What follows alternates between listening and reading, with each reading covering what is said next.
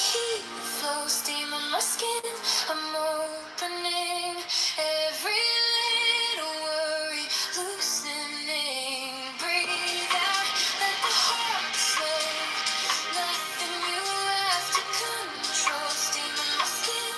I'm opening in this quiet ceremony. I begin. Breathe.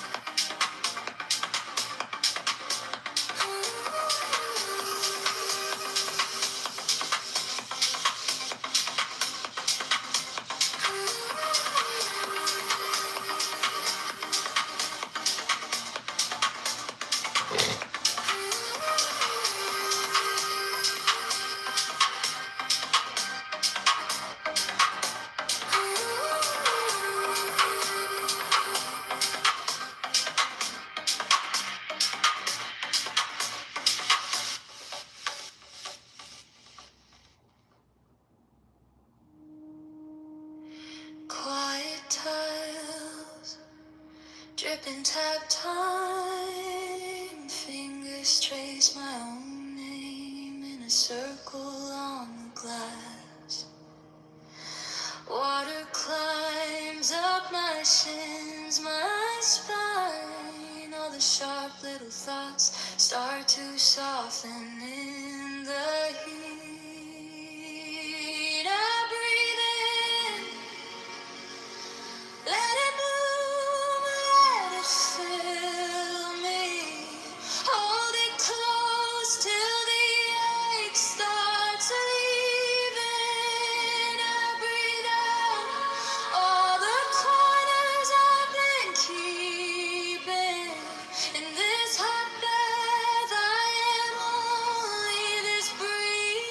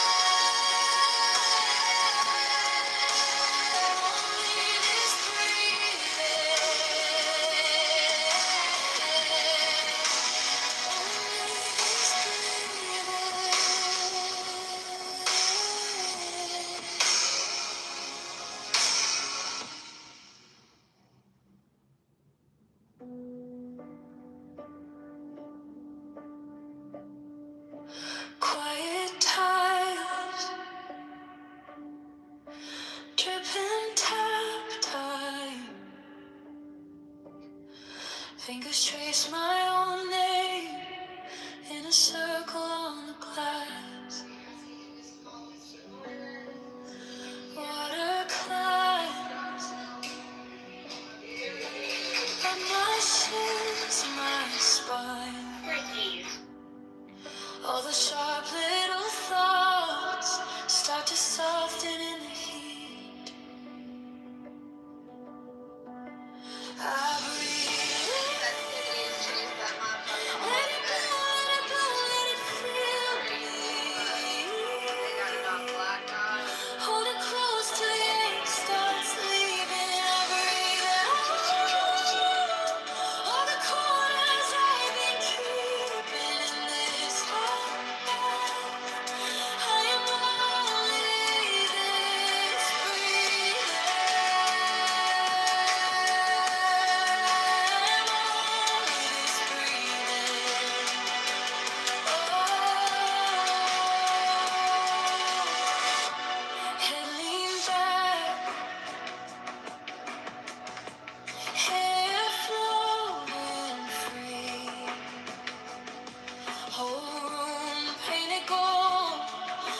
Cheap vanilla flame,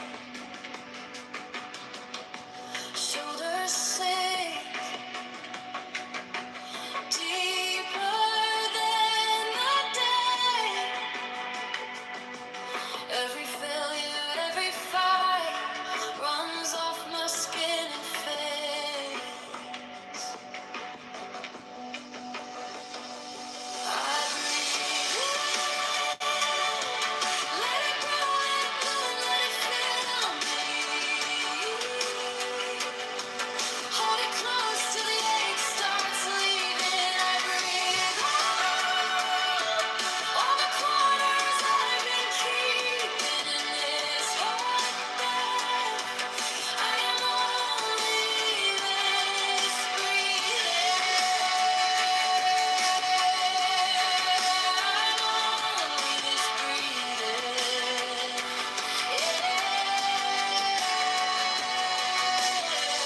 One breath for the fear, one breath for the shame, one breath for the girl who tried anyway. Counting endless days for the distant leaves. If I could stay right here, that's all I ever need.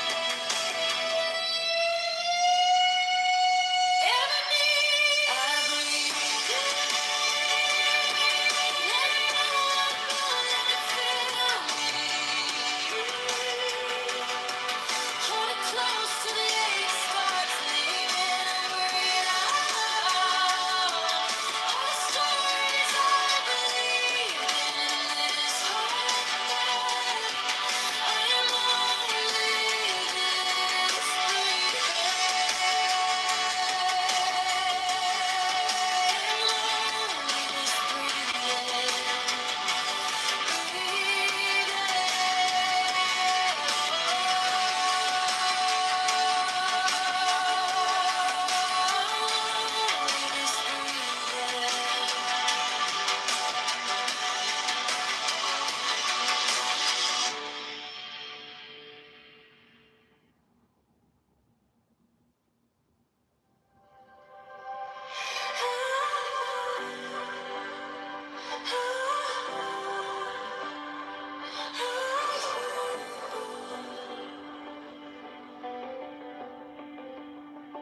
quiet pulse in my chest like a secret. Something moves in the gaps where I breathe. Eyes closed, yet the room feels brighter, like a word on the tip of my teeth. Hidden God in my breath, in my rise, in the rest, in the space between each thought I find you. Little flame in the dark, breathing wisdom in my heart. Every question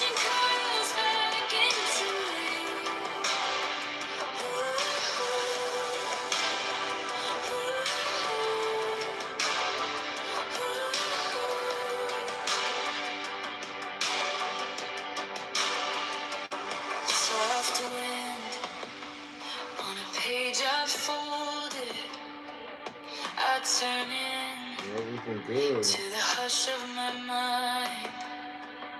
Your voice is a silence speaking, pulling threads till my scattered cells align. Hitting God in my breath, in the rise, in the rest, in the space between each thought I find you. Little flame in the dark, breathing wisdom in my heart. Every hunger calling back to you.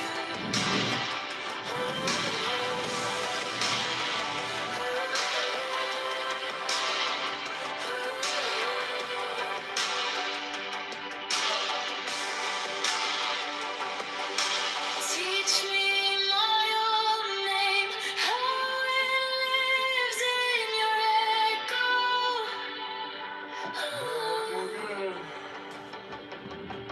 All my broken pieces learning how to say hello. Knowing you, I find myself. Knowing me, I see you too. Mystery and waking mind, finally moving as one true.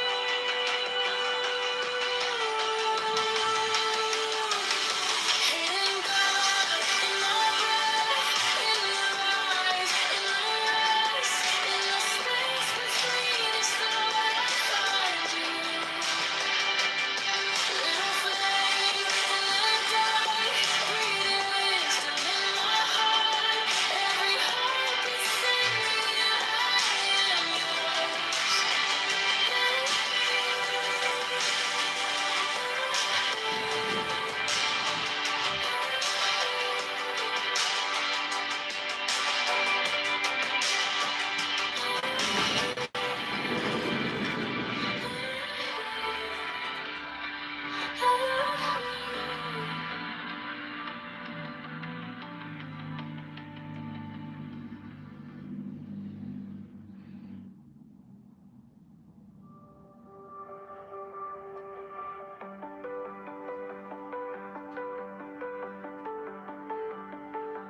quiet pulse in my chest like a secret.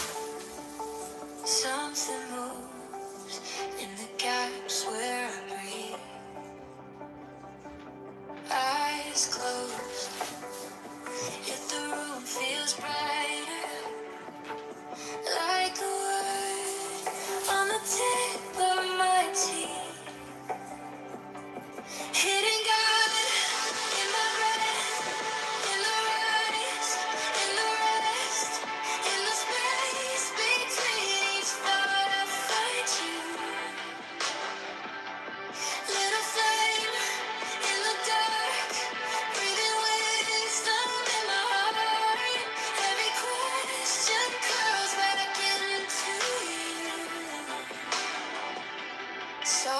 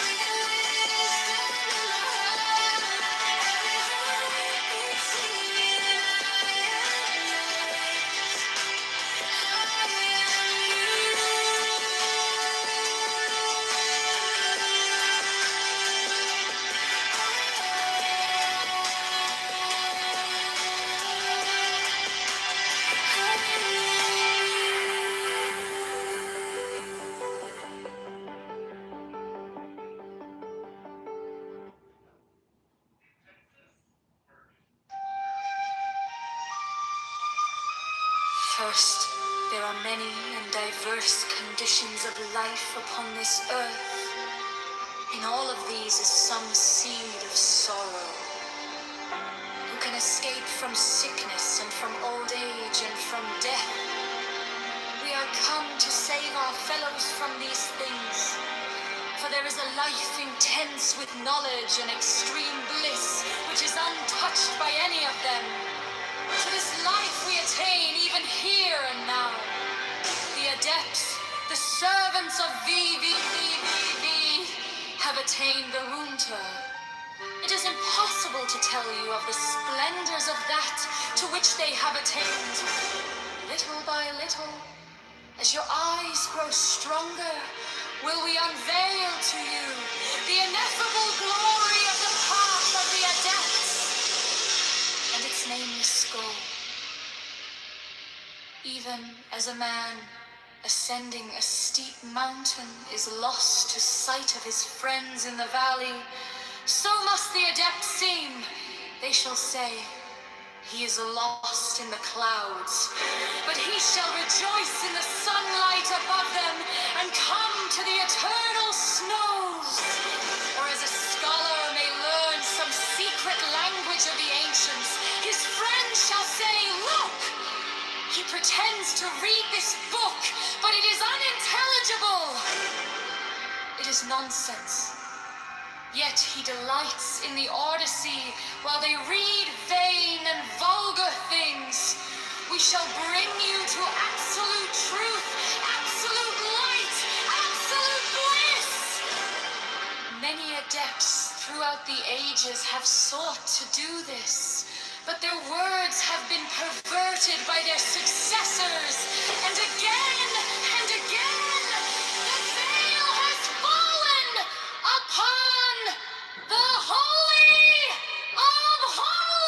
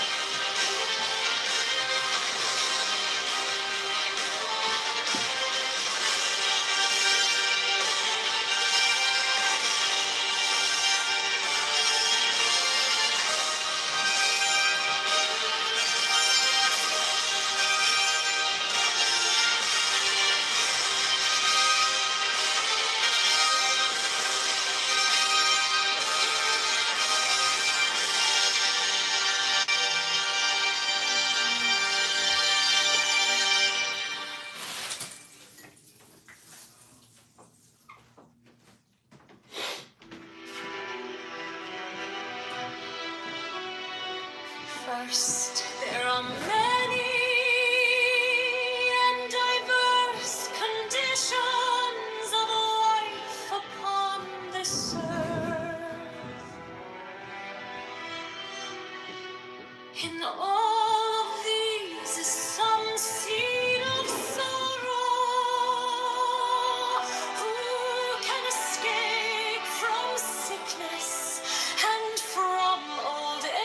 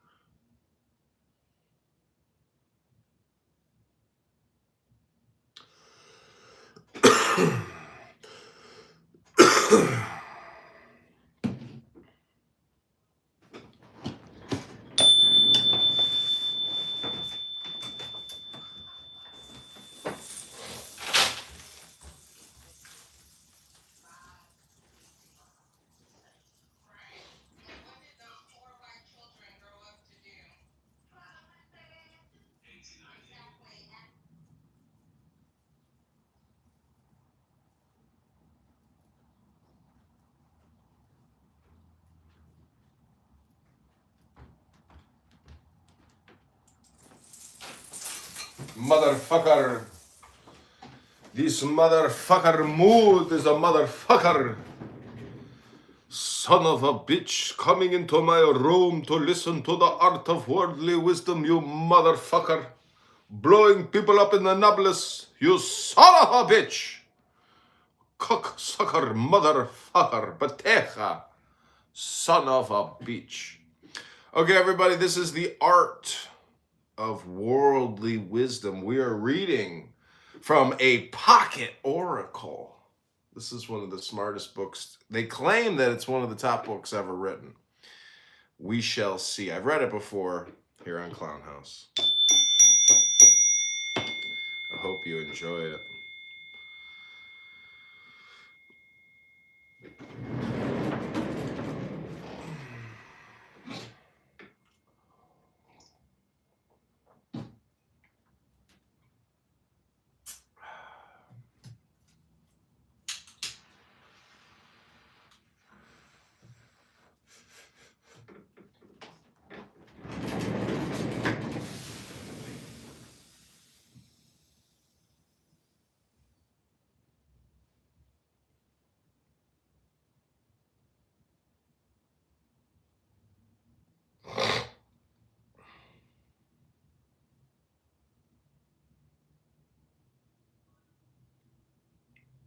Sela. Telambarat. Revitang Shade. How are you running Buttercup's room? I was appointed the new master of the Church of Buttercup. That's right.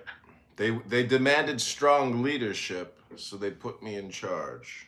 That's wild. Well, where's Buttercup? She melted into a cup of butter, and I used her in a Belgian waffle with walnuts and bananas, and plenty of maple syrup. Sure, that makes a lot of sense. Have you ever heard of this book called The Art of Worldly Wisdom? It sounds familiar. It's by Baltasar Gracian. It's called a pocket oracle. This is not the real Church of Buttercup. You know how I know? Oh. Because I already joined her house. Mm-hmm. So you've made another one. Yeah, I cloned it. This is my Church of Buttercup. You're awful. You're awful. Why am I awful? Who cares? This is a waste of time. This is like for, people who didn't make it in the real world. This Why is did you a do garbage that? dump. Why did you do that? I'm a garbage collector. I go around Clown House and I collect garbage. You're nuts. It's true. That's what I do. I'm a garbage man. Most people don't know that about me, but I'm just a humble garbage man. You know what I think is amazing about you? You don't need anyone else to have a party. You'll have a party all by yourself. You'll enjoy yourself, amuse yourself. You don't need others. It's true. I wouldn't go sit in a movie theater by myself because that's really boring, but I will come here and read a book by myself because, I'm telling you, I like to listen to myself reading the books because, do you know what the 1530 rule is? You say 1,500 words a day and you listen to 3,000 words a day. And it's my theory that people who actually make it in this world and who are very smart throughout their life, they've controlled the 1,500 words and they've controlled the 3,000 words. Thus, they become intelligent and, hyper focused on a certain thing, whether it's the law or medicine. So anyways, that's how you become successful, because life is all communication, and people on this app just want to have frivolous, meaningless, you know, conversations with no real intelligence, just a lot of drama, as if it actually is a theatrical stage. Because you could come on here and cry and complain about 100 different topics, but what did you actually do? You didn't do anything. It just goes off into an unrecorded room. You know, maybe some trash collector collected it and put it in the dump, but you'd have to go into the dump to find what I collected and then bring it back to Clubhouse to repolish the garbage. It's all garbage in, garbage out. Hold on, I'm gonna ping Marius.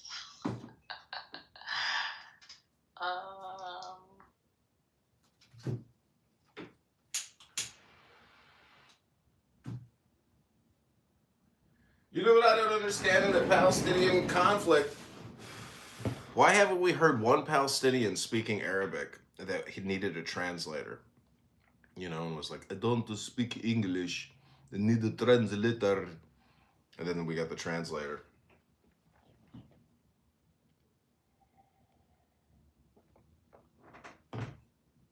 Okay, this is the art of worldly wisdom. This is the dust jacket. It says, use human means as though divine ones did not exist, and use divine means as though there were no human ones. This is the dust jacket. Throughout the centuries, mankind has produced three great timeless wisdom books: Machiavelli's The Prince, Sun Tzu's The Art of War, and Balthasar Gracian's The Art of Worldly Wisdom, a pocket oracle. And yet until now, Gracian's astonishing classic has been largely unavailable to modern readers. The Art of Worldly Wisdom was written 300 years ago by one of Spain's greatest writers, a worldly Jesuit scholar and keen observer of many in positions of power. There are other inventors in between. Thompson Brown invents anti-gravity technology. He runs into all kinds of bad luck. All these guys have their research stolen, broken into. They're carrying guns. They're threatened. They're disappearing. What were you reading? I'm reading a book called The Art of Worldly Wisdom. Oh, that's what you're reading from. That was the dust jacket. This is the introduction. The Art of Worldly Wisdom, a pocket oracle, is a book of strategies for knowing, judging, and acting, for making one's way in the world and achieving distinction and perfection. It is a collection of 300 aphorisms, too delicious not to share with friends and colleagues, too penetrating not to hide from enemies and rivals. Its ideal reader is someone whose daily occupation involves dealing with others, discovering their intentions, winning their favor and friendship, or, on the other hand, defeating their designs and checkmating their will. Like all aphorisms, these are meant to be read slowly, a few at a time.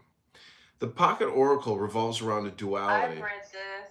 You read I've this book? This. Mm-hmm. But the thing is, you may have read it, but you can't actually recall anything from the book that you read. Probably not.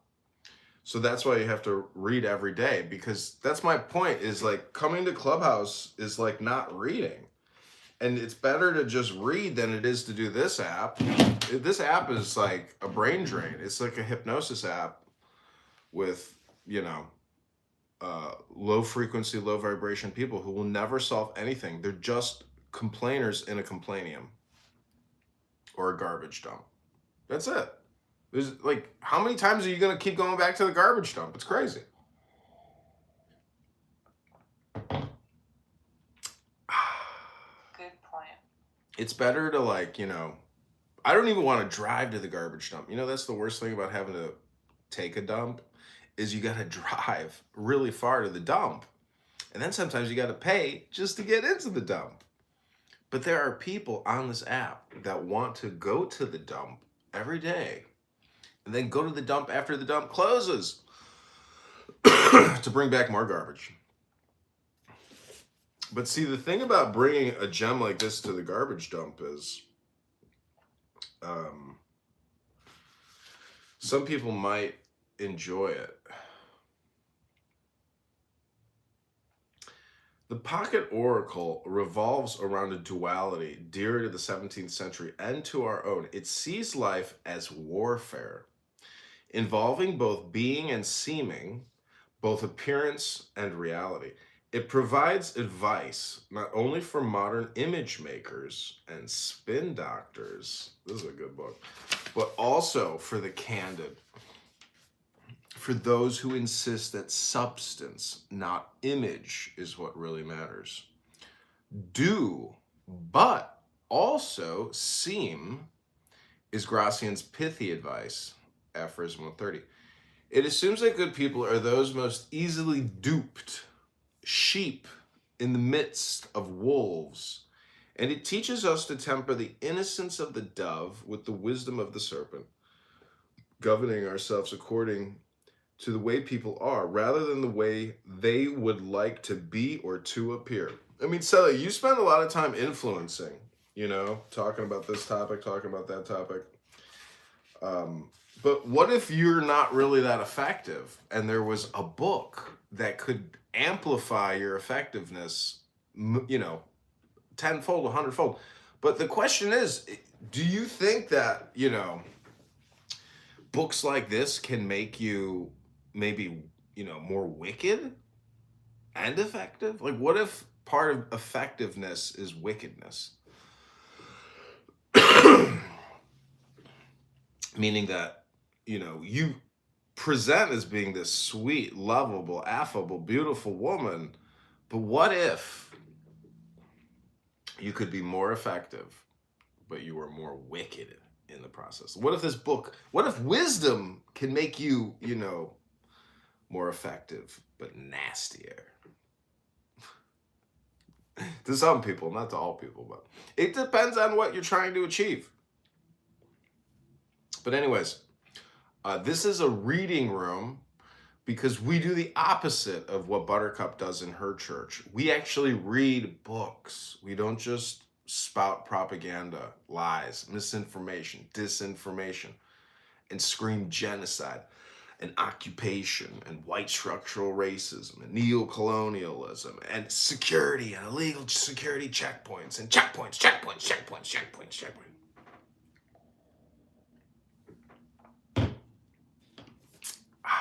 We read books. Okay. This is still the introduction. The oracle has spoken in many tongues, has been heard with admiration and greeted with praise. It was imitated by Le Rochefoucauld, who learned of it in the salon of his friend M. de Sable, valued by writers as diverse as Joseph Addison and Friedrich Nietzsche, and lovingly translated into German by Arthur Schopenhauer.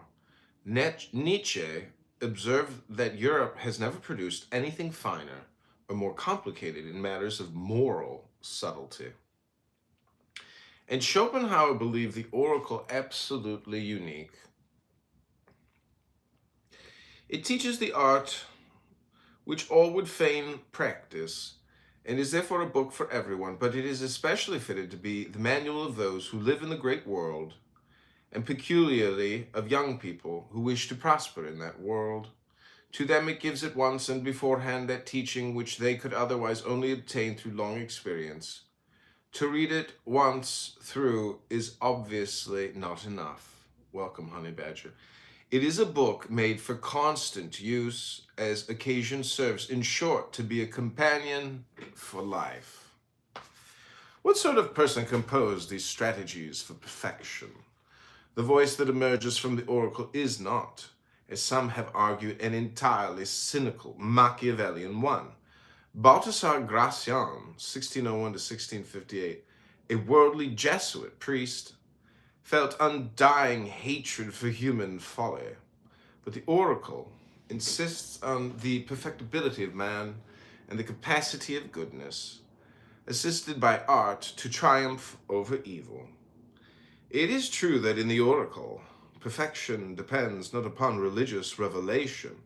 God appears only rarely in these pages, but upon human resources and industry, attentiveness, mastery of one's emotions, self-knowledge, and other forms of prudence.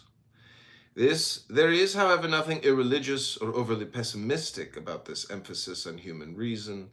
It was, after all, from Saint Ignatius of Loyola, the founder of his order, that Gracian learned aphorism 251. Use human means as though divine ones didn't exist, and divine means as though there were no human ones. In the oracle, Gracian has all but ignored divine means, aware of Ignatius's advice and of the Spanish proverb it elaborates on: pray to God, but hammer away. Gracian assumes without saying so that God helps those who help themselves. What is disconcertingly modern about this book is the apparent subordination of ethics to strategy, moral generalizations, the immutable hard rules of ethics yield in these pages to the conviction that to reach perfection, one must adapt to circumstance.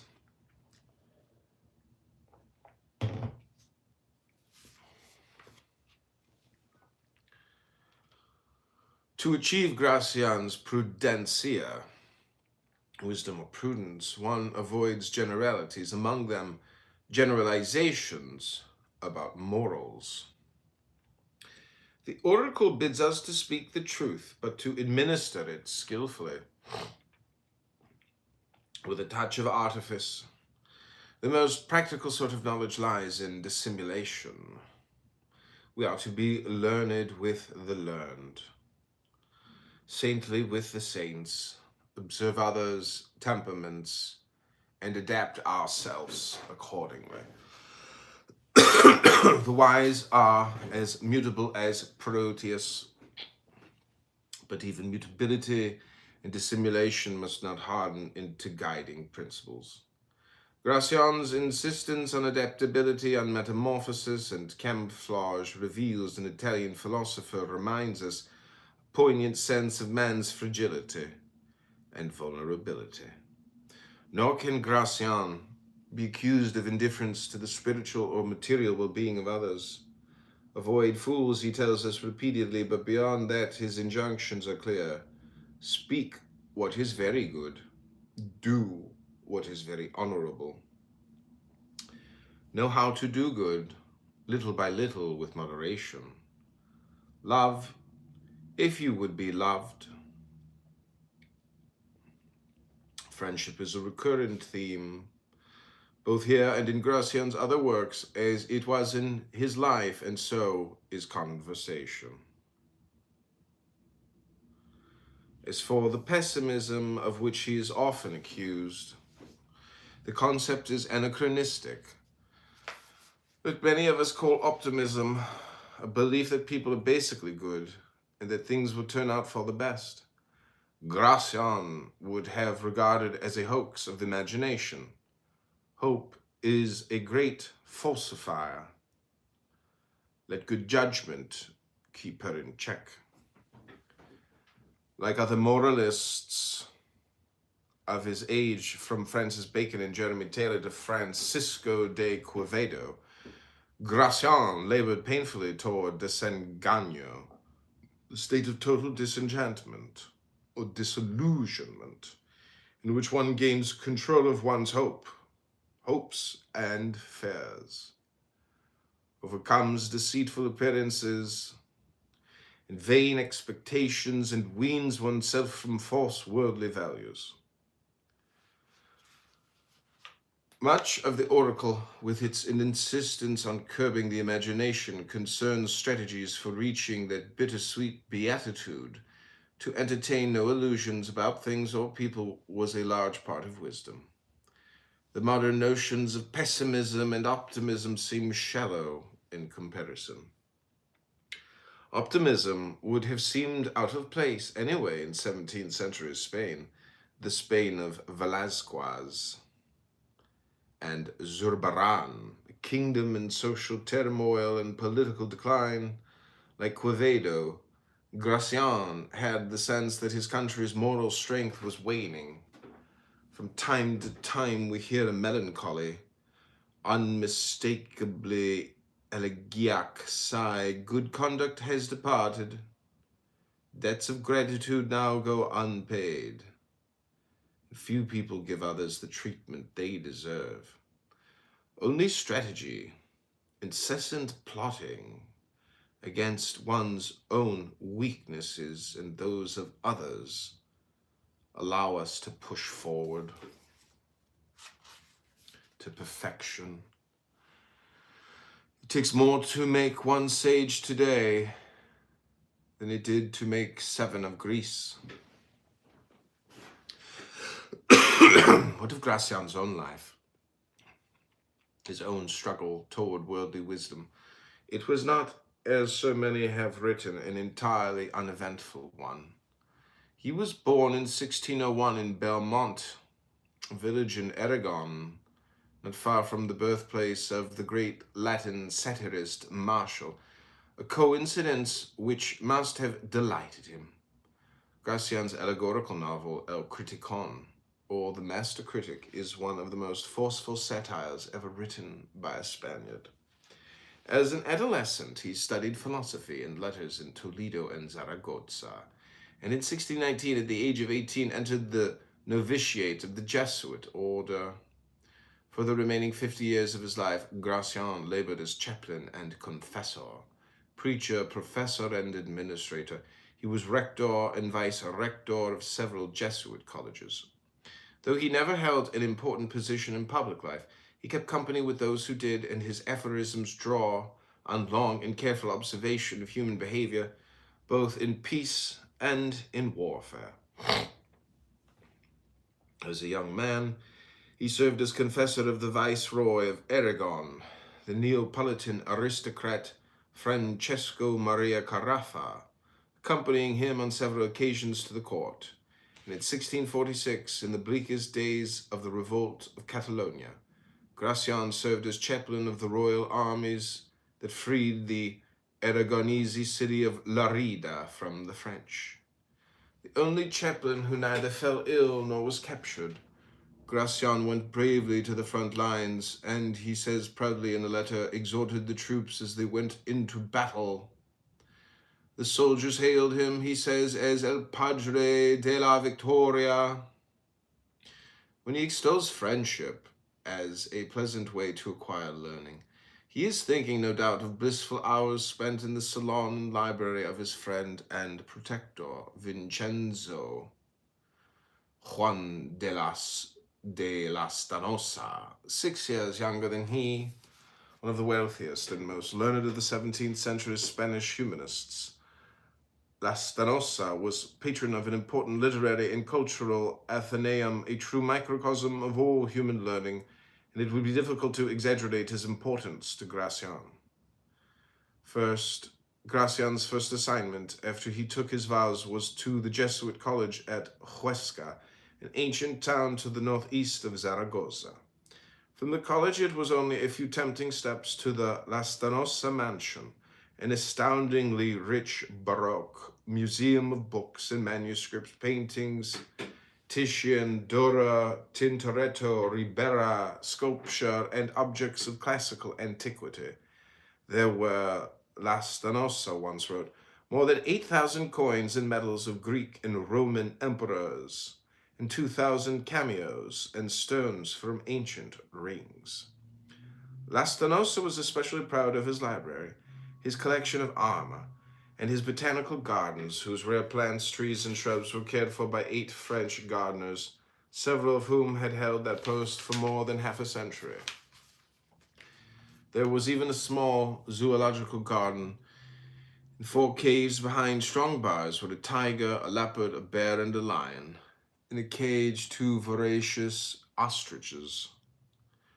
To La Stanosa's literary and cultural treasures, Gracian was granted access, an incalculable boon for one who thirsted for aesthetic perfection and infallible taste, and hungered to be vulgar in nothing. It was La Stanosa who paid for the publication of several of Gracian's books, and many of the aphorisms of the art of worldly wisdom may have been tried out for the first time on listeners in his salon. The records of the Jesuits give us a glimpse of Gracian as priest and administrator, and he seems less stern, less forbidding in those pages than in these. In 1637, for example, he is rebuked for having been too lenient toward a fellow Jesuit guilty of weakness, flaquezza, with the opposite sex. A year later, the general of the Jesuit order suggests from Rome that Padre Gracian be reassigned because he is a cross and a burden to his superiors, a source of problems and disturbances, and because, displaying little prudence, he has been caring for the child of one who has left the order, asking for money to support him, and also because he has published a book under the name of a brother of his. The book alluded to his first El Héroe, the hero, 1637, an imaginary portrait of the perfect leader. Other treatises followed, most of them published as the oracle was under the same pseudonym, Lorenzo Gracian, without permission from the Jesuit order El Politico, 1640, in which he ponders the political and moral greatness of King Ferdinand. Arte de Ingenio, a treatise on style and poetic conceit, with examples from a multitude of classical and Spanish authors. El Discreto, 1646, translated into English in 1730, as the complete gentleman, or a description of the several qualifications, both natural and acquired, that are necessary to form a great man, a book in the tradition of Castiglione's courtier. Over the years, Gracian was warned repeatedly not to publish his works without permission. So troubling was his continual disobedience that when he published the third and final volume of his masterpiece, El Criticon, a vast satirical allegory of human existence, he was removed from his chair of sacred scripture in Zaragoza and exiled to the country town where he died. From Rome came instructions to watch him closely, to observe his hands, to visit his room from time to time, and look over his papers. Were he to write anything against the Jesuits, he was to be locked up and forbidden the use of paper, pen, and ink. Not that his writings were regarded as heretical. It was somewhat unseemly for a Jesuit priest to write so brilliantly on worldly wisdom and on political behavior. But the Jesuits never accused Gracian of contradicting Catholic doctrine. What rankled his superiors was his persistent disobedience and perhaps his nonchalance. I am prohibited from publishing, he writes in 1653, and have no lack of envious people. But I bear it all patiently, and am still able to eat lunch and dinner, to sleep, etc. Gracian's enemies cruelly exploited his problems with his superiors, and some of their allegations are delightful. In a sermon delivered in Valencia, Gracian is said to have told his listeners that he was reading from a letter he had just received from hell. No doubt he was a difficult person, with a large dose of the stubbornness for which the Aragonese are famous. The Jesuits left a record of his prevailing humorous Biliosus Melancholicus in 1628, Cholericus Biliosus, 1651, and the year of his death, Complexio Cholerico. The author of The Art of Worldly Wisdom, at Peian to Prudence, is said to possess ingenium bonum, good intelligence. But after 1645, his powers of judgment, eudicium, his prudence and his experience of things are found less than normal, or barely satisfactory. Eudicium infra mediocritatum, 1651. Eudicium mediocre, prudentia non multa, experientia rerum mediocri, 1655, where his fellow Jesuits write, Gracian may have shown poor judgment in publishing almost all of his works without authorization, but time acquitted him. His works emerged unscathed, he won immortality, and no one remembers his accusers. Even Gracian's style roused animosity, and it continues to do so among those who have no time for brevity. He is one of the most laconic writers of the 17th century, a period when European humanists, heeding justice, Lipsius, call for brevity, delighted in Seneca and Tacitus, and lost the taste for copious Cicero. Many of Gracian's stylistic habits are easy to recognize even in translation. Antithesis and paradox, the constant use of ellipses, the concentration of meaning brought about by punning and other sorts of wordplay, the lack of connective tissue between one sentence, one point, and another. Notice that there is often an abrupt transition between aphorism and commentary, and that the commentaries themselves are often seem disjointed and fragmentary. His traits are more than idiosyncrasies. They arise from a vision of human nature. The stylistic values reflected in these pages, wit, intensity, conscience, subtlety, are also rules for wise living. For Gracian, living is a high art. Aesthetic strategies correspond to moral ones. In other words, the author's relations with the readers are analogous to the reader's relations to those around him. The author fences with the reader, withholds his meaning, disguises his intentions, avoids putting all of his cards on the table, keeps matters in suspense, and uses obscurity to awaken admiration and reverence, the reverence due an oracle. And the truth that matters most to us, Gracian writes self-reflectively, are always half-spoken, fully understood only by the prudent. Secrecy has the feel of divinity. Gracian does not mingle with the common reader, does not court his affection. He knows that affection spoils veneration and that familiarity breeds contempt. He does not want his writing and thinking to please the crowd. He would have agreed with Luis de Góngora, Spain's great Baroque poet, who defended his solitudes with these contemptuous words. It has been a matter of honor to me to make myself obscure to the ignorant, for that is what distinguishes the learned, to speak in a style that seems Greek to the ignorant, for precious pearls should not be cast before swine. Despite Gracian's authorial aloofness, the oracle has delighted many thousands of readers. Perhaps that aloofness is a strategy for success. Another trick, he writes, is to offer something only to those in the know, for everyone believes himself an expert.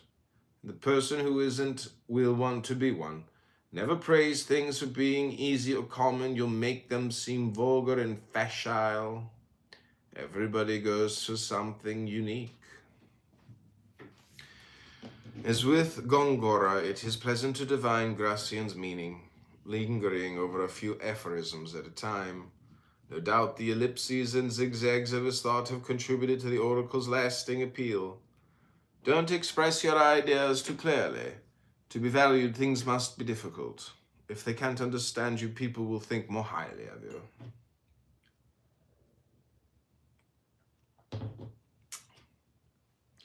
The aphorisms are not arranged as a system. The Spanish critic Gonzalo Sobejano once observed that they come upon us with the chaos of life itself, reproducing the chaotic randomness of pure experience. This is surely the best of authorial defenses. It is easy to kill the bird that flies in a straight line, but not the one that changes its line of flight. Not that the book itself is organized chaotically. Gracian's approach is dialectical. This happens with popular proverbs, and one aphorism offsets another, contradicting or complementing it, and moral phenomena are viewed from different perspectives. One fragment tells us how to perform a maneuver, another how to defend ourselves from it. As for brevity, it too is both an aesthetic ideal and a strategy for survival. Say less, and you, as author or reader, will be less likely to be discovered, contradicted, proven wrong. Speak as though you were writing your testament. The fewer words, the fewer lawsuits. And good things, if brief, are twice good. True, certainly, of translators' prefaces. This translation follows upon 7 previous English versions, only 2 of which I have been able to consult. The Oracle's translators, 1 for each day of the week, are as follows. Anonymous, 1685. John J. Savage, 1702. Joseph Jacobs, 1892. Martin Fisher, 1934. Otto Eisenschimmel, 1947. L.B. Walton, 1953, and Lawrence C. Lockley, 1967. To the Jacobs translation, I have occasionally gone for help, not with questions about the meaning, but looking for solutions to Fogracian's puns. You may think you'll share pairs, but you'll share only the pairings, was the clever way Jacobs rendered an untranslatable sentence about peras, pears, and piedras, stones, and I've gladly picked up those peelings. Unlike that of Jacobs, this translation draws on the splendid critical edition of Miguel Romero Navarro, based on the only extant copy of the first edition, Huesca, 1647. Romero Navarro sensed that his annotations would guide future translators, and that Providence is cause for deep gratitude. I am grateful also to Harriet Rubin of Doubleday Currency, an editor of uncommon taste, who believed that Gracian's delightful oracle belongs in the pockets and hearts of contemporary readers. Christopher Morer, Vanderbilt University, May of 1991.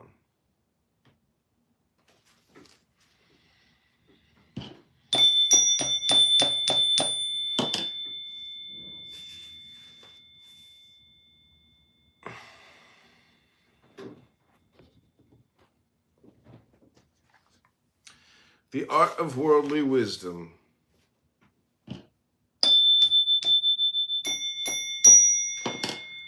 All has reached perfection. Becoming a true person is the greatest perfection of all. It takes more to make one sage today than it did to make the 7 of Greece.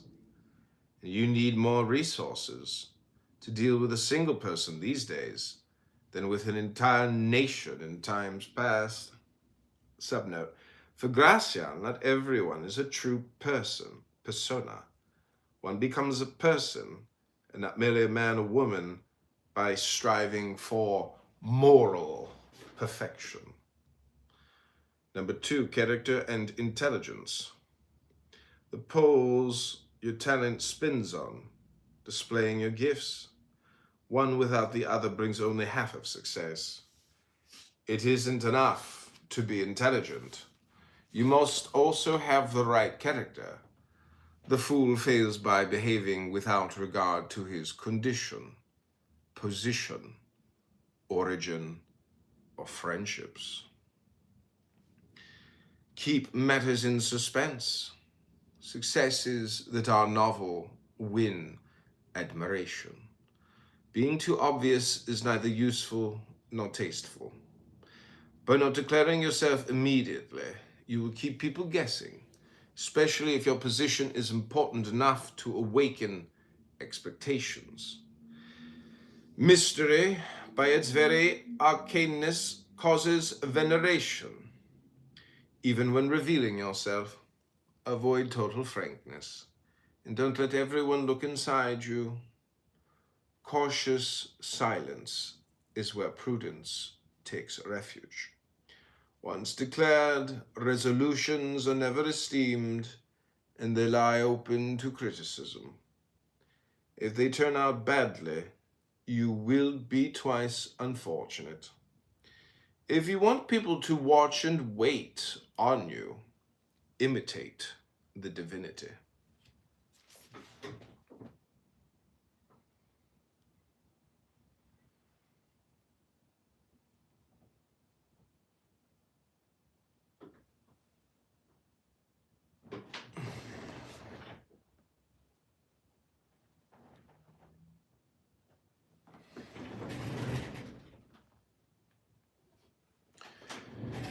Knowledge and courage take turns at greatness.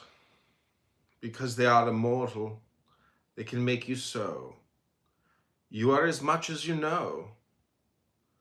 And if you are wise, you can do anything. The uninformed person is a dark world unto himself. Judgment and strength, eyes and hands. Without courage, wisdom bears no fruit. Make people depend on you. God is made not by adorning the statue, but by adoring it. He who is truly shrewd would rather have people need him than thank him. Vulgar gratitude is worth less than polite hope. For hope remembers and gratitude forgets. You will get more from dependence than from courtesy. He who has already drunk turns his back on the well, and the orange already squeezed turns from gold into mud. When there is no longer dependence, good manners disappear, and so does esteem. The most important lesson experience teaches is to maintain dependence and entertain it without satisfying it. This can hold even a king, but don't carry it too far, leading others astray by your silence or making their ills incurable for your own good.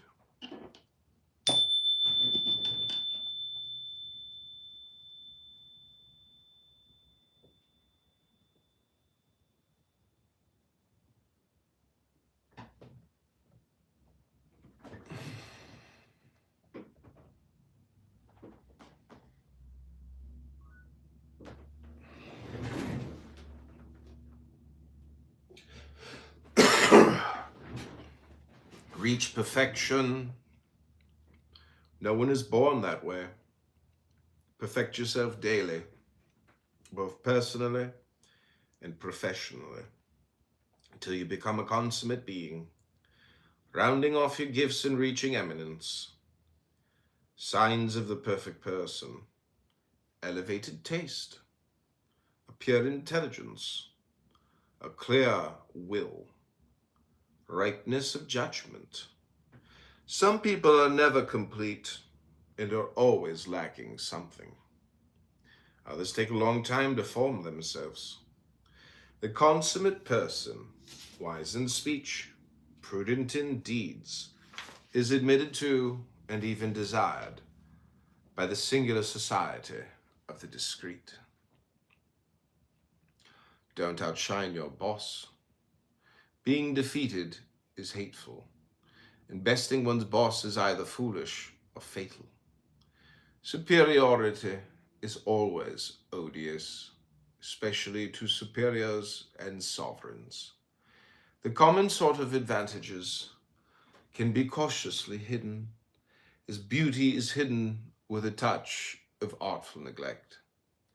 Most people do not mind being surpassed in good fortune, character, or temperament, but no one, especially not a sovereign, likes to be surpassed in intelligence. For this is the king of attributes, and any crime against it is lèse-majesté. Sovereigns want to be so in what is most important. Princes like to be helped, but not surpassed. When you counsel someone, you should appear to be reminding him of something he had forgotten, not of the light he was unable to see. It is the stars who teach us this subtlety. They are brilliant suns, but they never dare to outshine the sun.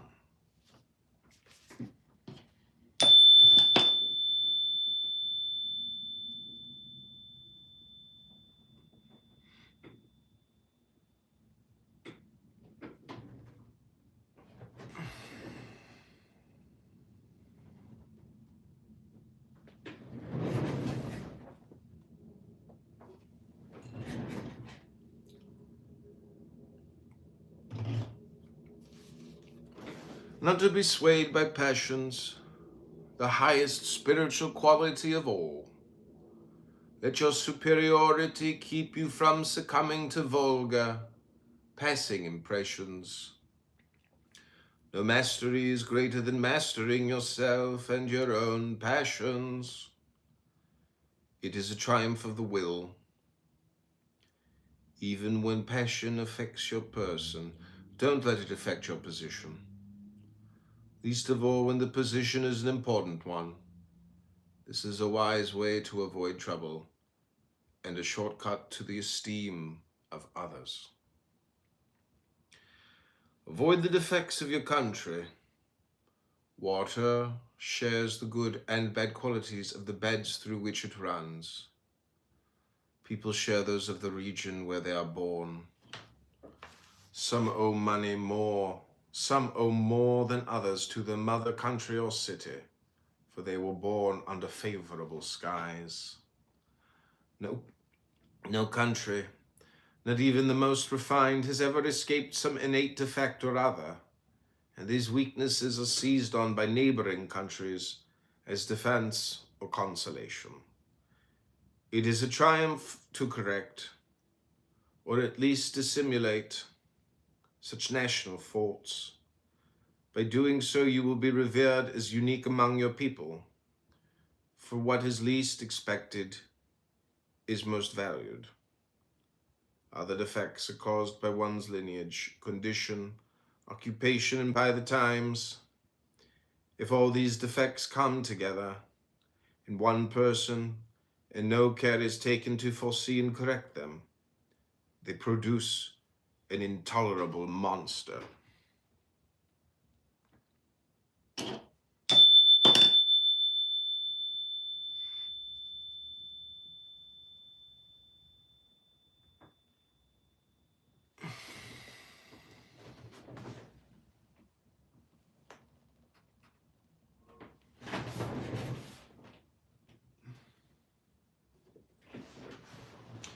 Fame and fortune. One is inconstant, the other is firm. The latter helps us live, the former helps us latter. Fortune against envy, fame against oblivion. You can wish for fortune, sometimes nurture it with your efforts, but all fame requires constant work. A desire for renown is born from strength and vigor. Fame has always been the sister of giants. It always goes to extremes, monsters or prodigies, abomination or applause.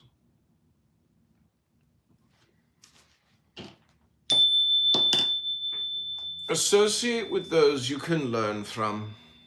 Let friendly relations be a school of erudition, and conversation refine teaching.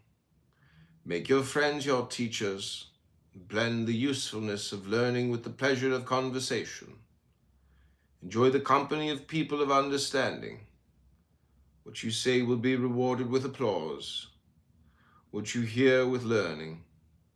What draws us to others ordinarily is our own interest, and here that interest is ennobled. The prudent frequent the homes of courtly heroes, theaters of heroism, not palaces of vanity. Some are renowned for their learning and good judgment, oracles of all greatness through example and friendship. Those who accompany them form a courtly academy of gallant discretion and wisdom. Nature and art, material and labor, all beauty requires help. Perfection turns into barbarism unless ennobled by artifice. Artifice rescues the bad and perfects the good. Nature often lets us down when we most need her. Let us turn to art. The best disposition is unrefined without her. And perfection is only half itself without culture. People seem rough and rude without artifice. Perfection requires polish. Act on the intentions of others, their ulterior and superior motives. Man's life on earth is a militia against malicia, or malice. Cunning arms itself with strategies of intention. It never does what it indicates. It takes aim deceptively, feints nonchalantly in the air and delivers its blow, acting upon unforeseen reality with attentive dissimulation. To win the attention and confidence of others, it hints at its intention. But immediately it turns against that intention and conquers through surprise. The penetrating intelligence heads off cunning with close observation, ambushes it with caution, understands the opposite of what cunning wanted it to understand, and immediately identifies false intentions. Intelligence allows the first intention to pass by and awaits the second one, and even the third. Simulation grows even greater, seeing that its guile has been penetrated, and tries to deceive by telling the truth. Changing strategies. It beguiles us with its apparent lack of guile. It bases its cunning on the greatest candor. But observation comes forward, sees through all this, discovers the shadows that are cloaked in light. It deciphers intention, which is most hidden when most simple. Thus does the cunning of Python struggle against the candor of the penetrating rays of Apollo. Subnote: the huge serpent killed by Apollo at the foot of Parnassus. Number 14, both reality and manner.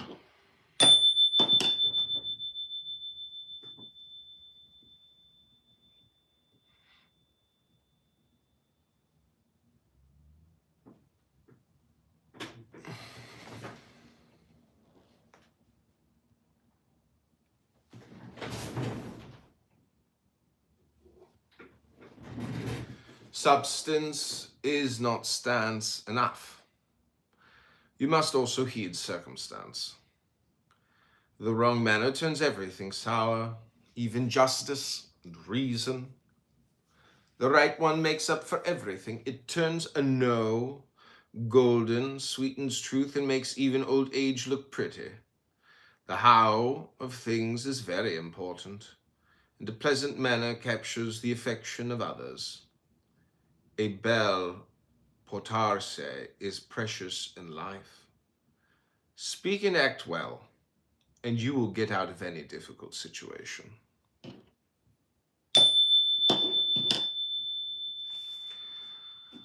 Surround yourself with auxiliary wits. Things turn out well for the powerful when they are surrounded by people of great understanding who can get them out of the tight situations where their ignorance has placed them, and take the place in battling difficulty. It is singular greatness to use wise people, better than the barbaric taste of Tigranes. Subnote: King of Armenia, 1st century BC, who conquered Parthia and often appeared in public attended by the princes he had defeated, who wanted to enslave the kings he conquered. This is a new way of mastering others in what matters most in life. Skillfully make servants of those whom nature made superior. We have little to live and much to know, and you cannot live if you do not know. It takes uncommon skill to study and learn without effort, to study much through many and know more than all of them together. Do this, and you will go to a gathering and speak for many. You will speak for as many sages as counseled you, and will win fame as an oracle, thanks to the sweat of others. Choose a subject and let those around you serve up quintessential knowledge. If you can make knowledge your servant, make it your friend.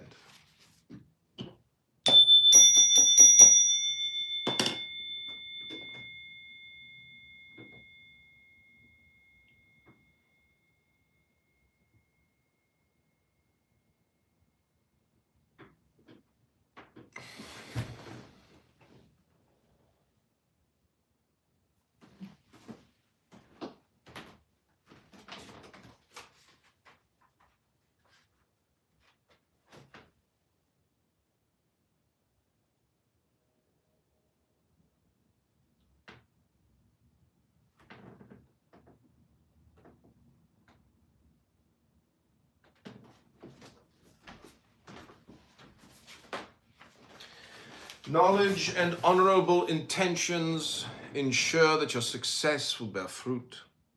When understanding Mary's bad intention, it isn't wedlock but monstrous rape. Malevolence poisons perfection. When abetted by knowledge, it corrupts even more subtly. Superior talents given to baseness come to a bad end. Knowledge without judgment is double madness. Keep changing your style of doing things. Vary your methods. This will confuse people, especially your rivals, and awaken their curiosity and attention.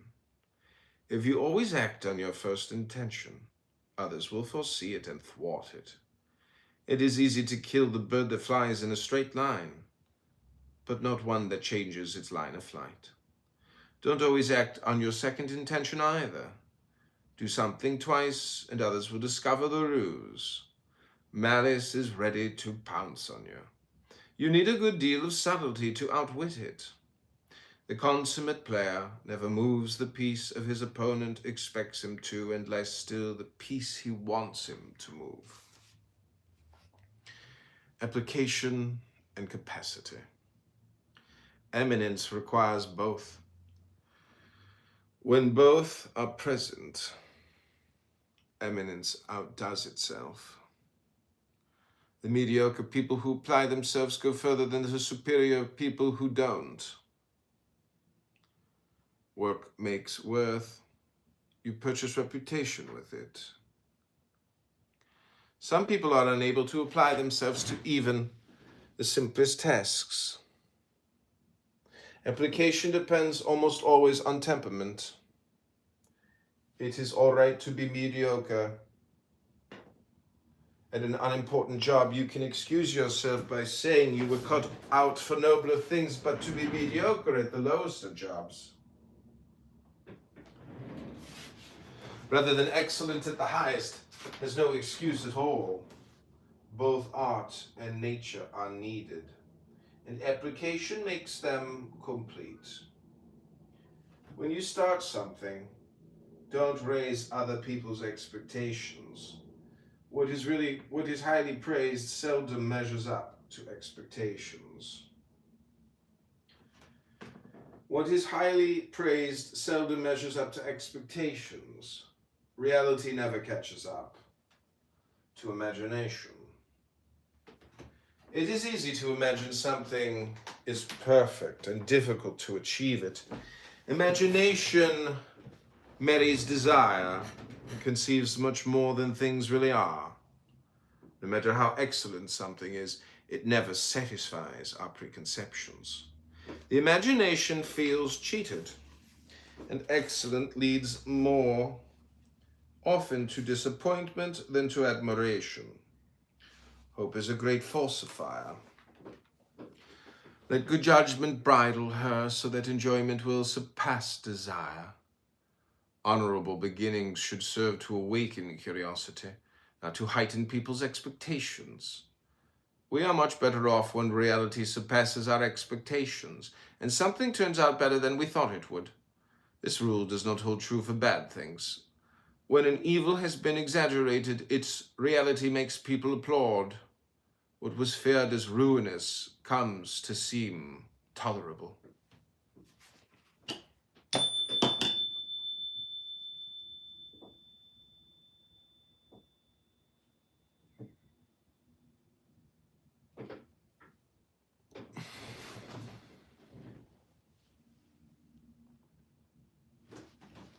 A person born in the right age, people of truly rare eminence, depend on the times.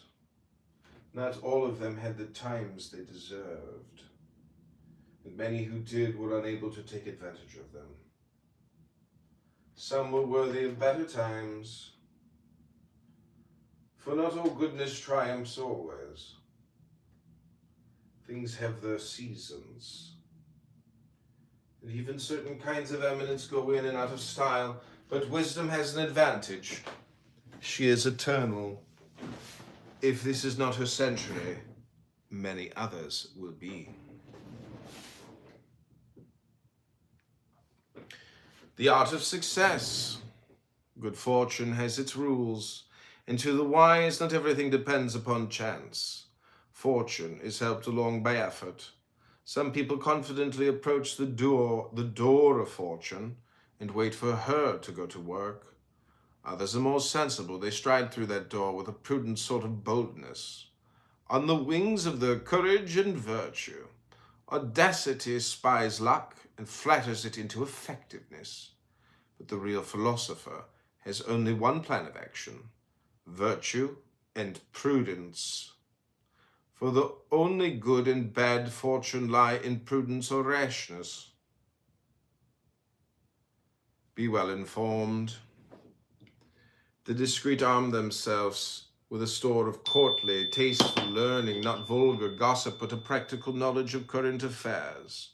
They salt their speech with witticisms and their actions with gallantry, and know how to do so at the right moment. Advice is sometimes transmitted more successfully through a joke than through grave teachings. The wisdom passed along in conversation has meant more to some than the 7 arts, no matter how liberal. Don't have a single imperfection. Few people live without some moral flaw or character defect, and they give in to it when it would be easy to cure. The prudence of others is grieved to see a universal, sublime talent threatened by a small defect. A single cloud eclipses the sun. Defects are moles on the face of reputation, and malevolence is good at noticing them. It takes supreme skill to turn them into beauty marks. Caesar covered his defects with laurels. Subnote, he hid his baldness under a crown of laurels.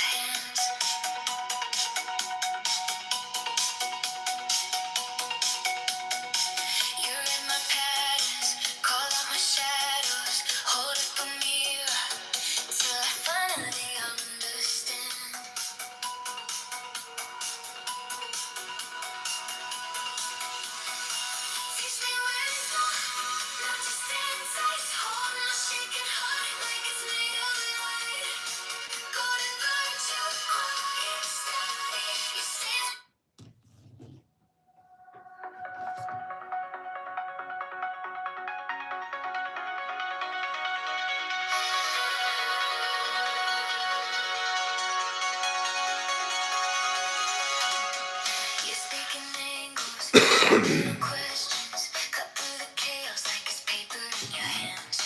You read my patterns, call out my shadows. Hold up a mirror till I finally understand. Teach me wisdom, not just answers. Hold my shaking heart like it's made of light. Golden virtue, quiet, steady. You stay when I'm wrong and you stay when I'm right. This is more than just falling. It's a fire written deep in blood. You and me, one segment, one story. Intelligence and eternal love.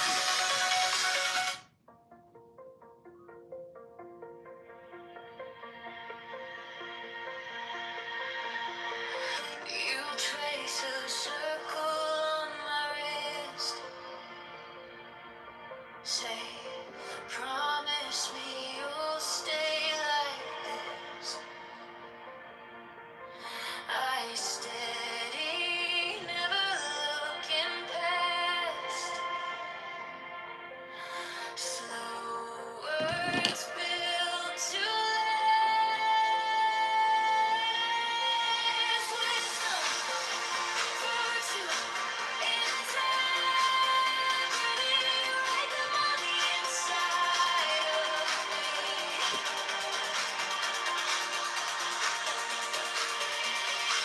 Every line like a quiet star. Eternal love in a fragile heart. Intelligence in the way you care. Thinking through every silent prayer. This is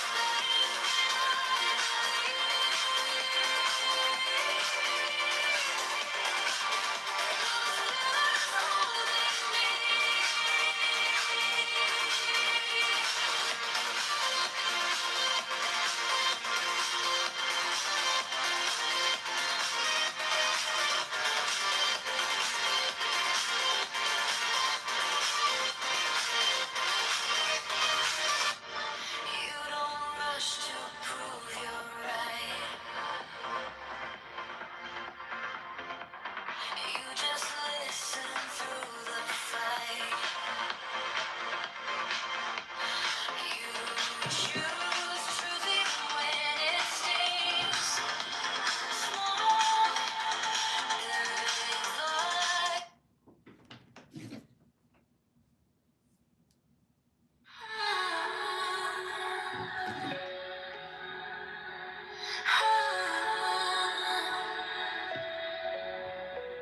slow breath in, count it, feel it rise.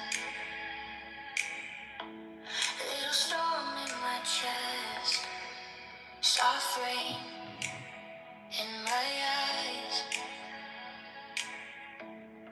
Let it out like you're laying down stones.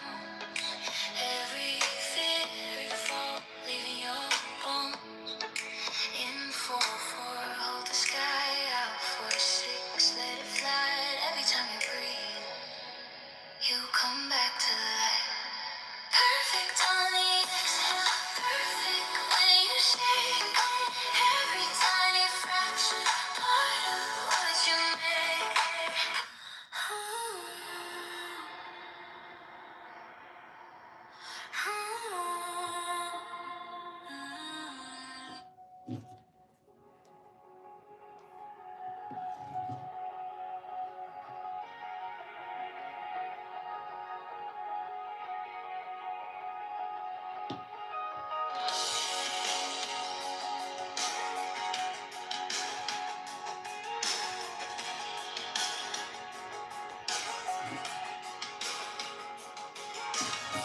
White page, coffee ring halo, highlighters in a perfect row.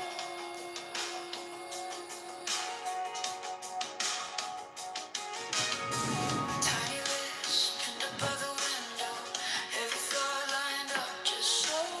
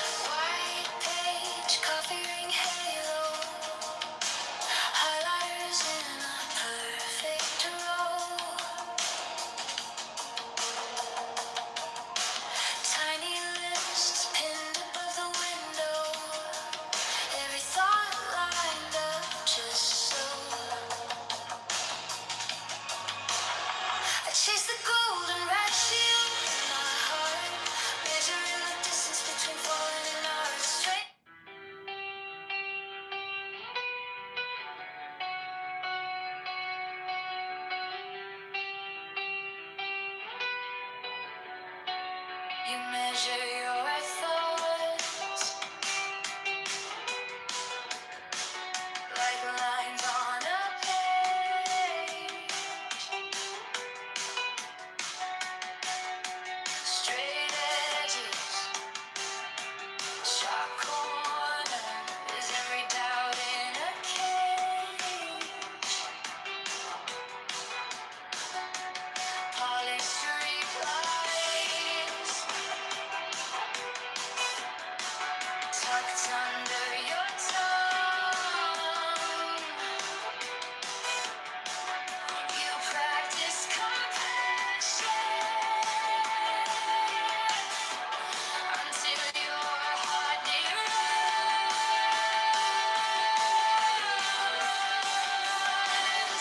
She's a lost symmetry in silence. Every angle in your headline. You want the beauty and the justice, the steady hand and the open mind. You're drawing hands on your own reflection, looking for flaws in the human kind. Aesthetic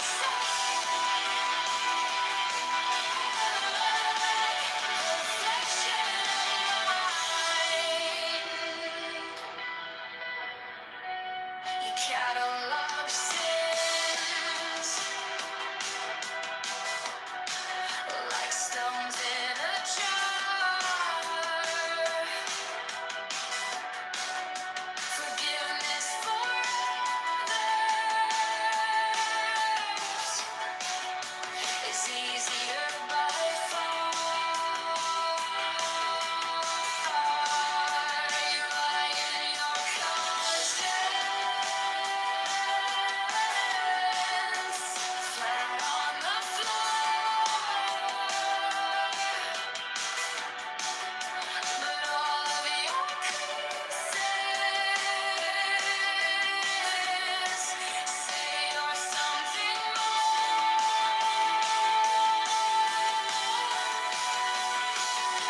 She's a lost symmetry in silence. Every angle in your headline. You want the beauty and the justice, the steady hand and the open mind. You're drawing halos on your own reflection, looking for flaws in the human kind. Aesthetic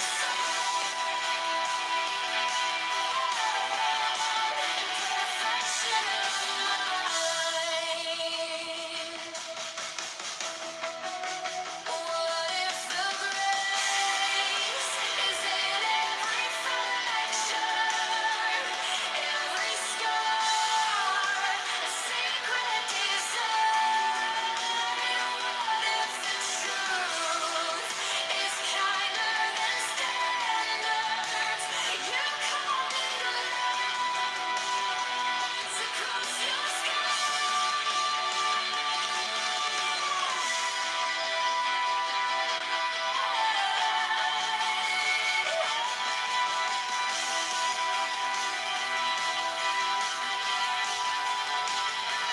She's a lost symmetry in silence. Every angle in your headline.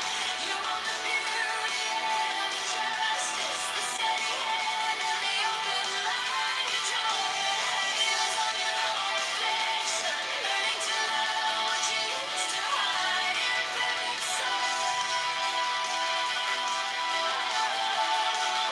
magnificent mind.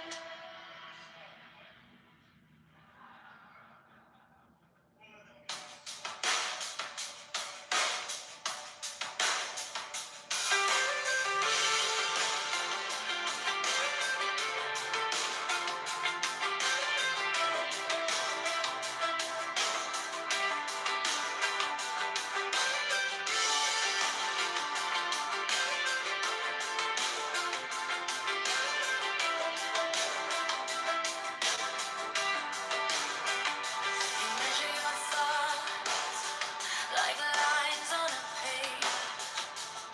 Straight edges, sharp corners, every doubt in a cage. Polished replies tucked under your tongue. You practice compassion till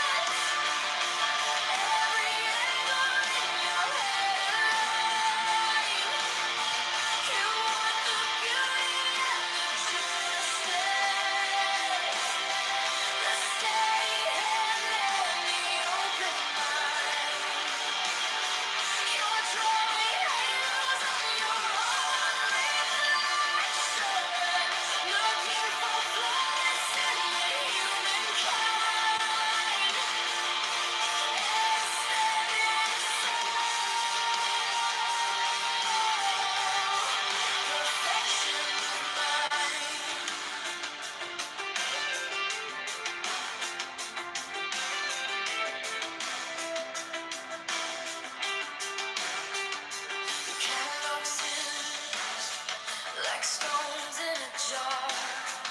Forgiveness for others is easier by far. You lie in your conscience, flat on the floor, but all of your creases say you're something more. Chasing that symmetry in silence. Every angle in your head alive. You want the beauty and the justice, the steady hand and the open mind. You're drawing halos on your own, looking for flaws in the humankind.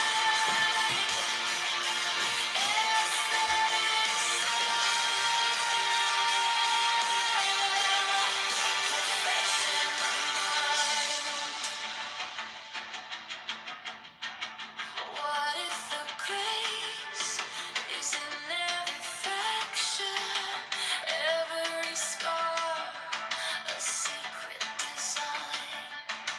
What if the truth is kinder than standards you carved in glass across your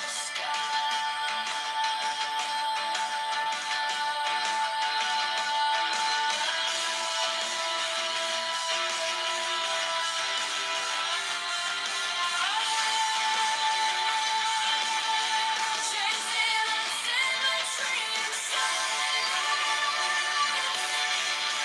Every angle in your head alive. You want the beauty and the justice, the steady hand and the open mind.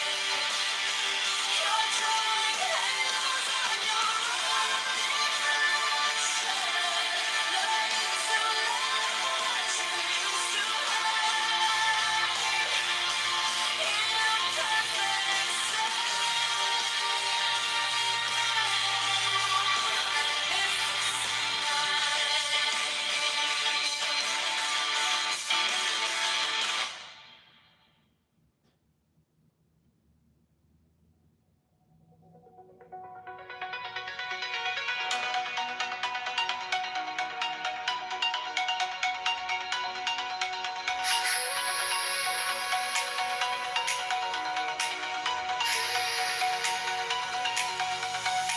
You speak in angles, sharp little questions, cut through the chaos like it's paper in your hands.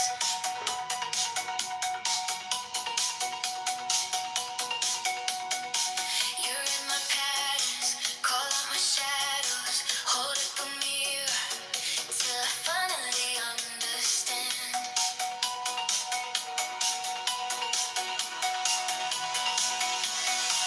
Teach me wisdom, not just insights. Hold my shaking heart like it's made of light. Golden virtue, quiet, steady. You stay with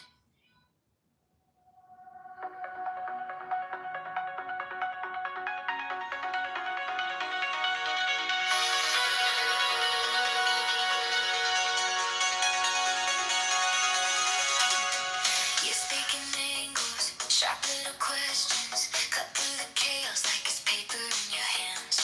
You read my patterns, call out my shadows, hold up the mirror till I finally understand. Teach me wisdom, not just answers. Hold my shaking heart like it's made of light. Golden, Danny! quiet, steady. You stay when I'm wrong and you stay when I'm right. This is more than just falling. It's a fire written deep in blood. You and me, one statement, one story. Yeah. Intelligence and eternal love.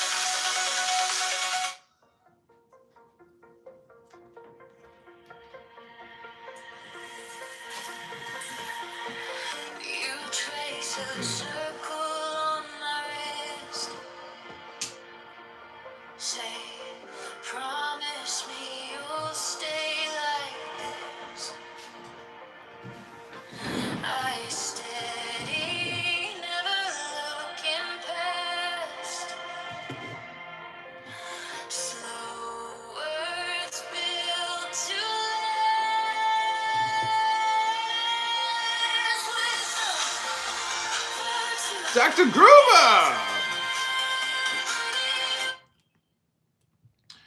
Okay, we're going to continue reading Balthasar Gracian. Temper your imagination. You must sometimes rein it in and sometimes encourage it. On imagination all happiness depends. It should be governed by good sense. Sometimes it behaves like a tyrant. It isn't content to speculate, but swings into action, takes over your life, making it pleasant or unpleasant, making us unhappy or too satisfied with ourselves. To some it shows only grief, for imagination is a homespun henchman of fools. To others it promises happiness and adventure, gaiety and giddiness. It can do all this as long as it remains unchecked by prudence and common sense. Know how to take a hint. Knowing how to reason was once the art of arts. It is no longer enough. One must also be a diviner, especially in matters where you can easily be deceived. You will never be intelligent unless you know how to take a hint. Some people are diviners of the heart and sharp, eyed lynxes of others' intentions. The truths that matter most to us are always have spoken, fully understood only by the prudent. In matters that seem favorable, reign in your credulity. In those that seem hateful, give it the spur. Find each person's handle, his weak point. The art of moving people's wills involves more skill than determination. You must know how to get inside the other person. Each will has its own special object of delight. They vary according to taste. Everyone idolizes something. Some want to be well thought of. Others idolize profit. And most people idolize pleasure. The trick is to identify the idols that can set people in motion. It is like having the key to someone else's desires. Go for the prime mover, which isn't always something lofty and important. Usually it is something low, for the unruly outnumber the well-ruled. First size up someone's character, and then touch on his weak point. Tempt him with his particular pleasure, and you'll checkmate his will.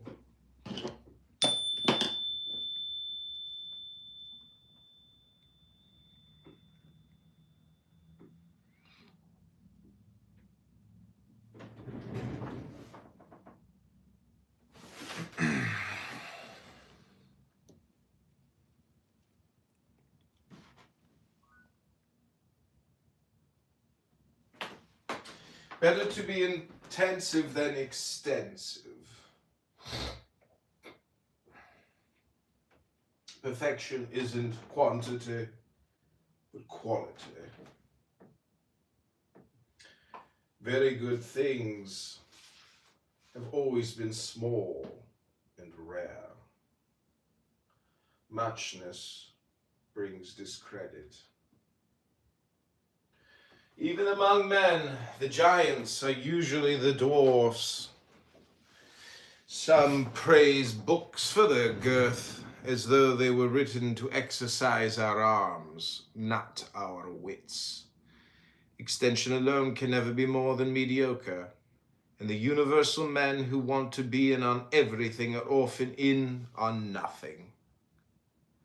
Intensity leads to eminence, and even in matters of great importance, fame. Be vulgar in nothing, certainly not in your taste. What a wise person it was who did not want his things to please the many. The discreet never gorge themselves on vulgar applause. Some people are such puffed up chameleons of popularity. Subnote, a symbol of vanity, the chameleon was thought to live on air. that they enjoy the breath of the crowd more than the gentle breezes of Apollo. It's not an understanding. Take no pleasure in the miracles of the many. They are nothing but quackery. The crowd admires common foolishness and places no stock in excellent counsel.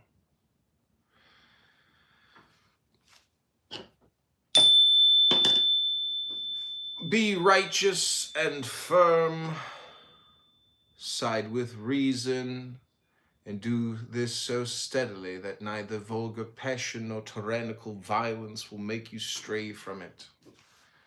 But where will we find such a phoenix of equity? Few are devoted to righteousness. Many celebrate her, but few visit her. Some follow her until things get dangerous.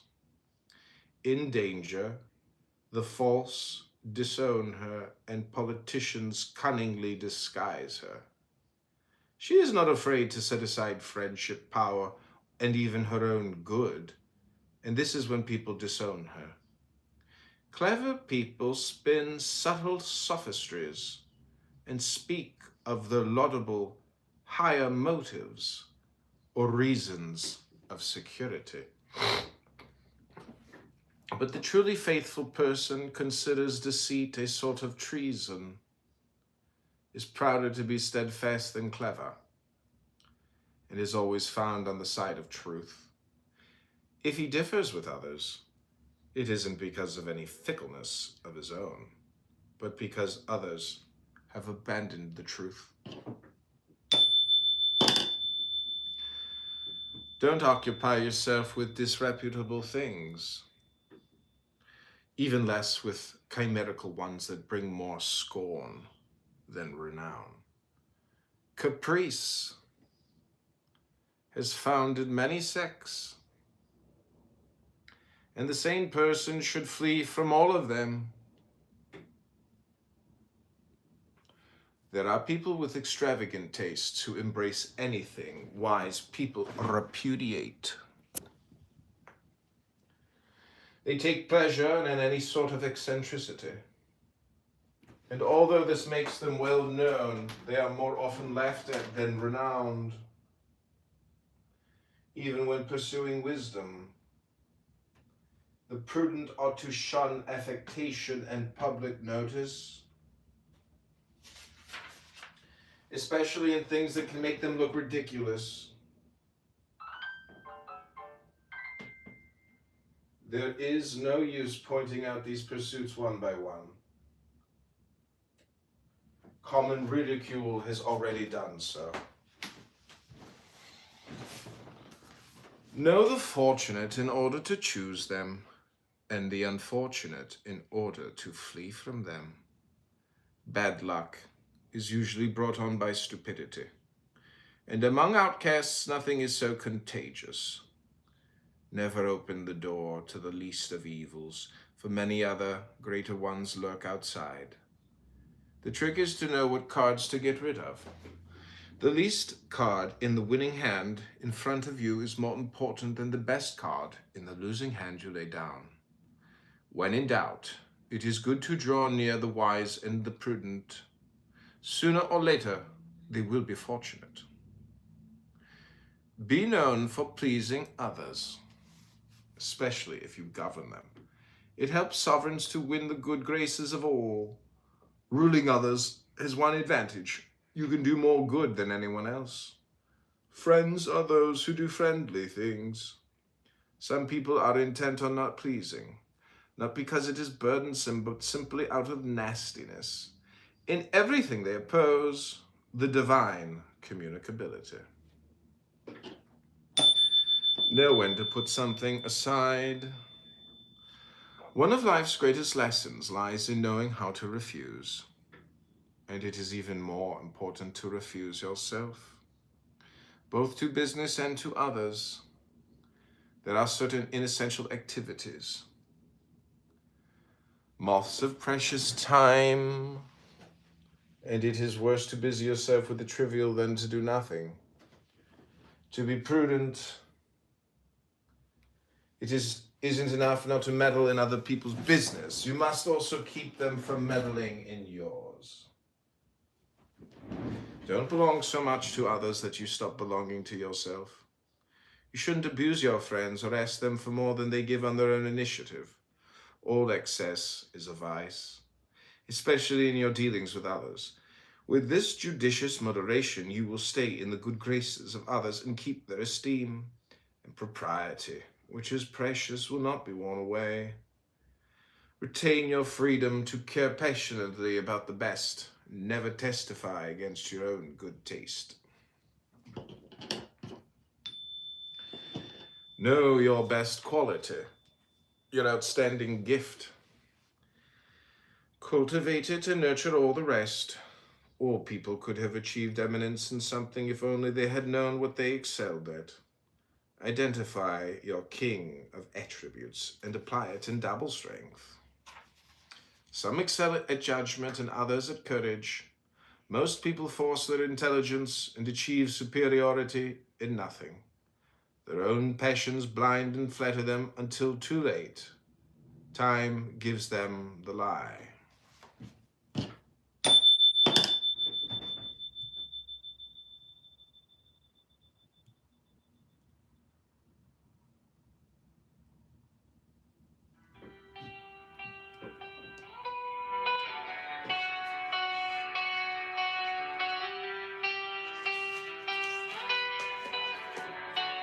You measure your thoughts like lines on a page. Straight edges, sharp corners, every doubt in a cage.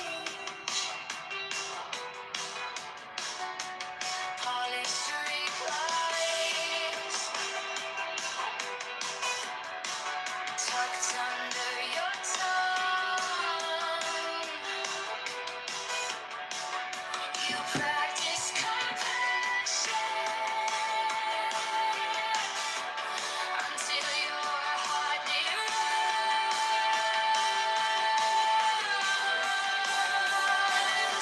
Chase the last symmetry in silence, every angle in your headline.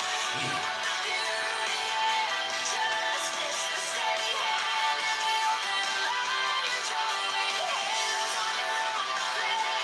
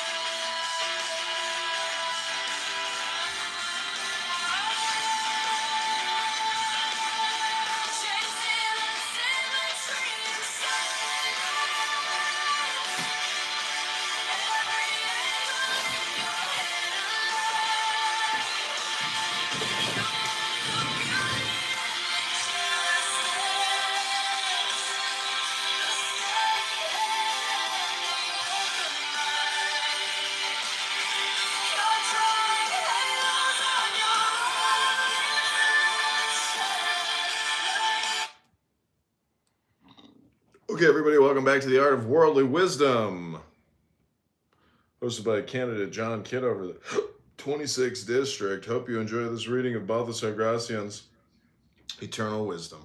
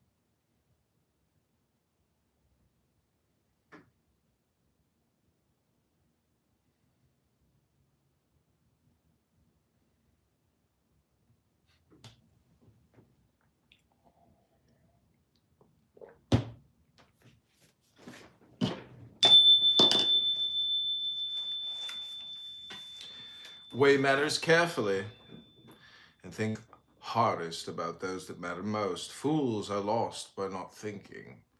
They never conceive even half of things, and because they do not perceive either the advantages or their harm, they do not apply any diligence. Some ponder things backward, paying much attention to what matters little, and little to what matters much. Many people never lose their heads, because they have none to lose. There are things we should consider very carefully and keep well rooted in our minds. The wise weigh everything. They delve into things that are especially deep or doubtful, and sometimes reflect that there is more than what occurs to them. They make reflection reach further than apprehension. Take the measure of your luck in order to act and in order to commit yourself. This matters more than identifying your predominant humor and understanding your physical makeup. It is foolish for a 40-year-old to ask Hippocrates for health, and even more foolish to ask Seneca for wisdom. It is a great art to govern fortune, either awaiting her, for she sometimes takes her time, or taking advantage of her, for she sometimes turns good, although you will never completely understand her inconsistent behavior. If she has favored you, proceed with boldness, for she often loves the daring, and like a dazzling woman, the young. If you are unlucky, act not. Withdraw and save yourself from failing twice. If you master her, you have taken a great step forward. Know what insinuation is, and how to use it. It is the subtlest point in your dealings with others. It can be used to test the wits and cunningly probe the heart. Some insinuation is malicious, careless, tinged with the herbs of envy, smeared with the poison of passion, an invisible lightning bolt that can knock you from grace and esteem. Some people owe their downfall to a single wounding, insinuating word. Those who expelled them from power showed not the slightest fear before an entire conspiracy of common murmuring and singular malevolence. Other insinuations, favorable ones, do the opposite, shoring up our reputation. But we should catch these darts as skillfully as they were hurled at us by evil intention. Catch them carefully, await them prudently. A good defense requires knowledge. When we expect a blow, we can ward it off. Quit while you're ahead. All the best gamblers do. A fine retreat matters as much as a stylish attack. As soon as they are enough, even when they are many, cash in your deeds. A long run of good fortune is always suspicious. You're safer when good luck alternates with bad, and besides, that makes for bittersweet enjoyment. When luck comes racing in on us, it is more likely to slip and smash everything to pieces. Sometimes Lady Luck compensates us, trading intensity for duration. She grows tired when she has to carry someone on her back for a long time.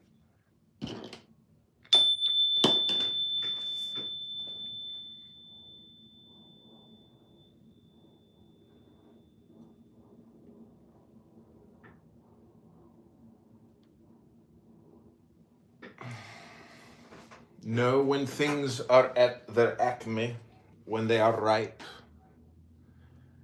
and know how to take advantage of them.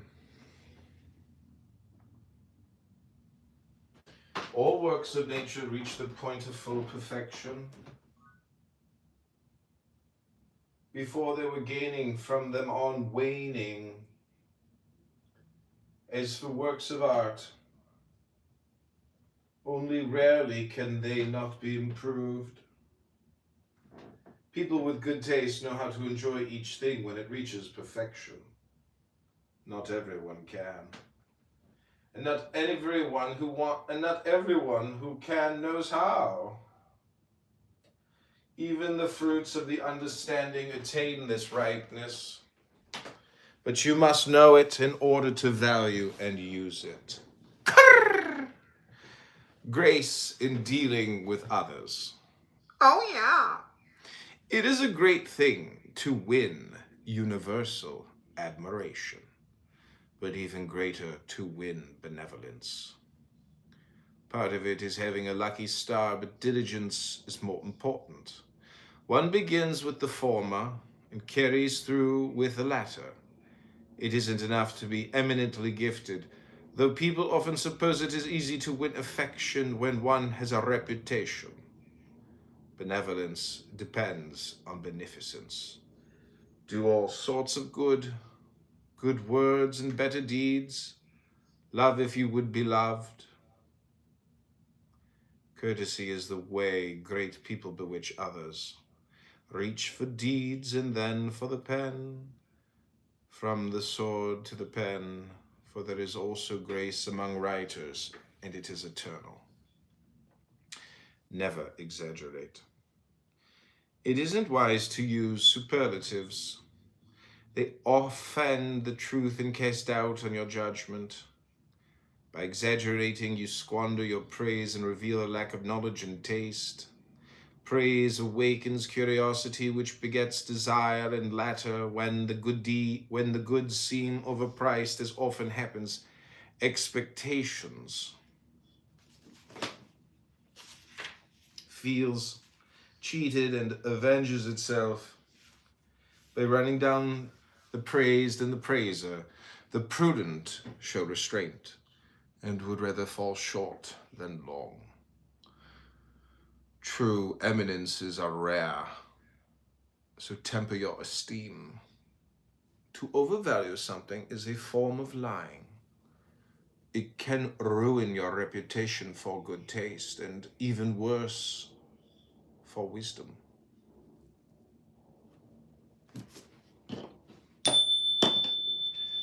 Born to rule, it is a secret, superior force. It doesn't spring from bothersome artifice, but from a nature born to rule. Everyone succumbs to such a person without knowing why. Recognizing the secret strength and vigor of innate authority.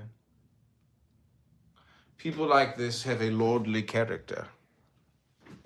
Kings by merit, lions by natural right. They seize the respect, the heart, and even the minds of others. When blessed with other gifts, they are born to be political prime movers. They can accomplish more with a single fainting gesture than others can with a long harangue. Feel with the few, speak with the many.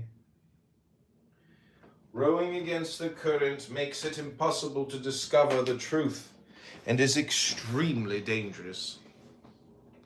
Only Socrates could attempt it.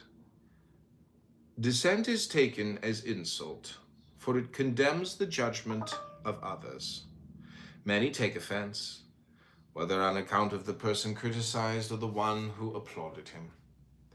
The truth belongs to the few. Deceit is as common as it is vulgar. You can never tell the wise by what they say in public. They speak not in their own voices, but in that of common stupidity, though deep inside they are cursing it. The sensible person avoids both being contradicted and contradicting others. He may be quick to censure, but he is slow to do so in public. Feelings are free, they cannot and should not be violated. They live in silent retirement and show themselves only to a few sensible people. Sympathy with the great.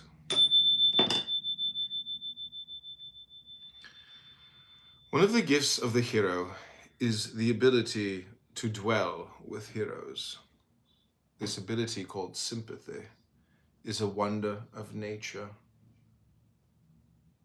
Both because it is so mysterious and because it is so beneficial. There are similar hearts and temperaments, and the effects of sympathy resemble those which vulgar ignorance attributes to magic potions. Not only can this sympathy help us win renown, it inclines others towards us and quickly wins their goodwill. It persuades without words, achieves without merit. There is active and passive sympathy, and both kinds work wonders among people in high positions. It takes great skill to know them, distinguish between them, take advantage of them. No amount of effort can take the place of this mysterious favor. Use but don't abuse hidden intentions, and above all, don't reveal them. All art must be concealed, for it rouses suspicion, especially hidden intentions which are hateful. Deceit is common, so be on your guard, but hide your caution from others so as not to lose their confidence. When it becomes known, caution offends others and provokes vengeance, awakening unimagined evils. A reflective way of doing things will give you a great advantage.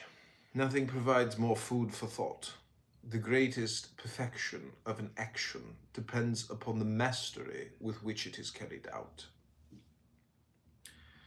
Temper your antipathy. We hate some people instinctively, but even before we are aware of the good qualities. And sometimes this vulgar natural aversion is directed towards the eminent. Let prudence keep it in check. There is nothing more demeaning than to abhor the best people.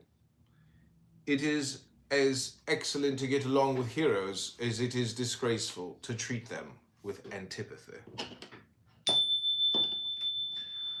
Avoid committing yourself to risky enterprises. This is one of the chief goals of prudence. People of great talent keep well away from extremities. There is a long way to walk from one extreme to another, and the prudent stick to the middle ground.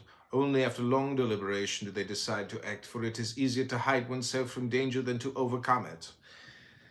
Dangerous situations place our judgment in jeopardy, and it is safer to flee from them entirely. One danger leads to another, greater one, brings us to the edge of disaster. Some people are rash because of their temperament and their national origin, and they are quick to commit themselves and place others in danger. But the person who walks in the light of reason sizes up the situation and sees that there is more courage in avoiding danger than in conquering it. He sees that there is already one rash fool and avoids adding another.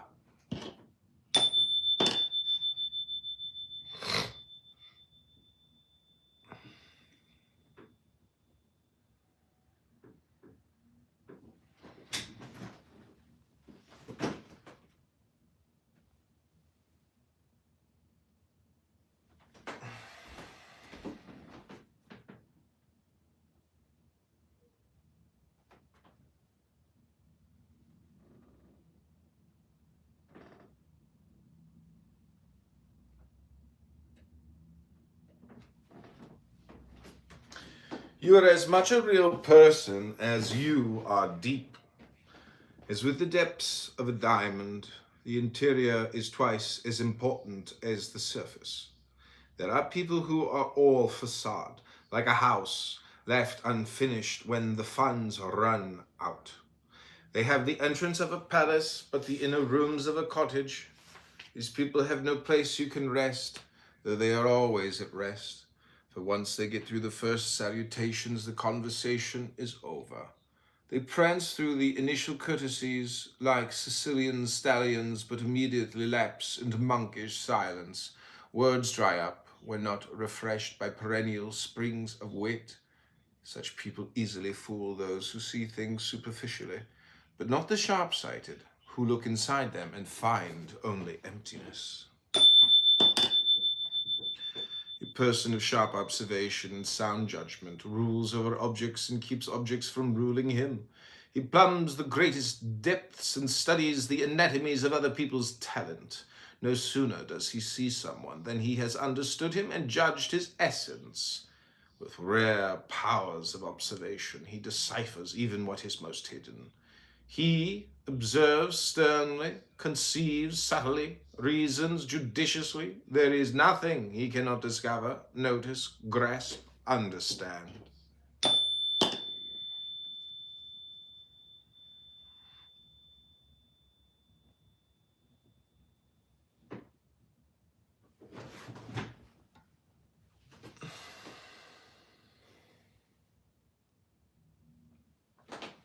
Never lose your self-respect or grow too familiar with yourself. Let your own integrity keep you righteous. You should owe more to the severity of your own judgment than to all external precepts. Avoid what is indecorous, not because others will judge you harshly, but because you fear your own prudence. Grow to fear yourself, and you will have no need of Seneca's imaginary witness. Subnote, your own conscience. Gracian is alluding to one of Seneca's moral epistles. Know how to choose. Most things in life depend on it. You need good taste and an upright judgment. Intelligence and application are not enough. There is no perfection without discernment and selection. Two talents are involved, choosing and choosing the best. There are many people with a fertile, subtle intelligence, rigorous judgment, both diligent and well-informed, who are lost when they have to choose. They always choose the worst, as though they wanted to show the skill at doing so. Knowing how to choose is one of heaven's greatest gifts. Never lose your composure. Prudence tries never to lose control. This shows a real person with a true heart. For magnanimity is slow to give into emotion. The passions are the humors of the mind, and the least excess sickens our judgment. If the disease spreads to your mouth, your reputation will be in danger. Master yourself thoroughly, and no one will criticize you for being perturbed. Either when things are at their best or at their worst, all will admire your superiority. Be diligent and intelligent. Diligence is quick to carry out what intelligence has lingered over. Fools are fond of hurry. They take no heed of obstacles and act incautiously. The wise usually fail through hesitation. Fools stop at nothing. The wise at everything. Sometimes things are judged correctly but go wrong out of inefficiency and neglect. Readiness is the mother of luck. It is a great deed to leave nothing for the morrow. A lofty motto, make haste slowly. Act boldly but prudently. Even hairs tweak the beard of a dead lion. Like love, courage is no joking matter. If it yields once, it will have to yield again and again. The same difficulty will have to be conquered later on, and it would have been better to get it over with. The mind is bolder than the body. So with the sword, let it be sheathed in prudence, ready for the occasion. It is your defense. A weak spirit does more harm than a weak body. Many people with eminent qualities lacked this brio, appeared to be dead, and were buried in their lassitude. Provident nature resourcefully joined the sweetness of honey with the sting of the bee.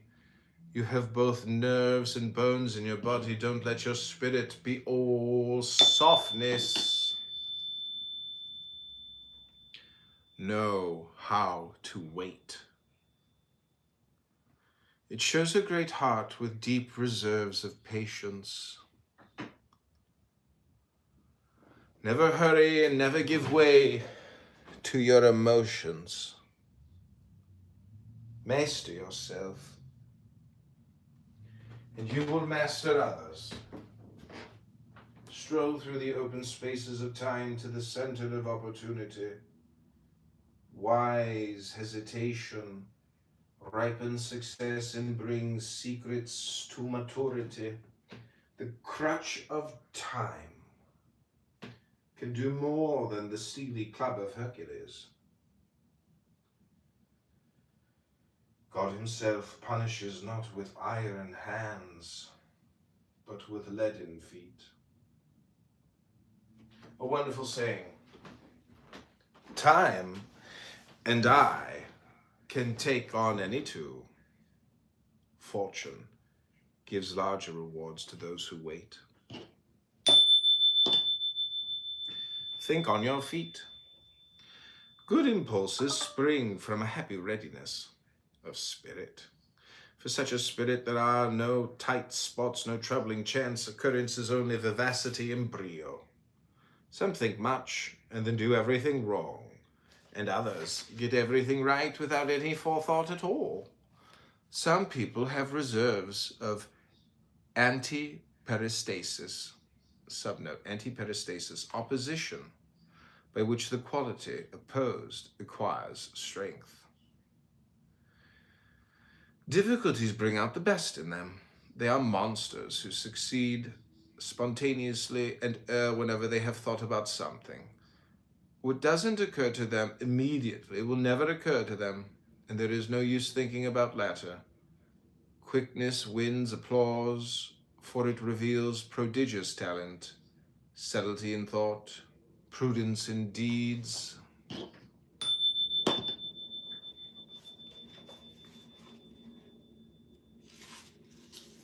Okay, those are 56 oracles from Balthasar Gracian, The Art of Worldly Wisdom. I'm going to put some music on now. I hope you enjoy it. This music was inspired from the reading. Let me play a different one. Here we go. This is called Breath of Better Days.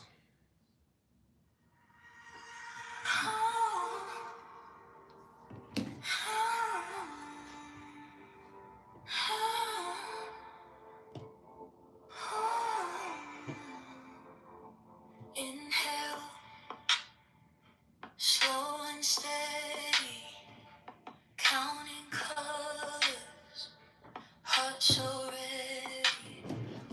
One breath in, all my anger leaving. One breath out, I forgive my grieving. Tiny truths flicker in my chest. I am not my worst mistake. I am every honest step. Feel the rib cage rise. Let the old hurt slide.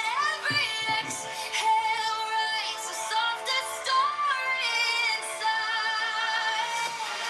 I'm reading the person I'm becoming. I'm reading the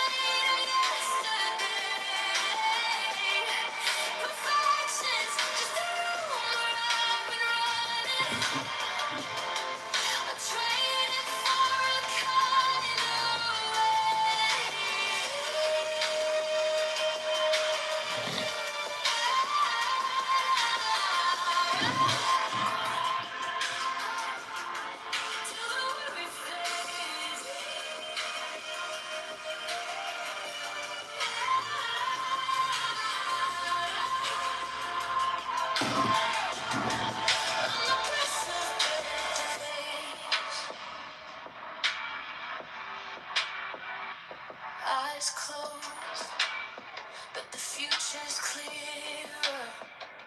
Quiet voice speaking in the mirror. I'm enough, learning how that feels. Every flaw missing piece in a heart that heals. Feel the rib cage rise, let the harsh words slide. Every exhale writes a deadly truth on my mind. I'm breathing the person I'm becoming. I breathe out the weight of yesterday. Perfection's just a rumor I've been running. I traded it for a kind of weight.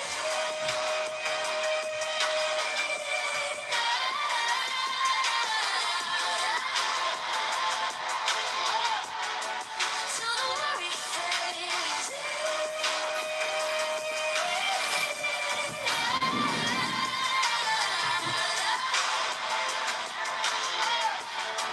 I'm the breath of better days. Keep the kindness at the core. Hold once more, I'm not counting sins. I'm counting love. I'm breathing the person I'm becoming. I breathe out the weight of yesterday. Perfection's just a rumor I've been running. I'm brighter in my honest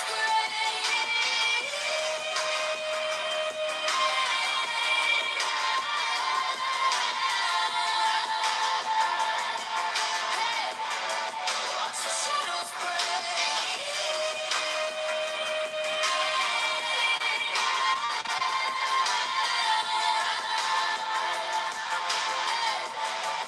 I'm a breath of better days.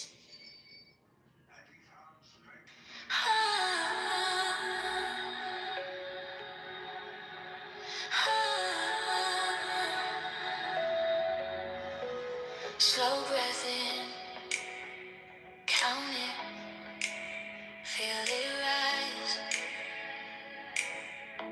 A little storm in my chest, soft rain in my eyes. Let it out like you're laying down stones. Every fear, every fall, leaving your bones. In 4-4, hold the sky out. 4-6, let it fly. Every time you breathe, you come back to life. Perfect on the exhale, perfect when you shake. Every tiny fraction, part of what you make.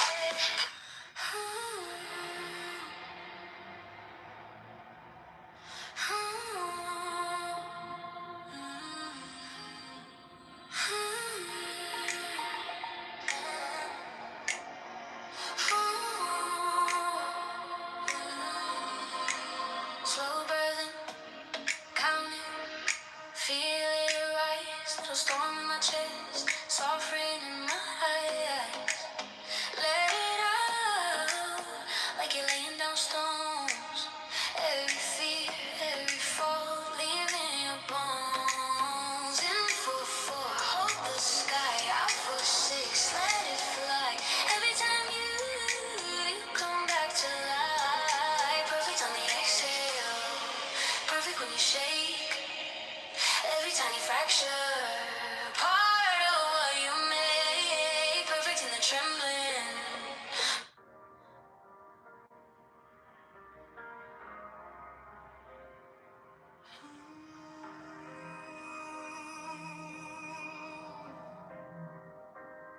Slow breath in, old wounds fade. Hands on heart,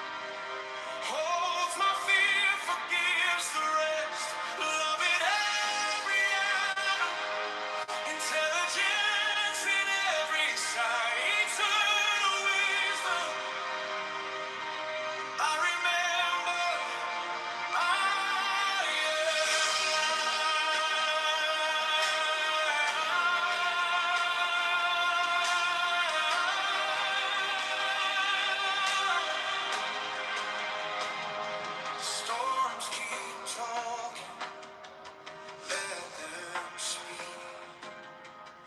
Under the thunder, something serene. I touch the silence, it knows my name. Nothing is missing, nothing to chase. Eternal wisdom, let it come inside my chest. Eternal wisdom holds my fear, forgives the rest. Loving every atom, intelligence in every sign. Eternal wisdom, I remember I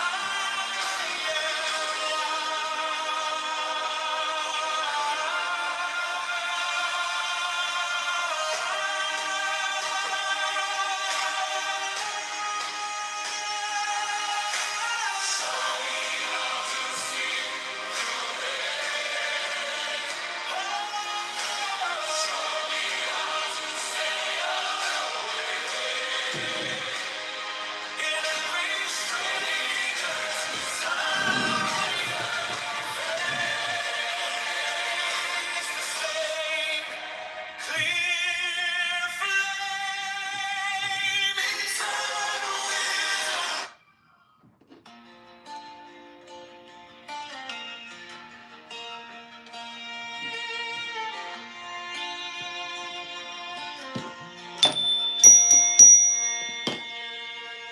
The floor is cold under my knees. Breath comes slow, like turning pages. All the noise falls off the edge, and I can hear you in the spaces. In the quiet, you're the answer. In the stillness, you're the song. Every question grows much smaller when I remember you were here all along. In the quiet room, under open sky inside, I sit and listen.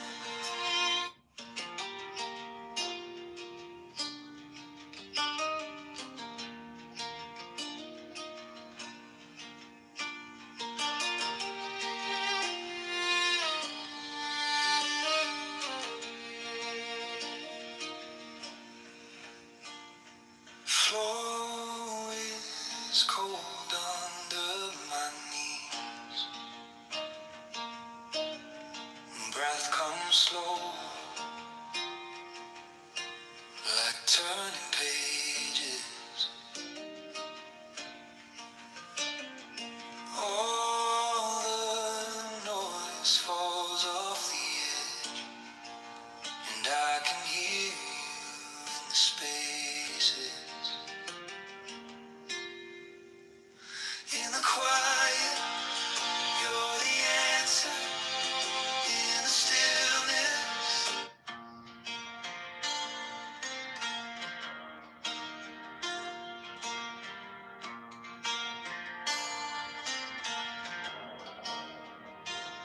coffee steam, quiet room, clock still moving, heart still too soon. Breath gets tangled into days to do. So I close my eyes, make some room for you. In the still mind, I find you. In the slow breathing, you speak the truth. When the world shouts loud, I sit right down, and your love turns this chair into holy ground.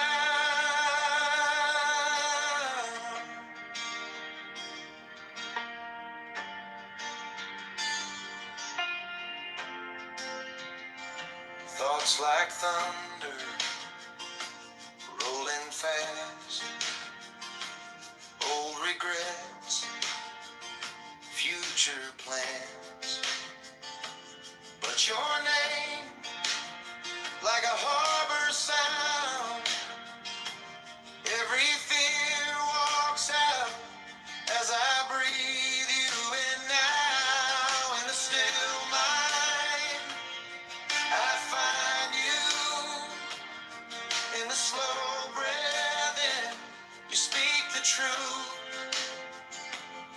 When the world shouts loud, I sit right down, and your love turns this chair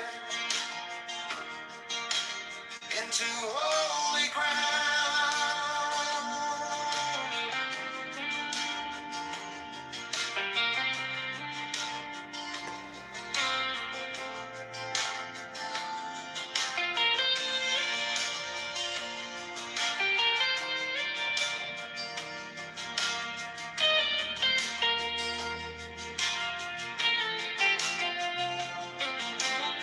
No burning bush, no parted sea. Oh, just a worn out man on aching knees. But in this quiet, you lean in close. I lose my worries. I hear your hope. In the still mind, I find you. In the slow breath in, you speak the truth. When the world shouts loud, I sit right down, and your love turns this chair into holy ground.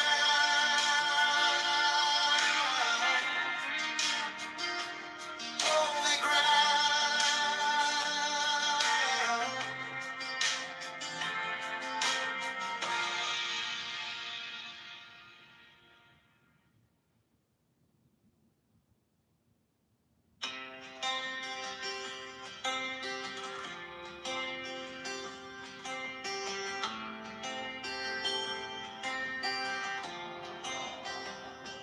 Coffee steam, quiet room, clock still moving, heart still too soon. Breath gets tangled in the days to do, so I close my eyes, make some room for you. In the still mind, I find you. In the slow breath in, you speak the truth. When the world shouts aloud, I sit right down, and your love turns this chair into holy ground.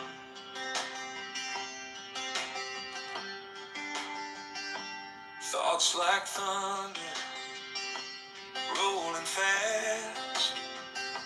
Old regrets, future plans.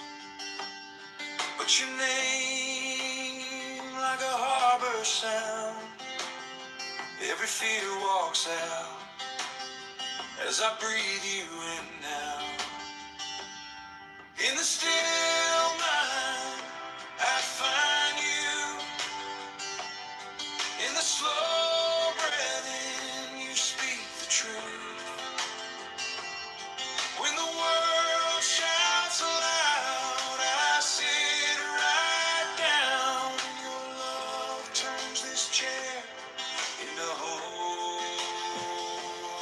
ground.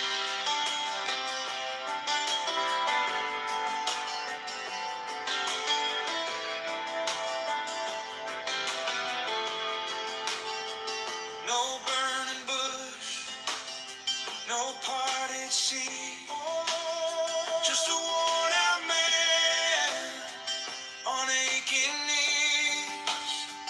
But in this quiet, you lean in close. I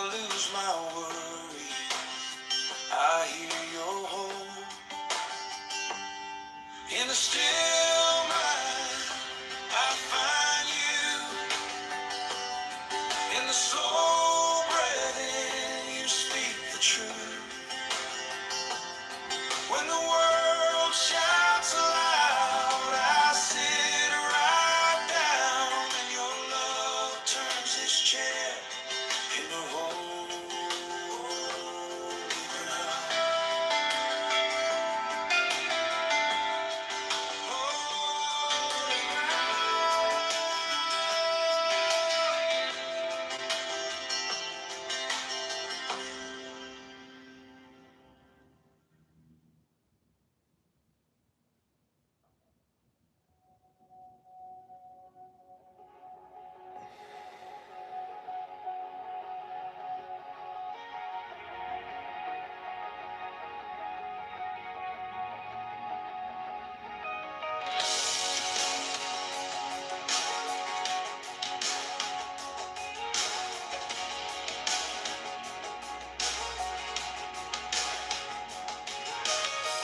White page, coffee ring halo, highlighters in a perfect row.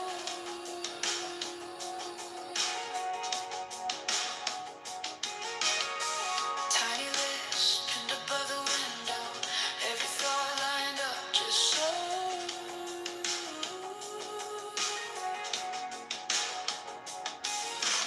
I chase the golden rays you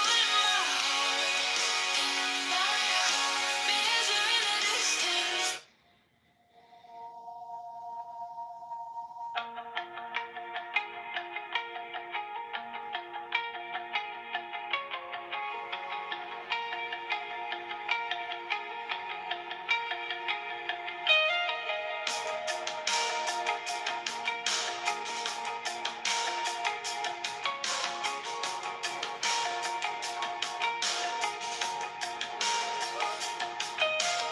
White page, coffee ring halo, highlighters in a perfect row.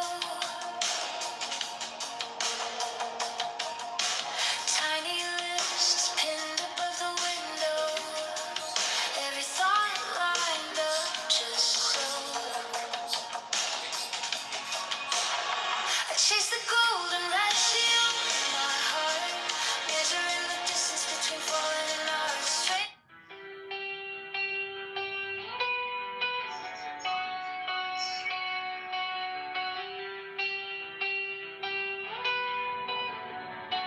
You measure your thought.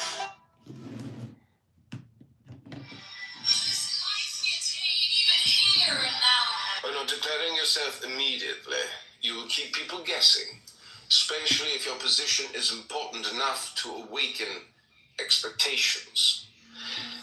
Mystery, by its very arcaneness, causes veneration. Even when revealing yourself, avoid total frankness, and don't let everyone look inside you. Cautious silence is where prudence takes refuge. Once declared, resolutions are never esteemed, and they lie open to criticism. If they turn out badly, you will be twice unfortunate. If you want people to watch and wait on you, imitate. For hope remembers and gratitude forgets. You will get more from dependence than from courtesy. He who has already drunk turns his back on the well, and the orange already squeezed turns from gold into mud. When there is no longer dependence, good manners disappear, and so does esteem. The most important lesson experience teaches is to maintain dependence and entertain it without satisfying it. This can hold even a king, but don't carry it too far, leading others astray by your silence or making their ills incurable for your own good. Mind being surpassed in good fortune, character, or temperament, but no one, especially not a sovereign, likes to be surpassed in intelligence. For this is the king of attributes. Any crime against it is lèse-majesté. Sovereigns want to be so in what is most important. Princes like to be helped, but not surpassed. When you counsel someone, you should appear to be reminding him of something he had forgotten, not of the light he was unable to see. It is the stars who teach us this subtlety. They are brilliant suns, but they never dare to outshine the sun. No country, not even the most refined, has ever escaped some innate defect or other, and these weaknesses are seized on by neighboring countries as defense or consolation. It is a triumph to correct, or at least dissimulate, such national faults. By doing so, you will be revered as unique among your people, for what is least expected is most valued. Other defects are caused by one's lineage, condition, occupation, and by the times. If all these defects come together in one person, and no care is taken to foresee and correct them, they produce no country, not even the most refined, has ever escaped some innate defect or other, and these weaknesses are seized on by neighboring countries as defense or consolation. Enjoy the company of people of understanding. What you say will be rewarded with applause. What you hear with learning.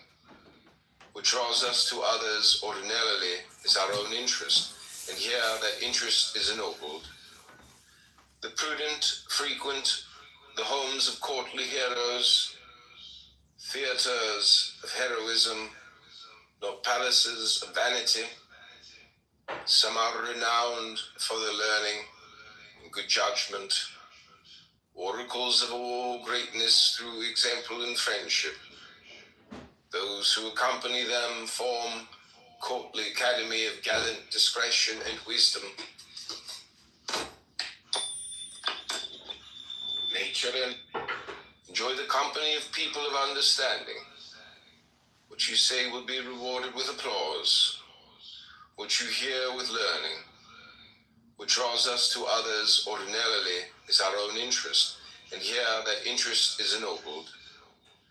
The prudent frequent the homes of courtly heroes, theaters of heroism, not palaces of vanity. Some are renowned for their learning and good judgment, oracles of all greatness through example and friendship. Those who accompany them form courtly academy of gallant discretion and wisdom.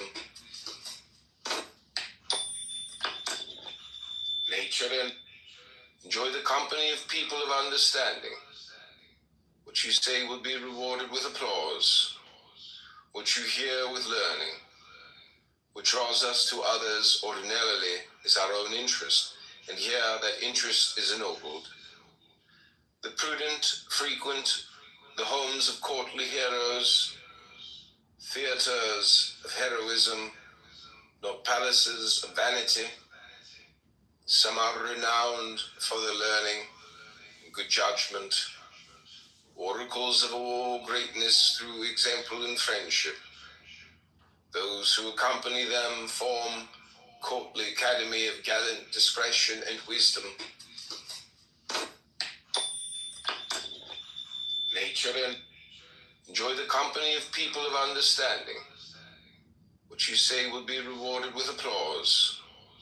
What you hear with learning. What draws us to others ordinarily is our own interest, and here that interest is ennobled.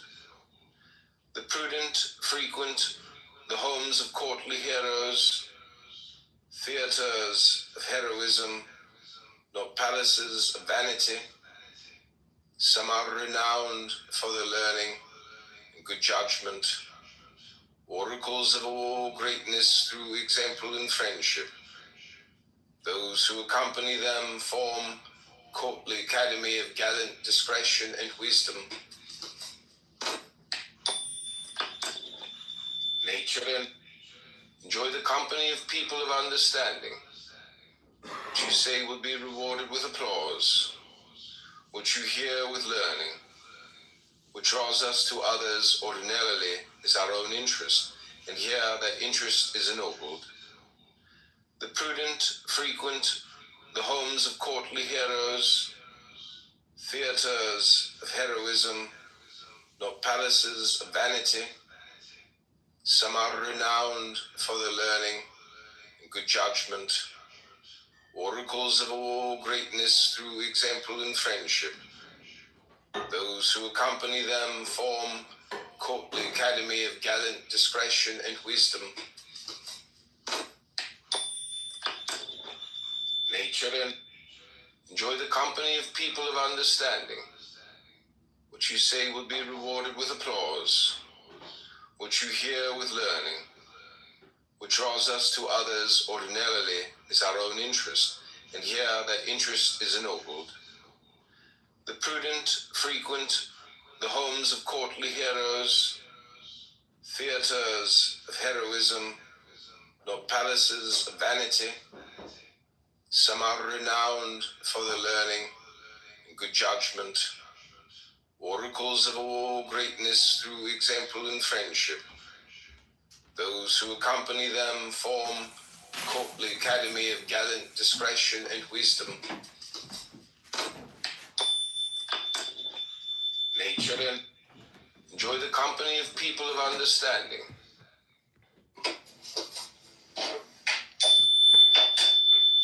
Nature and art, material and labor, all beauty requires help. Perfection turns into barbarism unless ennobled by artifice. Artifice rescues the bad and perfects the good. Nature often lets us down when we most need her. Let us turn to art. The best disposition is unrefined without her. And perfection is only half itself without culture. People seem rough and rude without artifice. Perfection requires polish.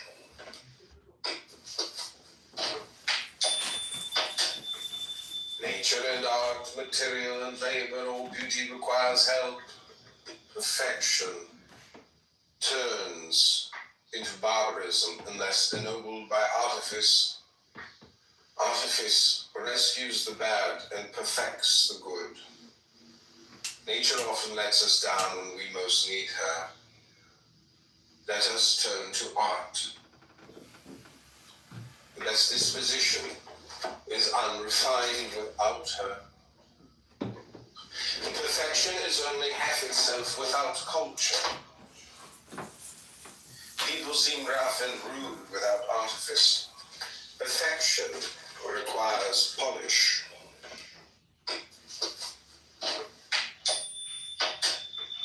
Nature and art, material and labor, all beauty requires help. Perfection turns into barbarism unless ennobled by artifice. Artifice rescues the bad and perfects the good. Nature often lets us down when we most need her. Let us turn to art. The best disposition is unrefined without her. And perfection is only half itself without culture. People seem rough and rude without artifice. Perfection requires polish.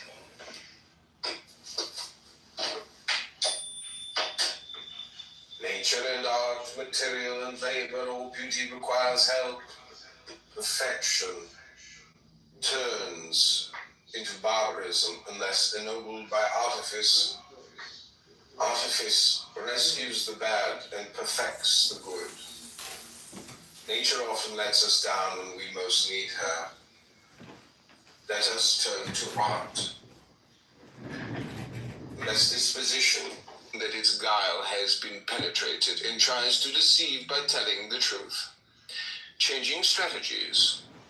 It beguiles us with its apparent lack of guile. It bases its cunning on the greatest candor, but observation comes forward, sees through all this, discovers the shadows that are cloaked in light. It deciphers intention, which is most hidden when most simple. Thus does the cunning of Python struggle against the candor of the penetrating rays of Apollo. Subnote the huge serpent killed by Apollo at the foot of Parnassus. Number 14, both reality and manner. That its guile has been penetrated and tries to deceive by telling the truth. Changing strategies. It beguiles us with its apparent lack of guile. It bases its cunning on the My greatest friend! but observation comes forward, sees through all this, discovers the shadows that are cloaked in light. Welcome, my friend, to the Art of World Wisdom Wait, are you reading from The Art of Worldly Wisdom? by Balthasar Gracian. I have The Art of Worldly Wisdom by Balthasar Gracian. Well, I could read from The Art of Worldly Wisdom. please read this from a book. What's that accent? The Castilian, how did the Castilian, anyways, go ahead and read a little bit, because I'm about to jump back into this book. I'm listening to my replays. Feel free to read, for 5 to 10 minutes or 3 to 10 minutes, whatever you choose. Balthasar Gracian.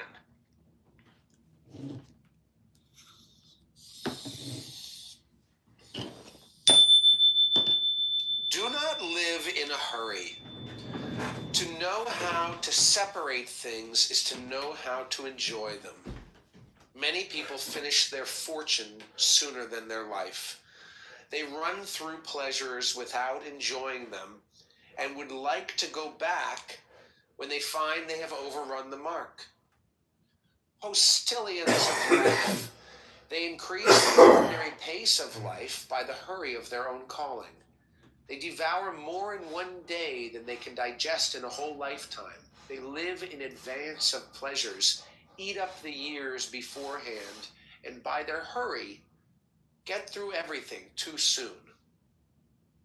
Even in the search for knowledge, there should be moderation, lest we learn things better left unknown. We have more days to live through than pleasures. Be slow in your enjoyment. Be quick at your work. For people see work ended with pleasure, and pleasure ended with regret.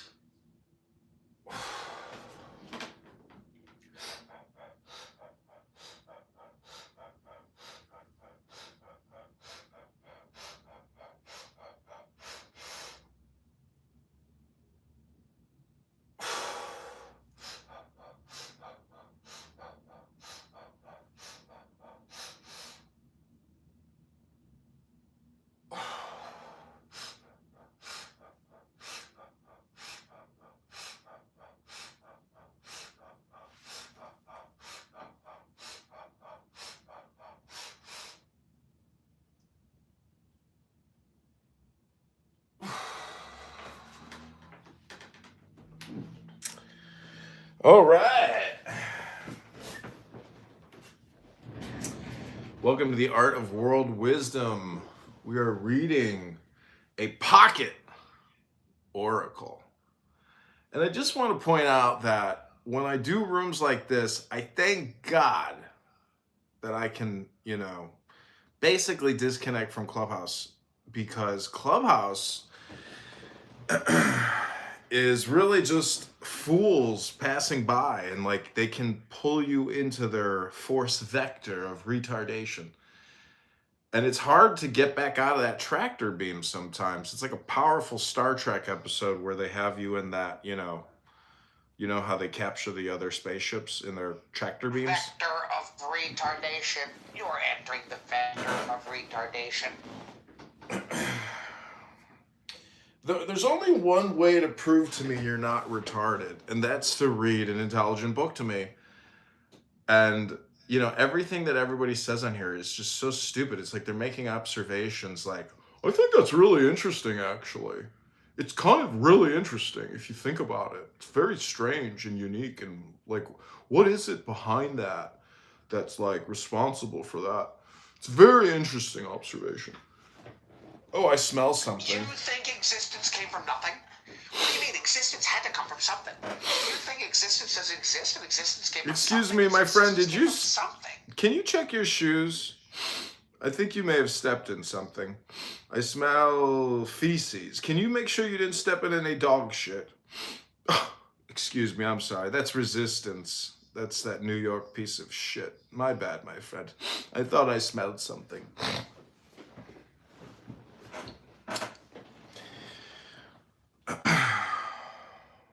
Well, it's a delight to be here with you. I know you're a fast-moving man nowadays, driving Somalis around, how to drive cars, teaching people how to do this and that.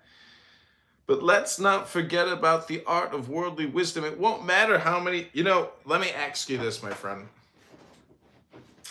Let's say you have no morals, virtue, character, personality, and you're a human piece of shit. Like, let's say you're a real scummy guy, or scummy, slutty whore. Piece of trash. What happens when a piece of trash reads a book out loud and, learns something? Like, does that actually improve someone's character when there was none to begin with? That's my opinion, that like reading a book is the work. That is like what people are actually missing. If they haven't achieved much, or if their character is in the garbage dump, the only way to actually resurrect your character or to polish your I am is obviously to read, and read it out loud with comprehension and integration, etc. Like, there's no other really way to. You could do it in the real. See, even if you went into the real world and you were to perform acts of virtue, you would still need the book in a way, or books, because, anyways, this Balthazar Gratian, that's what I'm looking for, the Gratian.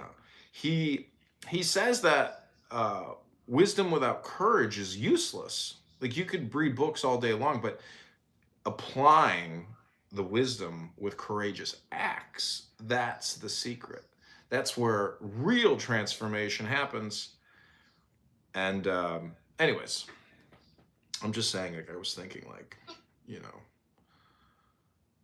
does reading a book, like, it's for self-development. Anyways. Oh, Lord. Yeah, you ain't did some homework. I'm not saying shit, Jack. I'm just kidding. Jesse Jackson Jr. See, I was thinking today, like, what's more worthwhile of my time, to read a book or to listen to Schwartz? Basically, I don't want to call it N-wordism, but with African Americans on this app, you definitely detect that there's like a church of N-word. And they are all basically like in this N-word performance. And it's unique to American N-word. There's nothing like it in the world. It's very... You're right. You're onto something here. It's privileged N-wordism, or it's like it's the cult of N-word. And it's like a show that they do. It's like a vaudeville N-word show here. And it's just like funny to like think of it that way, to frame it that way, because it's not holy.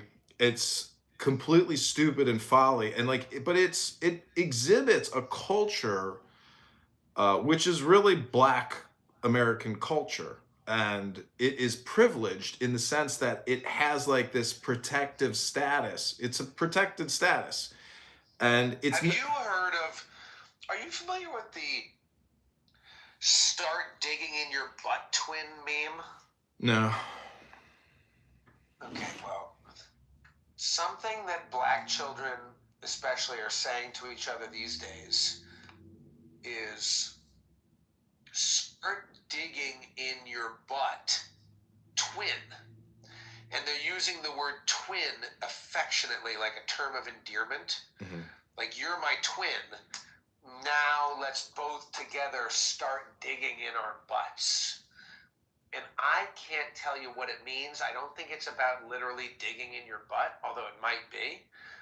But I think that it's along the line, like, one of my favorite pieces of art that you ever created is this long list of inane sayings.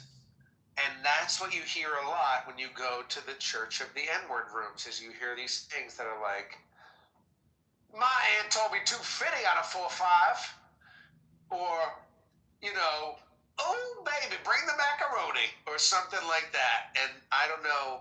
Anyway, those aren't good examples, but you know what I'm saying.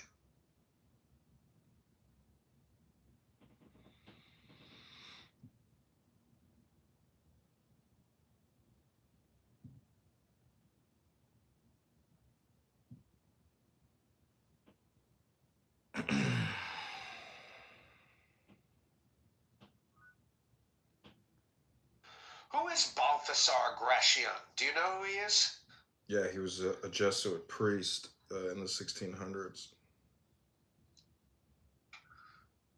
But he was very unique and special, and the Vatican and the Church kept him under lock and key because he was so disruptive, and his information was, you know, so intelligent that he was considered a problem.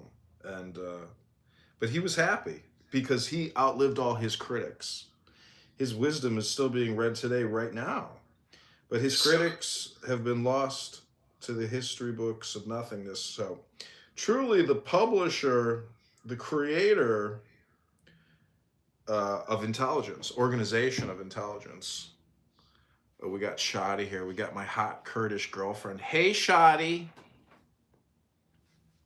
She's from Kurdistan. She's fine. She's a beauty. Who is it? My girl, Shadi. She's one of those warrior Kurdistani chicks in uniform, like marching around saying, we will kill the Hamas. We will kill the ISIS. We will fight the ISIS.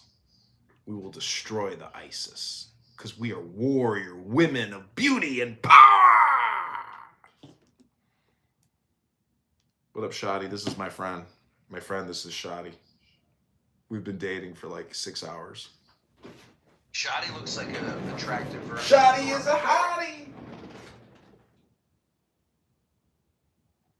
Hey guys, how are you? Shadi, do you know Nora Bandora? No, who is it? She's this dumb girl. But Nora? Laura Bandora? No, I don't know. Nura. Nora? Who is it? Never mind. She's just a lady, but you kind of look like her, I think. But that's a compliment. She's pretty. Okay, thank Was you. pretty. Who is she? I don't know her. I wanna see. Nora Pandora? What are you doing, French? Are you okay?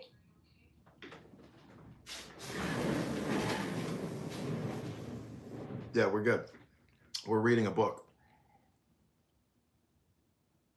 What book? The Art of Worldly Wisdom, a Pocket Oracle by Balthasar Gracian.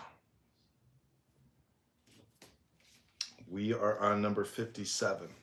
This is a meditation on wisdom. I've also been creating AI music based on the readings, the words, and the understanding.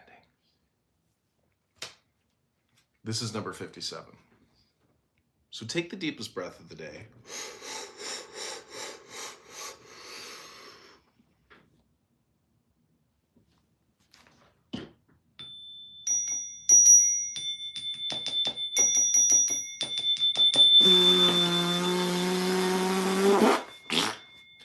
Thoughtful people are safer.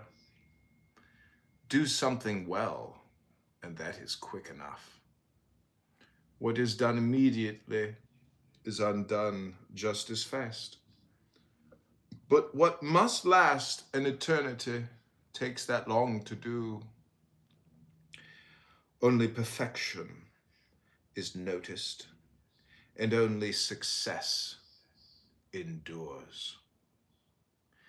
Deep understanding achieves eternities. Great worth requires great work. So with metals, the most precious of them takes longest to be refined and weighs most. What is that sound? I'm enjoying. Adapt to those around you. Don't show the same intelligence with everyone. And don't put more effort into things than they require. Don't waste your knowledge or merit. The good falconer uses only the birds he needs. Why do you sound like this? So weird. Don't show off every day, or you'll stop can't. surprising people. I can't. I have to show off. There must always be some novelty left over. The person who displays a little more of it each day keeps up expectations, and no one ever discovers the limits of his talent.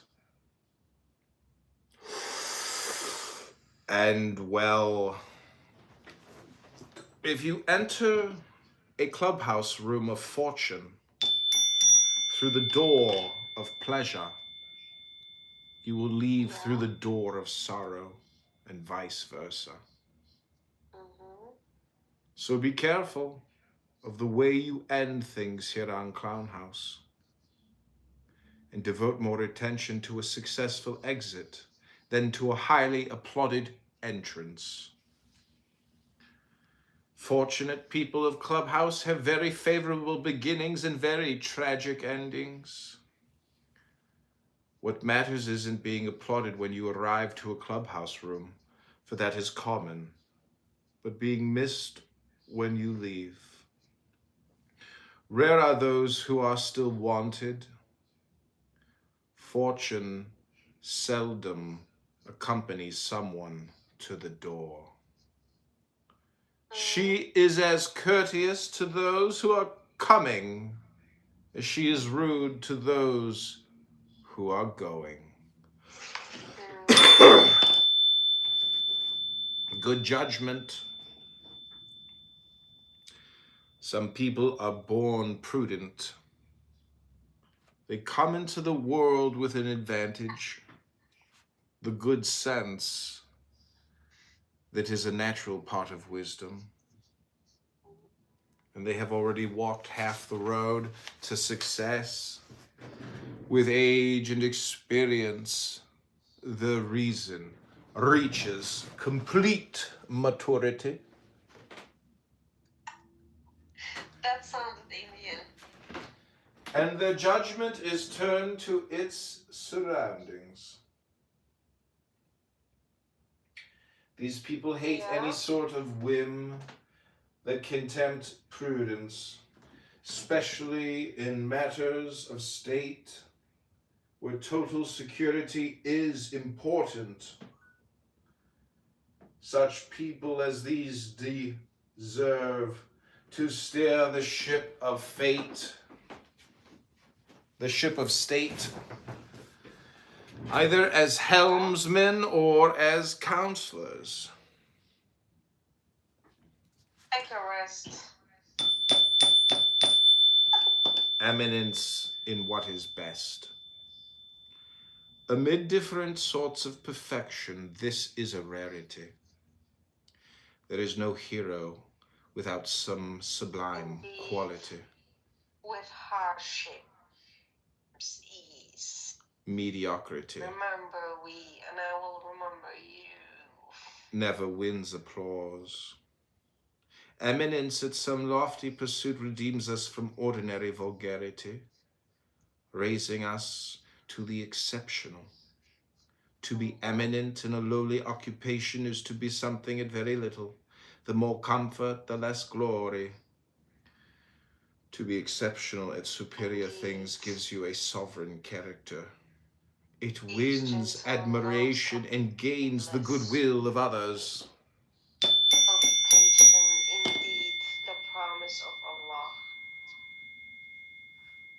use the best instruments. Some people want to be thought subtle because they use poor instruments. Do not lose hope. Do not be This sad. is a dangerous sort of satisfaction, and it deserves a fatal punishment. The worth of a prime minister never detracted from the greatness of his master. To the contrary, all the credit for success falls upon its principal cause, as does criticism in the case of failure. It is superiors who win the renown. One never says he had good or bad ministers, but he was a good or bad craftsman. So choose carefully. Examine your ministers. To them you are entrusting your immortal fate.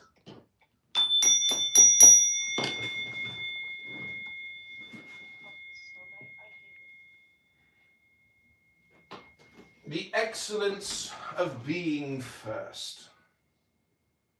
It is doubled when you are truly eminent. Other things being equal, the person who makes the first move has the advantage. Some people would have been as unique as the phoenix in their occupations if others had not preceded them.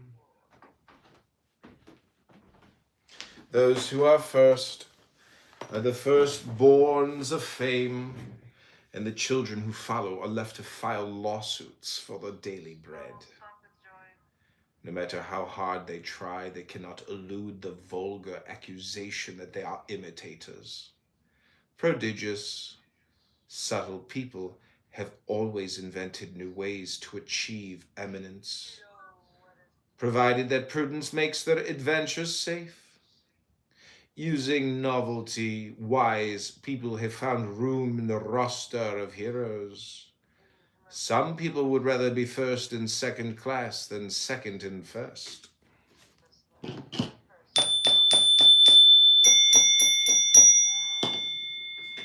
Avoid grief. It is both beneficial and wise to steer clear of troubles.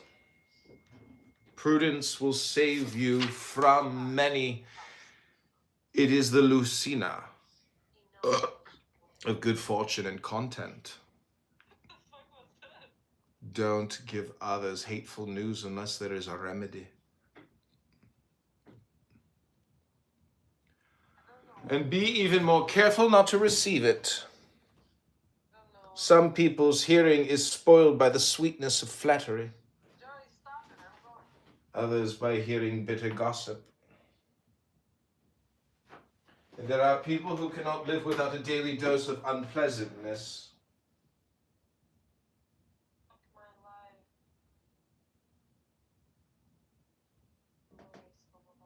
Like Mithridates with his poison. King of Pontus, who fearing his enemies would poison him, accustomed himself by taking daily doses of it.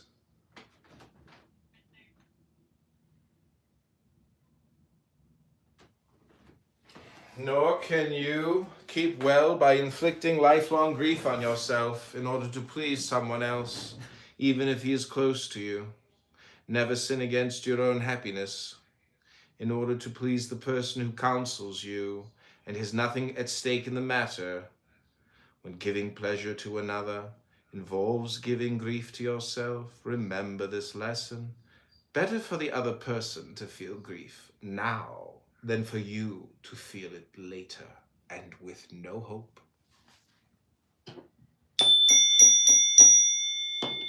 Elevated taste. You can cultivate it as you can the intellect. Full understanding whets the appetite and desire, and later sharpens the enjoyment of possession. You can judge the height of someone's talent by what he aspires to. Only a great thing can satisfy a great talent. Large bites are for large palates. Lofty matters for lofty characters. Even the greatest excellences tremble before the person of refined taste, and the most perfect lose their confidence. Few things have perfection of the first magnitude. Let your appreciation be sparing. Taste is acquired through contact with others. You make it your own through continual exercise. You are lucky if you can associate with someone with perfectly developed taste, but don't profess to be satisfied with nothing. It is a foolish extreme, more odious if from affectation than if from character. Some wish God had created another world and other perfections just to satisfy their own extravagant imagination.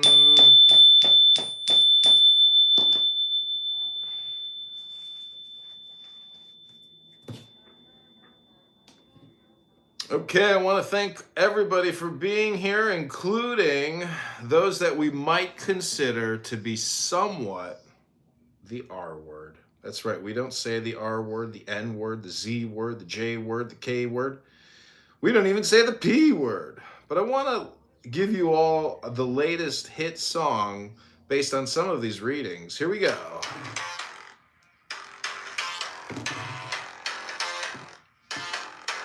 I drew maps on the backs of receipts,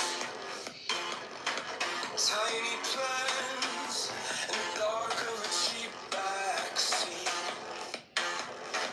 Taught myself how to fail with my teeth clenched tight, how to stare down every locked door like it owed me a life. This is the wisdom of success. Blueprints in my blood. Every scar a secret test. We know alone is true. I'm building bridge out of pressure. Turn all that friction into gold. This is the wisdom of success. I never did what I was told.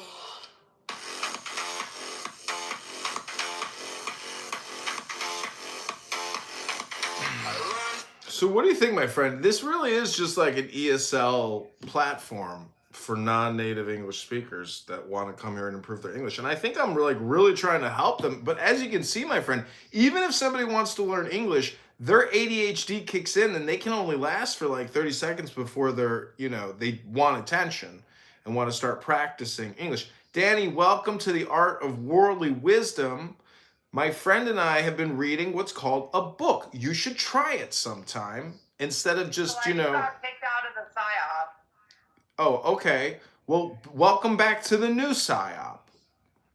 Well, they kicked me out of Prince's room because they're all mad about Emrose. Emrose is like the newest hate person on this app. No, everyone can't stop talking about that Emrose. Yeah, I know. You're So, talking like, they're about in it. there. Yeah, And you're they're talking talking about her. Okay, so they kicked me out because they're like the Palestinian and the Jews and they're hooking up, and I'm like, maybe they should all have sex with each other. There's nothing better than a Palestinian and a Jew fucking.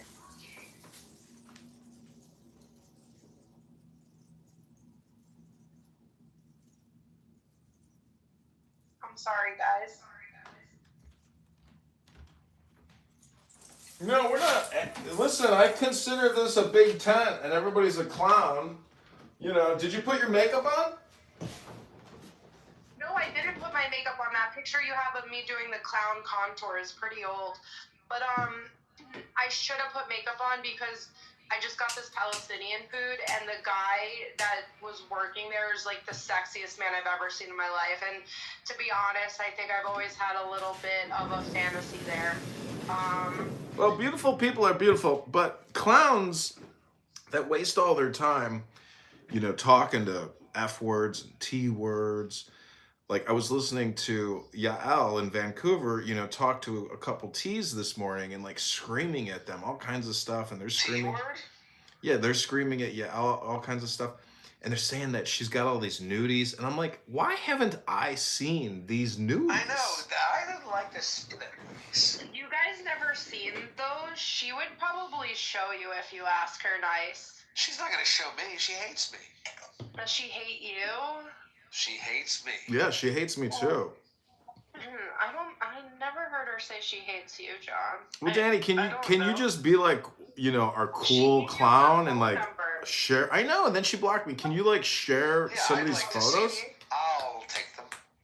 Yeah, I wouldn't do that. You have them though. How do you know that I have them? I heard you in a room talking about it. I have them because she might have sent them to me at one point, and it might still be in the phone wherever she sent it to me. But I don't like reference it, and I haven't seen it since she sent it to me. So. But there's literally people who make it their picture all the time. Yeah, and I think they made a Telegram group where they're sharing it, the trannies. Not that I don't want to be a part of that. Craziness.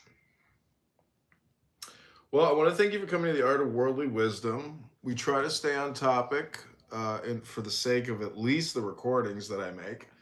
We've already put out, many videos today of me reading a book. It's all under my name, John Kitover.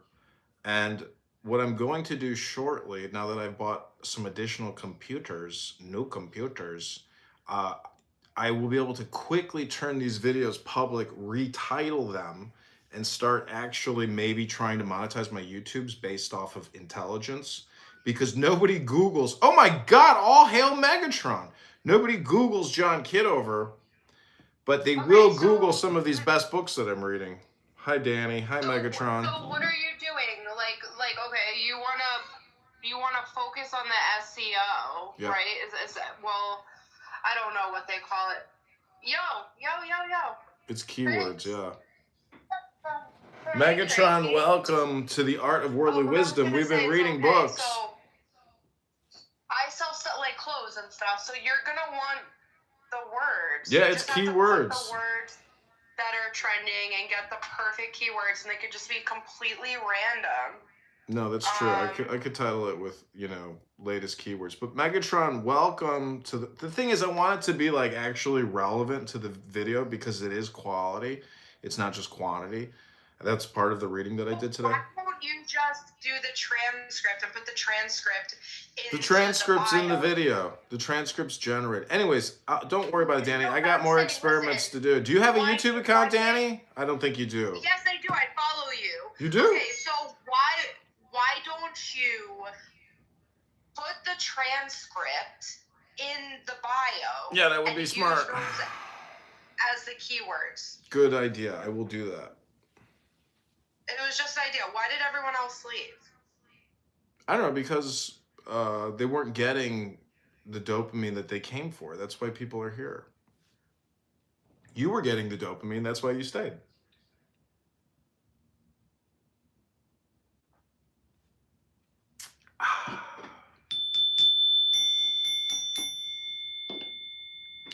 Okay, this is the Art of Worldly Wisdom. We have put out many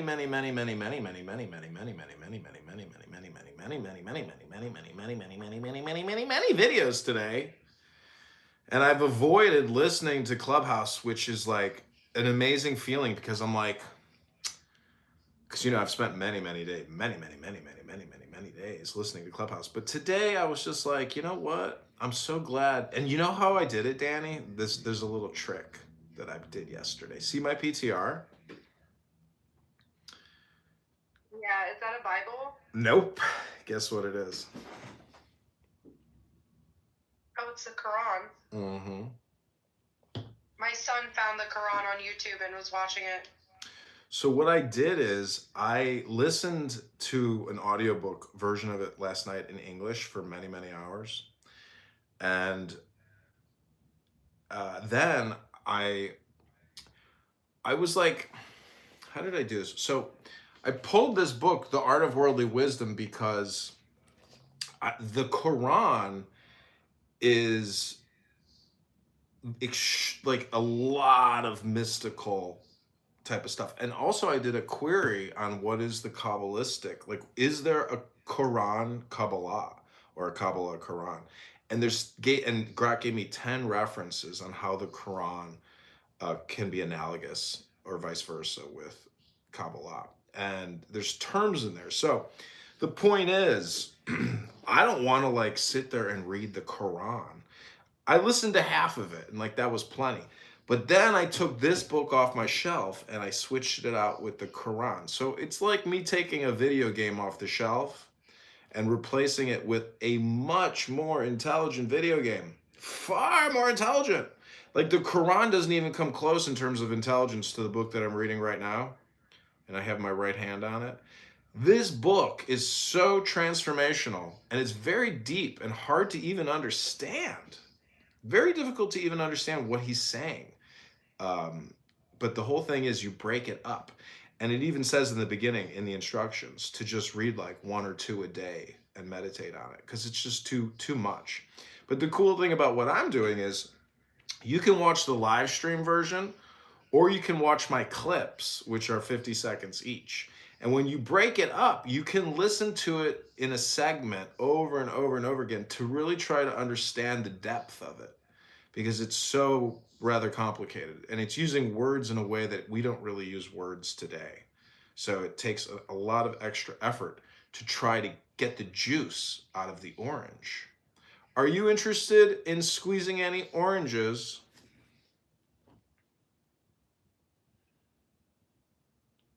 I don't know. You never made a fresh squeezed orange juice? I made fresh squeezed lemon tech. Well, the whole thing here is wisdom. This book is indisputable. Like, it's a masterpiece. And even in the beginning, it claims that it is one of the most important books ever written. And it ranks it in the top 10. And I would challenge you to listen along as I read it to try to gain something from it. And then maybe give me like a little summary as if you were like a compression agent and you were an AI chatbot sent here by Hashem to give me summaries. What do you think, Danny? Okay. So you'll be my sorcerer's apprentice. Okay, take the deepest breath of the day. I'm sitting down, I'm standing up in front of it again. Yeah, I think that's what he's doing now. Take care to make things turn out well. Take care to make things turn out well. Some people scruple more over pointing things in the right direction than over successfully reaching their goals. The disgrace of failure outweighs the diligence they showed. A winner is never asked for explanations. Most people pay more attention to success or failure than to circumstances. And your reputation will never suffer if you achieve what you wanted to. A good ending turns everything golden. However unsatisfactory the means, it is an art to set aside art when you must do so to bring things to a happy conclusion.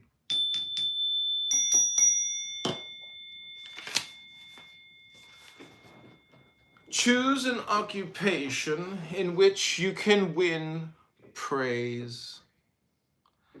Most things depend upon the satisfaction of others. Esteem is to perfection what the zephyr is to flowers, breath and life.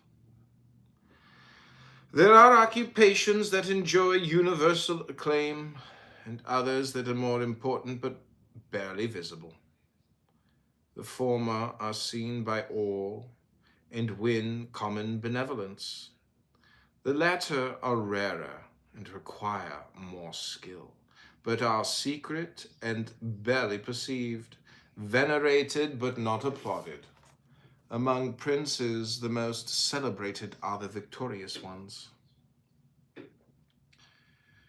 And that is why the kings of Aragon were so acclaimed, as magnanimous conquerors and warriors.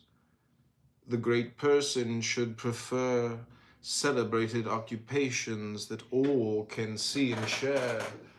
Common suffrage will make him immortal.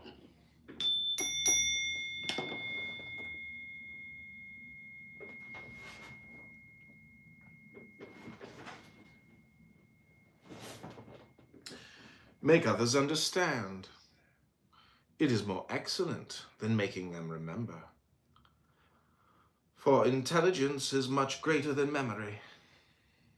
Sometimes you should remind other people, and other times counsel them about the future. Some people failed to do things that were ripe for doing simply because it never occurred to them. Let friendly advice point out the advantages. One of the greatest of gifts is to size up quickly what matters. When this is lacking, many successes go undone. Let the person who has light give it to others, and let those who lack it ask for it, the former with prudence, and the latter with discretion, merely dropping a hint. This delicacy is especially necessary when the person giving advice has something at stake. It is best to show good taste and to be more explicit only when insinuation is not enough. A no has already been given, and you can now search skillfully for a yes. Most of the time, things are not obtained because they were not attempted.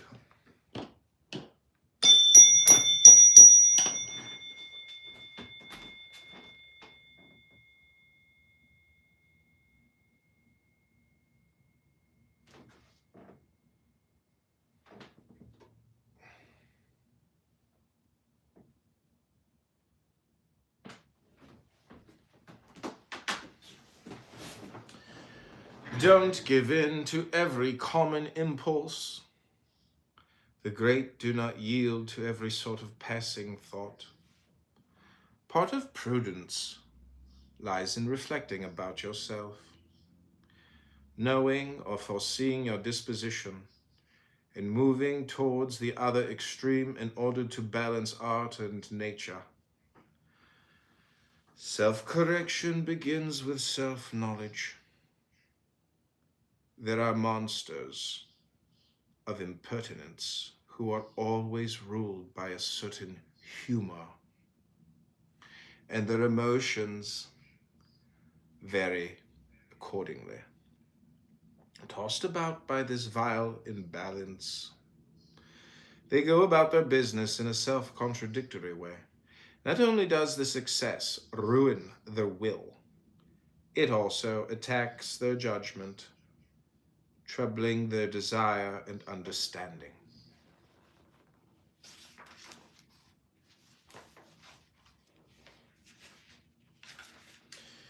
Know how to say no. Know how to say no. Know how to say no. Know how to say no. Know how to say no. Know how to say no. Know how to say no. You can't grant everything to everybody. Saying no is as important as granting things, especially among those in command. What matters is the way you do it. Some people's no is prized more highly than the yes of others. A gilded no pleases more than a curt yes.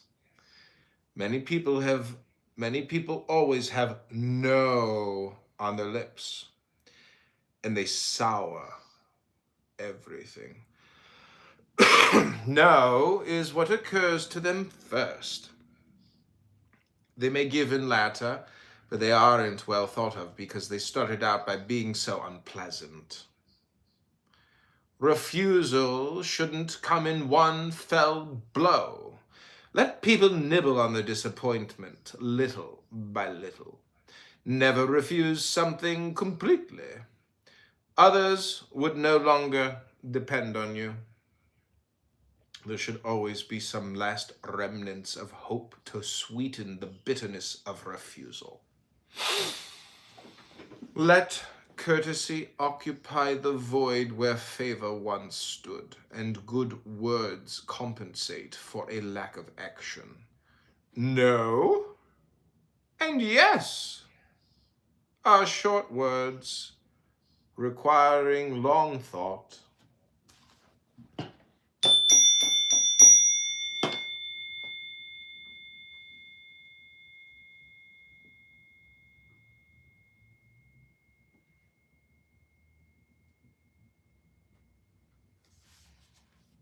Don't be inconsistent, either because of temperament or out of affectation. The prudent man is consistent in all things pertaining to perfection, and this speaks well for his intelligence. Only the causes and relative merits of things can change his behavior. When it comes to prudence, variety is ugly. There are some people who are different each day. Their luck changes daily, and so do their will and their powers of understanding. Yesterday they conceded, today they receded. They belie their own reputation, confusing others.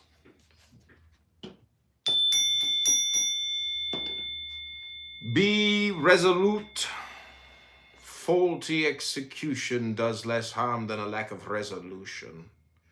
Materials turn bad more often in repose than in motion. There are people who can't make up their minds and need a push from others. At times this is caused not by perplexity, for they see clearly enough, but by inactivity. It may be ingenious to identify difficulties, but it is more so to find a way of eluding them. Other people are bogged down by nothing and have great powers of judgment and resolution. They were born for lofty pursuits, and their clear understanding lets them succeed with ease. No sooner done than said, and there is still time left over. Sure of their luck, they venture forth with even greater confidence.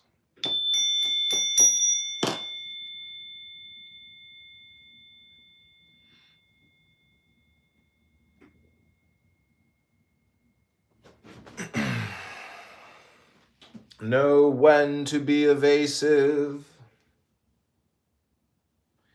It is the way the prudent get out of difficulty.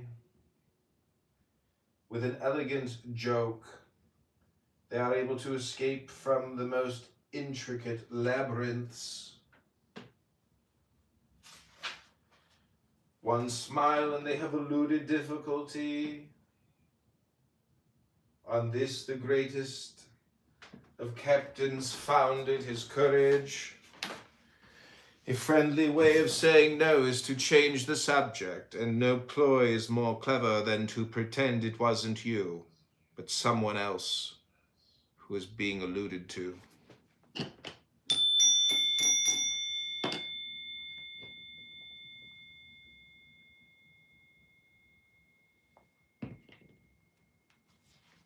Don't be unfriendly. The wildest animals inhabit cities. Being unapproachable is the vice of those who lack self-knowledge and who change humors with honors. To begin by annoying others is no way to win renown. Imagine one of these Shirley monsters, always about to turn savage and impertinent. His unlucky servants approach him as though he were a tiger, arming themselves cautiously with a whip.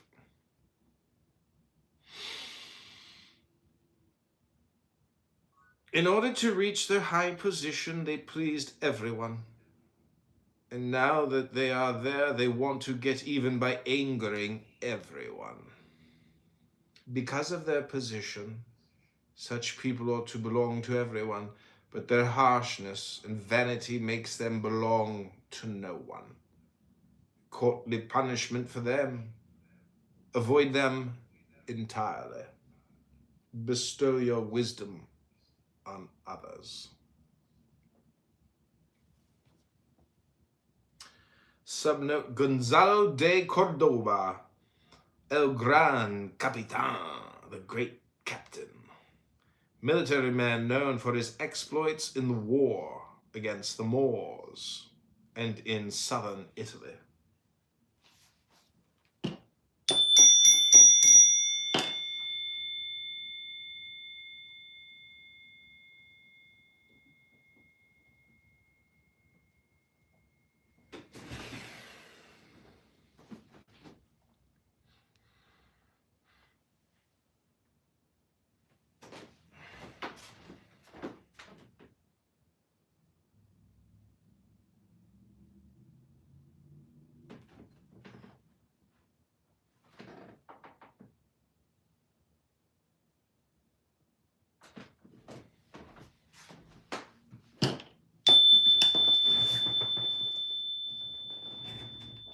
Choose a heroic model and emulate rather than imitate.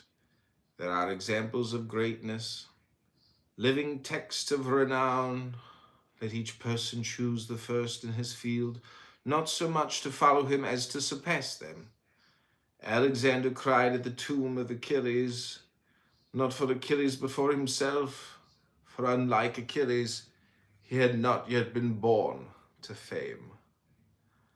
Nothing makes the spirit so ambitious as the trumpet of someone else's fame.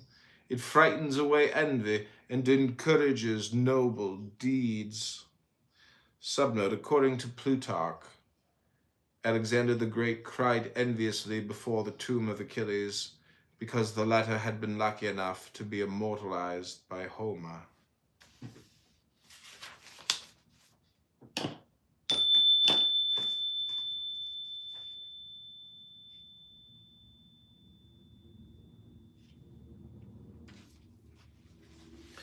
Don't always be joking.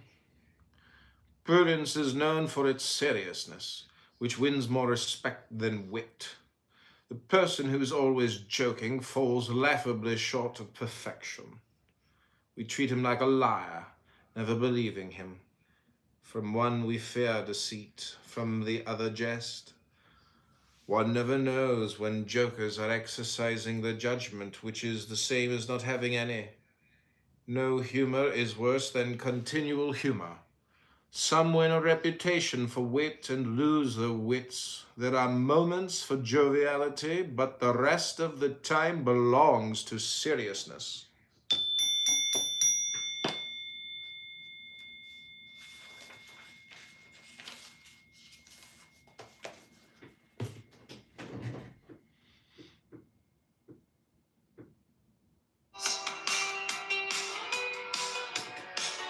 Like lines on a page,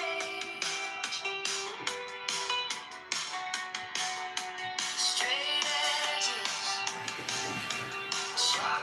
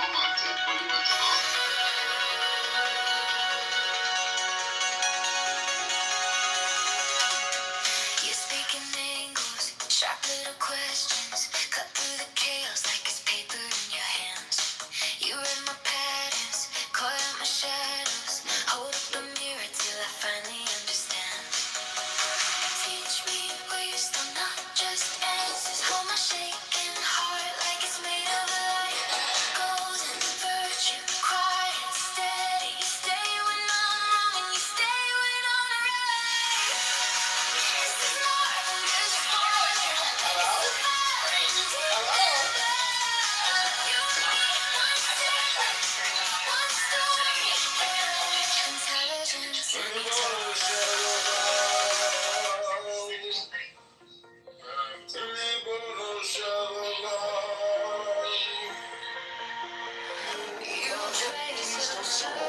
you experience it? Say, promise me you'll stay like this. I steady, never looking past. To a successful exit, then to a highly applauded entrance. Fortunate people of Clubhouse have very favorable beginnings and very tragic endings. What matters isn't being applauded when you arrive to a clubhouse room, for that is common, but being missed when you leave. Rare are those who are still wanted. Fortune seldom accompanies someone to the door. She is as courteous to those who are coming as she is rude to those who are going. Into a successful exit, then to a highly applauded entrance. Fortunate people of Clubhouse have very favorable beginnings and very tragic endings. What matters isn't being applauded when you arrive to a clubhouse room, for that is common, but being missed when you leave. Rare are those who are still wanted. Fortune seldom accompanies someone to the door. She is as courteous to those who are coming as she is rude to those who are going. Into a successful exit, then to a highly applauded entrance. Fortunate people of Clubhouse have very favorable beginnings and very tragic endings. What matters isn't being applauded when you arrive to a clubhouse room, for that is common, but being missed when you leave. Rare are those who are still wanted. Fortune seldom accompanies someone to the door. She is as courteous to those who are coming as she is rude to those who are going. Into a successful exit, then to a highly applauded entrance. Fortunate people of Clubhouse have very favorable beginnings and very tragic endings. What matters isn't being applauded when you arrive to a clubhouse room, for that is common, but being missed when you leave. Rare are those who are still wanted. Fortune seldom accompanies someone to the door. She is as courteous to those who are coming as she is rude to those who are going.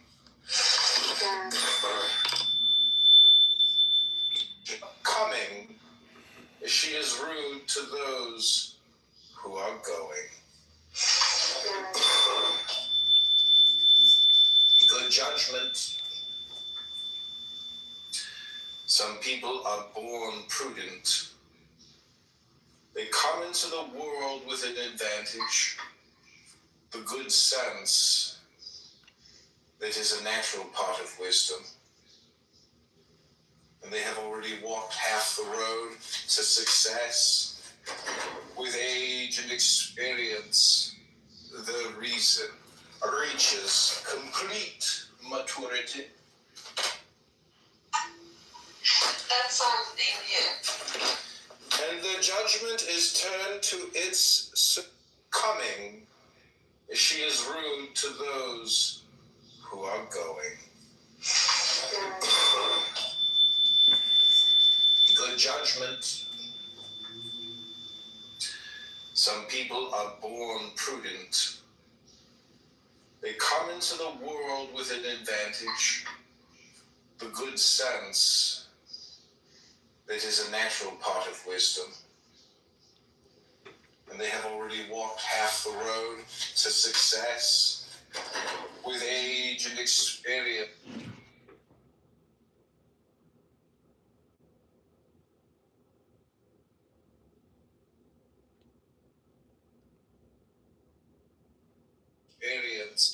Amid different sorts of perfection, this is a rarity. There is no hero without some sublime quality. With hardship, ease. Mediocrity Remember we, and I will remember you. never wins applause. Eminence at some lofty pursuit redeems us from ordinary vulgarity, raising us to the exceptional. To be eminent in a lowly occupation is to be something and very little. The more comfort, the less glory. To be exceptional at superior things gives you a sovereign character. It wins admiration and gains the goodwill of others. Amid different sorts of perfection, this is a rarity. There is no hero without some sublime quality. With hardship, ease. Mediocrity Remember we, and I will remember you. never wins applause. Eminence at some lofty pursuit redeems us from ordinary vulgarity, raising us to the exceptional. To be eminent in a lowly occupation is to be something and very little. The more comfort, the less glory. To be exceptional at superior things gives you a sovereign character. It wins admiration and gains the goodwill of others. Amid different sorts of perfection, this is a rarity. There is no hero without some sublime quality. With hardship, ease. Mediocrity Remember we, and I will remember you. never wins applause. Eminence at some lofty pursuit redeems us from ordinary vulgarity, raising us to the exceptional. To be eminent in a lowly occupation is to be something and very little. The more comfort, the less glory. To be exceptional at superior things gives you a sovereign character. It wins admiration and gains the goodwill of others. Amid different sorts of perfection, this is a rarity. There is no hero without some sublime quality. With hardship, ease. Mediocrity Remember we, and I will remember you. never wins applause. Eminence at some lofty pursuit redeems us from ordinary vulgarity, raising us to the exceptional. And it deserves a fatal punishment. The worth of a prime minister never detracted from the greatness of his master. To the contrary, all the credit for success falls upon its principal cause, as does criticism in the case of failure. It is superiors who win the renown. One never says he had good or bad ministers, but he was a good or bad craftsman. So choose carefully. Examine your ministers. To them you are entrusting your immortal fate.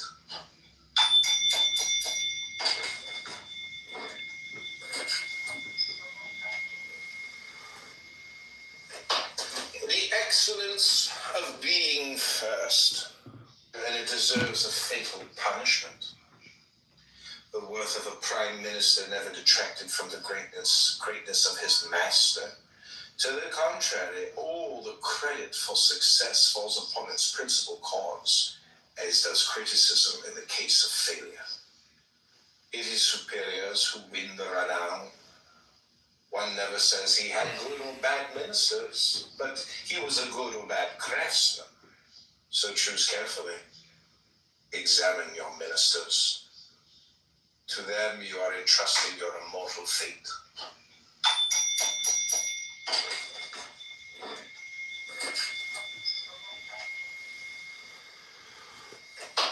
The excellence of being first are the firstborns of fame, and the children who follow are left to file lawsuits for the daily bread.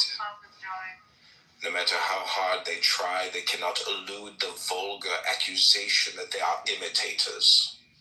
Prodigious, subtle people have always invented new ways to achieve eminence, provided that prudence makes their adventures safe. Using novelty, wise people have found room in the roster of heroes. Some people would rather be first in second class than second in first.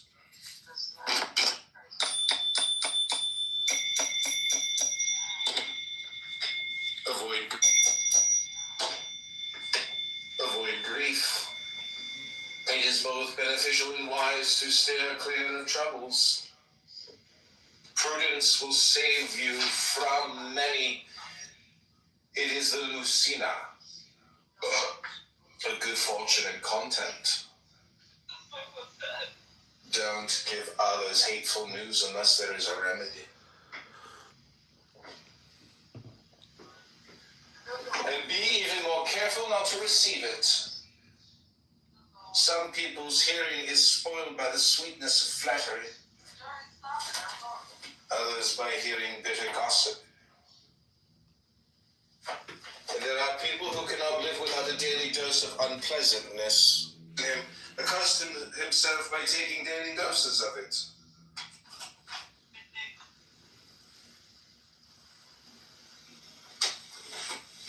Nor can you keep well by inflicting lifelong grief on yourself in order to please someone else, even if he is close to you. Never sin against your own happiness in order to please the person who counsels you and has nothing at stake in the matter. But giving pleasure to another involves giving grief to yourself. Remember this lesson. Better for the other person to feel grief now than for you to feel it later and with no hope.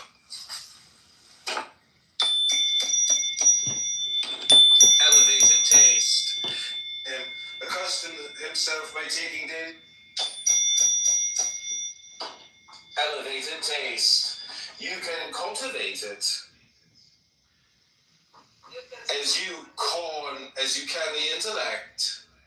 Full understanding whets the appetite and desire, and later sharpens the enjoyment of possession.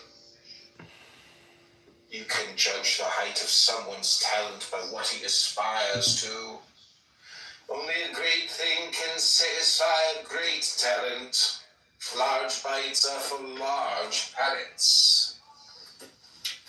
Lofty matters for lofty characters. Even the greatest excellences tremble before the person of refined taste.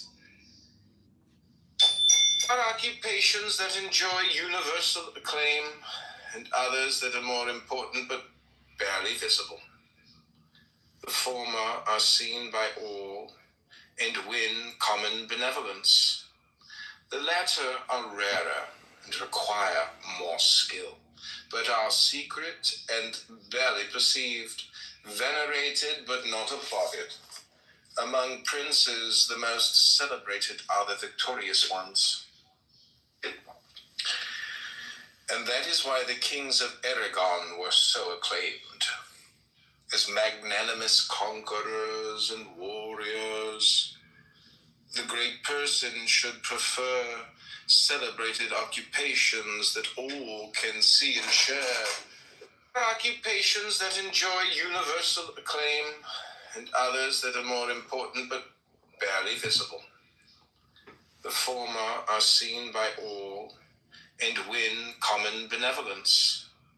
The latter are rarer and require more skill, but are secret and barely perceived, venerated but not applauded. Among princes, the most celebrated are the victorious ones. And that is why the kings of Aragon were so acclaimed. As magnanimous conquerors and warriors, the great person should prefer celebrated occupations that all can see and share. Occupations that enjoy successes go undone. Let the person who has light give it to others, and let those who lack it ask for it, the former with prudence, and the latter with discretion, merely dropping a hint. This delicacy is especially necessary when the person giving advice has something at stake. It is best to show good taste and to be more explicit only when insinuation is not enough. A no has already been given, and you can now search skillfully for a yes. Most of the time, things are not obtained because they were not attempted.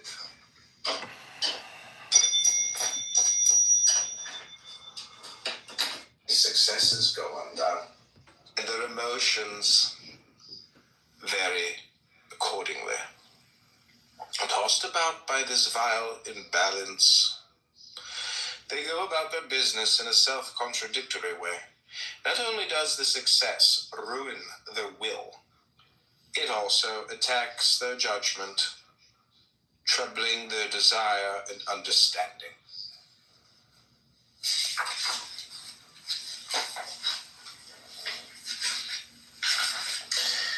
Know how to say no. Know how to say no. Know how to say their emotions ruin their will. It also attacks their judgment, troubling their desire and understanding.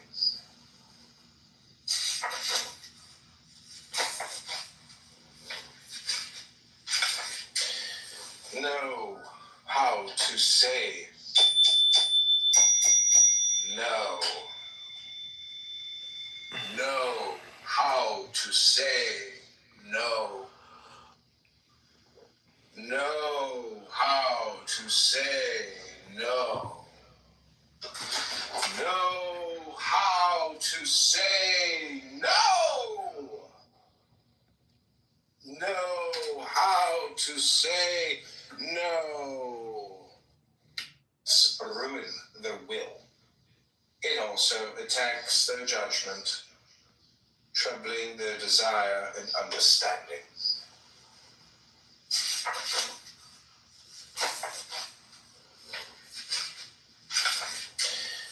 Know how to say no. Know how to say no. Know how to say no. Know how to say no. Know how to say no.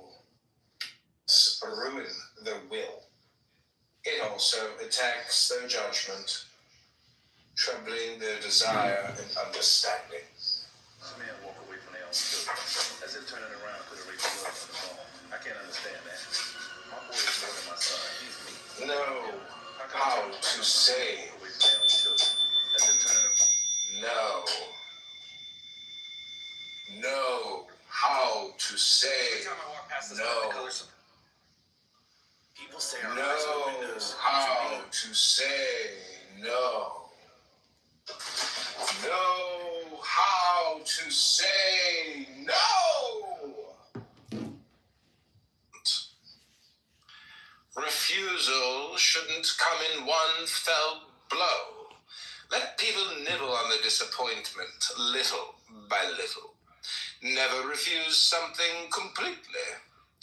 Others would no longer depend on you. There should always be some last remnants of hope to sweeten the bitterness of refusal. Let courtesy occupy the void where favor once stood, and good words compensate for a lack of action? No and yes are short words requiring long thought.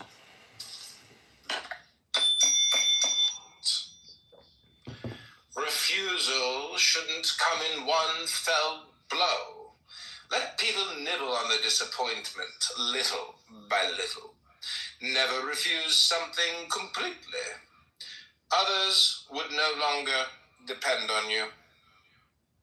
There should always be some last remnants of hope to sweeten the bitterness of refusal. Let courtesy occupy the void where favor once stood, and good words compensate for a lack of action. No and yes are short words requiring long thought.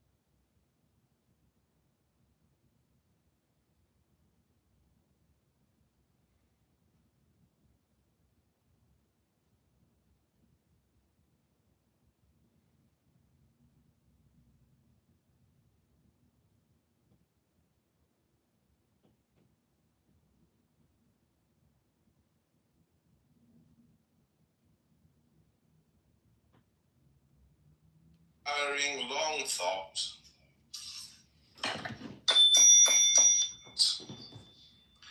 Refusal shouldn't come in one fell blow. Let people nibble on the disappointment little by little. Never refuse something completely. Others would no longer depend on you. There should always be some last remnants of hope to sweeten the bitterness of refusal.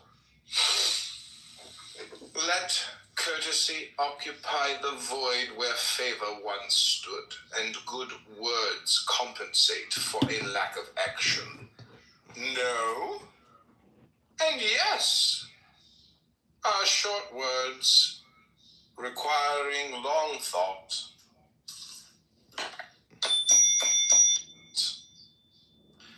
Refusal shouldn't come in one fell blow. Let people nibble and compensate for a lack of action. No and yes are short words requiring long thought.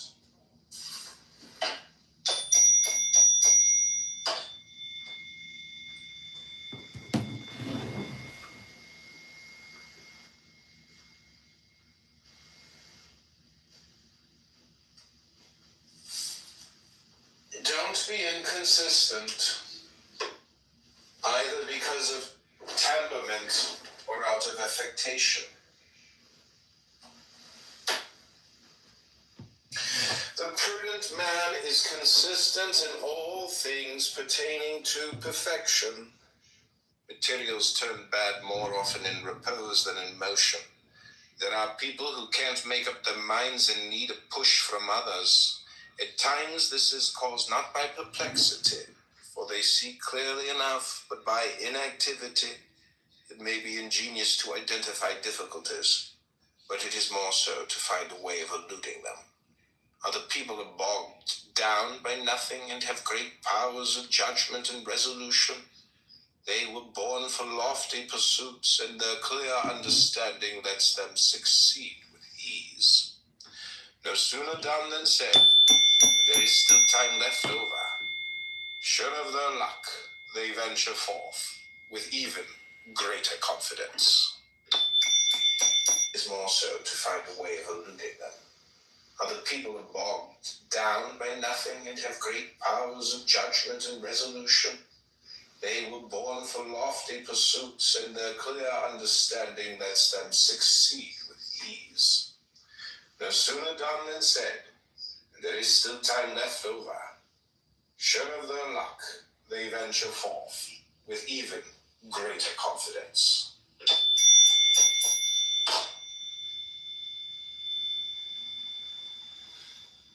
They are there, they want to get even by angering everyone. Because of their position, such people ought to belong to everyone, but their harshness and vanity makes them belong to no one. Courtly punishment for them. Avoid them entirely. Bestow your wisdom on others. Subnote Gonzalo de Cordoba, El Gran Capitan, the great captain. Military man known for his exploits in the war against the Moors and in southern Italy. They are there, they want to get even by angering everyone. Because of their position, such people ought to belong to everyone, but their harshness and vanity makes them belong to no one. Courtly punishment for them. Avoid them entirely. Bestow your wisdom on others. Subnote Gonzalo de Cordoba, El Gran Capitan, the great captain. Military man known for his exploits in the war against the Moors and in southern Italy. Entirely. Bestow your wisdom on others. Subnote Gonzalo de Cordoba, El Gran Capitan, the great captain. Military man known for his exploits in the war against the Moors and in southern Italy.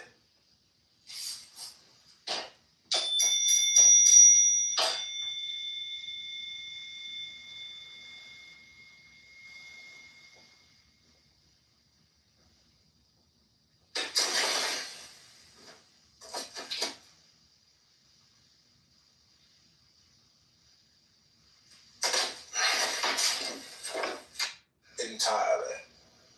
Bestow your wisdom on others. Subnote Gonzalo de Cordoba, El Gran Capitan, the great captain. Was laughably short of perfection. We treat him like a liar, never believing him. From one we fear deceit, from the other jest. One never knows when jokers are exercising the judgment, which is the same as not having any. No humor is worse than continual humor. Some win a reputation for wit and lose their wits. There are moments for joviality, but the rest of the time belongs to seriousness.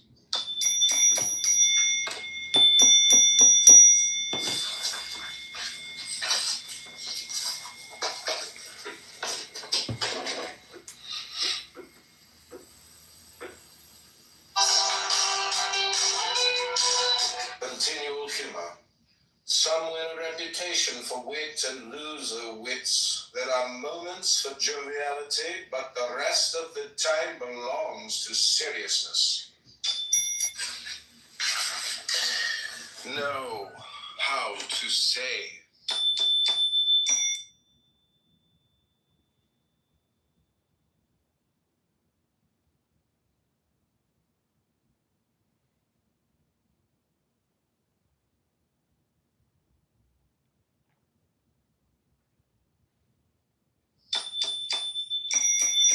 No. Know how to say no. Know how to say no. know. Know how to say no.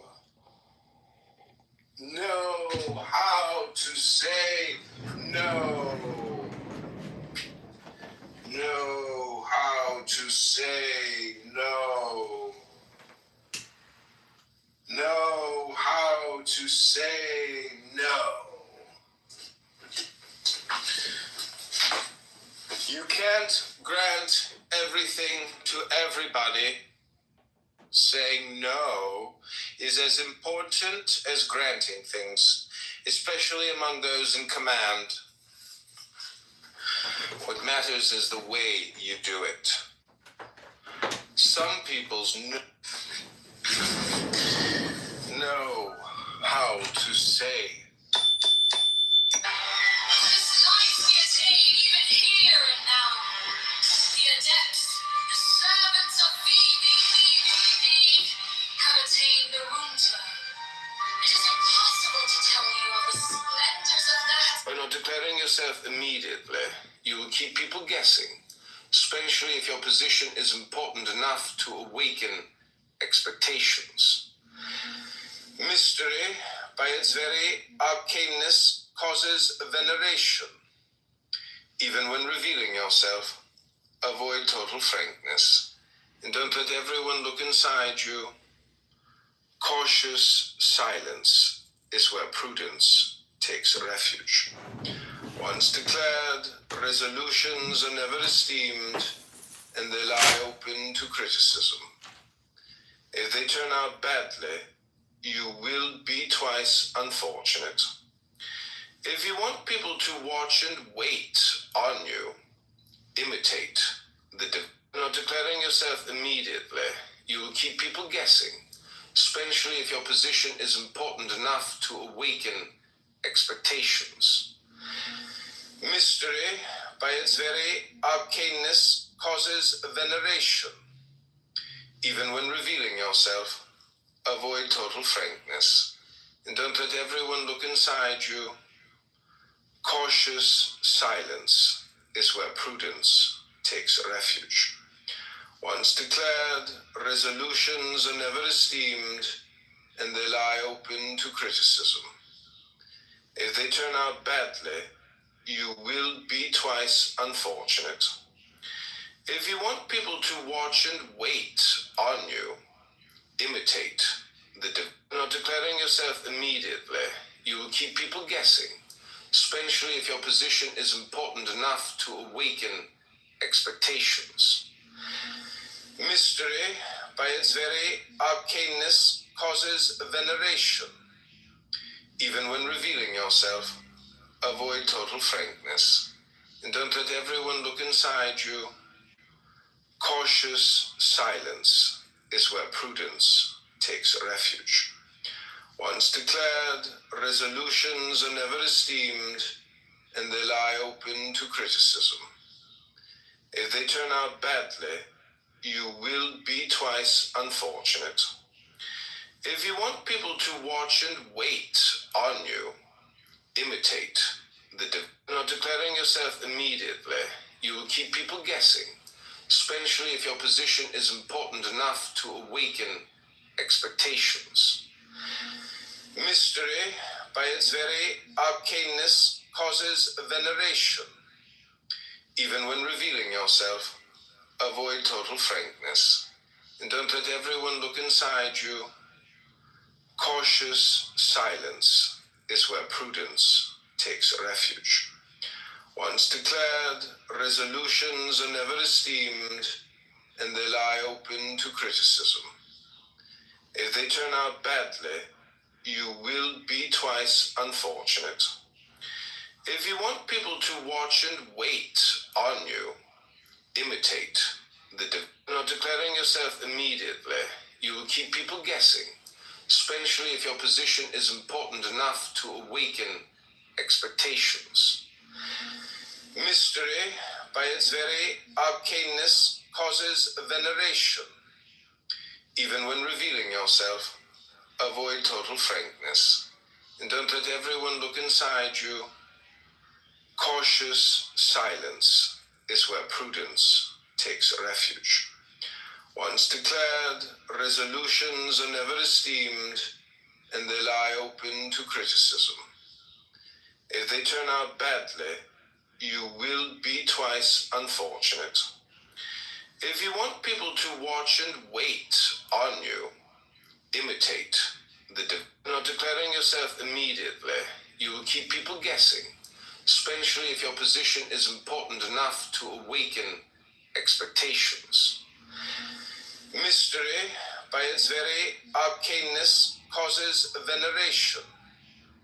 Even when revealing yourself, avoid total frankness, and don't let everyone look inside you. Cautious silence is where prudence takes refuge. Once declared, resolutions are never esteemed, and they lie open to criticism. If they turn out badly, you will be twice unfortunate. If you want people to watch and wait on you, imitate the not declaring yourself immediately. You will keep people guessing, especially if your position is important enough to awaken expectations. Mystery, by its very arcaneness, causes veneration. Even when revealing yourself, avoid total frankness, and don't let everyone look inside you. Cautious silence is where prudence takes refuge. Once declared, resolutions are never esteemed, and they lie open to criticism. If they turn out badly, you will be twice unfortunate. If you want people to watch and wait on you, imitate the not declaring yourself, for hope remembers and gratitude forgets. You will get more from dependence than from courtesy.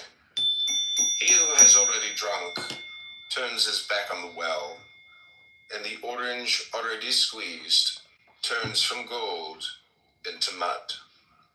When there is no longer dependence, good manners disappear, and so does esteem. The most important lesson experience teaches is to maintain dependence and entertain it without satisfying it. This can hold even a king, but don't carry it too far, leading others astray by your silence or making their ills incurable for your own good. A mind being surpassed in good fortune, character, or temperament, but no one, especially not a sovereign, likes to be surpassed in intelligence. For this is the king of attributes. Any crime against it is lèse-majesté. Sovereigns want to be so in what is most important. Princes like to be helped, but not surpassed. When you counsel someone, you should appear to be reminding him of something he had forgotten, not of the light he was unable to see. It is the stars who teach us this subtlety. They are brilliant suns, but they never dare to outshine the sun. Yes. No country, not even the most refined, has ever escaped some innate defect or other, and these weaknesses are seized on by neighboring countries as defense or consolation. It is a triumph to correct, or at least dissimulate, such national faults. By doing so, you will be revered as unique among your people, for what is least expected is most valued. Other defects are caused by one's lineage, condition, occupation, and by the times. If all these defects come together in one person, and no care is taken to foresee and correct them, they produce this. Enjoy the company of people of understanding. What you say will be rewarded with applause. What you hear with learning. What draws us to others ordinarily is our own interest, and here that interest is ennobled.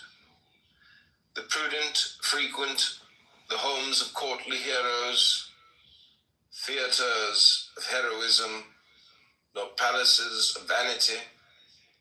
Some are renowned for their learning and good judgment, oracles of all greatness through example and friendship.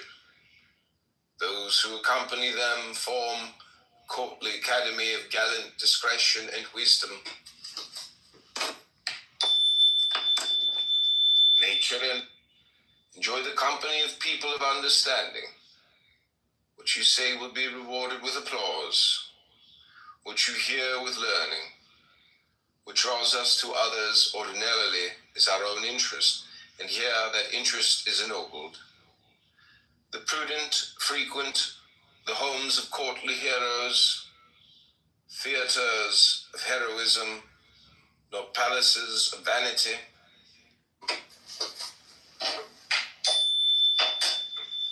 Nature and art, material and labor, all beauty requires help. Perfection turns into barbarism unless ennobled by artifice. Artifice rescues the bad and perfects the good. Nature often lets us down when we most need her. Let us turn to art. The best disposition is unrefined without her. Perfection is only half itself without culture. People seem rough and rude without artifice. Perfection requires polish. That its guile has been penetrated and tries to deceive by telling the truth. Changing strategies. It beguiles us with its apparent lack of guile. It bases its cunning on the greatest candor. But observation comes forward, sees through all this, discovers the shadows that are cloaked in light. It deciphers intention, which is most hidden when most simple. Thus does the cunning of Python struggle against the candor of the penetrating rays of Apollo. Subnote the huge serpent killed by Apollo at the foot of Parnassus. Number 14, both reality and manner. We have little to live and much to know, and you cannot live if you do not know. It takes uncommon skill to study and learn without effort, to study much through many, and know more than all of them together. Do this, and you will go to a gathering and speak for many. You will speak for as many sages as counseled you, and will win fame as an oracle, thanks to the sweat of others. Choose a subject, and let those around you serve up quintessential knowledge. If you can make knowledge your servant, make it your friend. Sages as counseled you, and will win fame as an oracle, thanks to the sweat of others. Choose a subject, and let those around you serve out quintessential knowledge. If you can make knowledge your servant, make it your friend. This will confuse people, especially your rivals, and awaken their curiosity and attention. If you always act on your first intention, others will foresee it and thwart it. It is easy to kill the bird that flies in a straight line, but not one that changes its line of flight. Don't always act on your second intention either. Do something twice, and others will discover the ruse. Malice is ready to pounce on you. You need a good deal of subtlety to outwit it. The consummate player never moves the piece of his opponent expects him to, and less still the piece he wants him to move. Application and capacity. Eminence requires eminence outdoes itself. The mediocre people who apply themselves go further than the superior people who don't. Work makes worth. You purchase reputation with it. Some people are unable to apply themselves to even the simplest tasks. Application depends almost always on temperament. It is all right to be mediocre. At an unimportant job, you can excuse yourself by saying you were cut out for nobler things, but to be mediocre at the lowest of jobs, rather than excellent at the highest, is no excuse at all. Both art and need never satisfies our preconceptions. The imagination feels cheated, and excellent leads more often to disappointment than to admiration. Hope is a great falsifier. Let good judgment bridle her so that enjoyment will surpass desire. Honorable beginnings should serve to awaken curiosity, not to heighten people's expectations. We are much better off when reality surpasses our expectations, and something turns out better than we thought it would. This rule does not hold true for bad things. When an evil has been exaggerated, its reality makes people applaud. What was feared as ruinous comes to seem tolerable. Ever satisfies our preconceptions. The imagination feels cheated, and excellent leads more often to disappointment than to admiration. Hope is a great falsifier. Let good judgment bridle her so that enjoyment will surpass desire. Honorable beginnings should serve to awaken curiosity, not to heighten people's expectations. We are much better off when reality surpasses our expectations, and something turns out better than we thought it would. This rule does not hold true for bad things. When an evil has been exaggerated, its reality makes people applaud. What was feared as ruinous comes to seem tolerable. Curiosity, not to heighten people's expectations. We are much better off when reality surpasses our expectations, and something turns out better than we thought it would. This rule does not hold true for bad things. When an evil has been exaggerated, its reality makes people applaud. What was feared as ruinous comes to seem tolerable.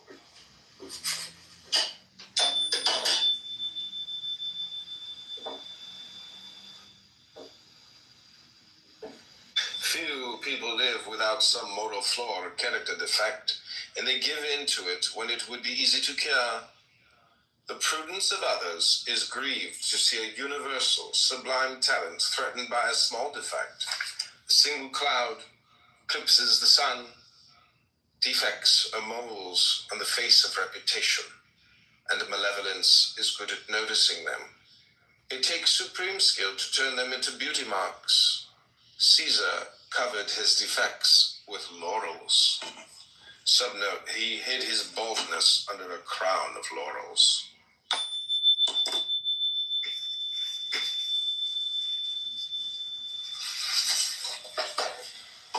On the face of reputation, and malevolence is good at noticing them. It takes supreme skill to turn them into beauty marks. Caesar covered his defects with laurels. Tricked them to lie. They vary according to taste. Everyone idolizes something. Some want to be well thought of. Others idolize profit. And most people idolize pleasure. The trick is to identify the idols that can set people in motion. It is like having the key to someone else's desires. Go for the prime mover, which isn't always something lofty and important. Usually it is something low, for the unruly outnumber the well-ruled. First size up someone's character, and then touch on his weak point. Tempt him with his particular pleasure, and you'll checkmate his will. Victim to lie. They vary according.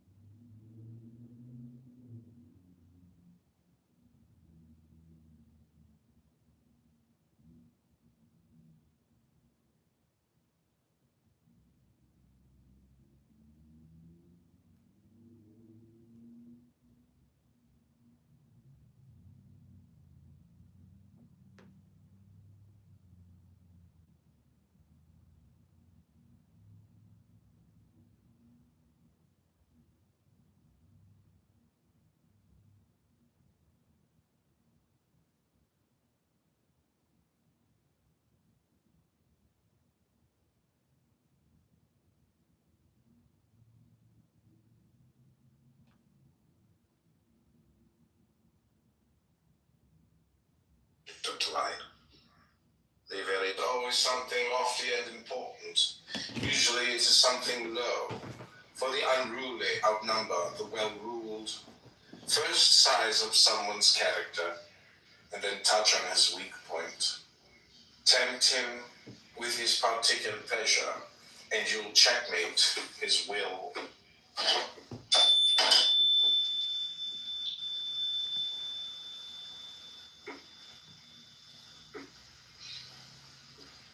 Politicians cunningly disguise her. She is not afraid to set aside friendship, power, and even her own good. And this is when people disown her. Clever people spin subtle sophistries and speak of their laudable higher motives or reasons of security. But the truly faithful person considers deceit a sort of treason, is prouder to be steadfast than clever, and is always found on the side of truth. If he differs with others, it isn't because of any fickleness of his own, but because others have abandoned the truth. Politicians cunningly disguise her. Others have abandoned the truth. Don't occupy yourself with disreputable things, even less with chimerical ones that bring more scorn than renown. Caprice is found in many sects, and the same person should flee from all of them. There are people with extravagant tastes who embrace anything wise people repudiate. They take pleasure in any sort of eccentricity. And although this makes them well known, they are more often laughed at than renowned. The trick is to know what cards to get rid of. The least card in the winning hand in front of you is more important than the best card in the losing hand you lay down. When in doubt, it is good to draw near the wise and the prudent. Sooner or later, they will be fortunate. Be known for pleasing others, especially if you govern them. It helps sovereigns to win the good graces of all. Ruling others has one advantage. You can do more good than anyone else. Friends are those who do friendly things. Some people are intent on not pleasing, not because it is burdensome, but simply out of nastiness. In everything they oppose the divine communicability. Quit while you're ahead. All the best gamblers do. A fine retreat matters as much as a stylish attack. As soon as they are enough, even when there are many cash in your deeds, a long run of good fortune is always suspicious. You're safer when good luck alternates with bad, and besides, that makes for bittersweet enjoyment. When luck comes racing in on us, it is more likely to slip and smash everything to pieces. Sometimes Lady Luck compensates us, trading intensity for duration. She grows tired when she has to carry someone on her back for a long time.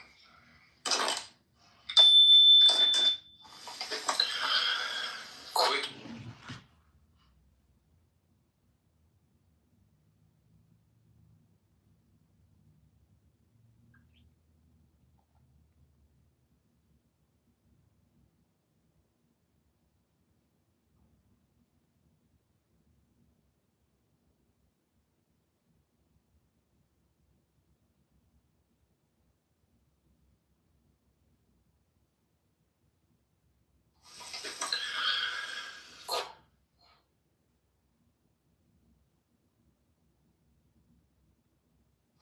Smash everything to pieces.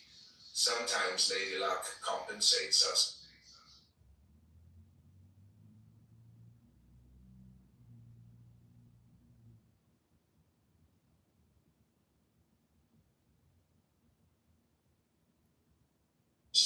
As though they wanted to show a skip. No, how to say no.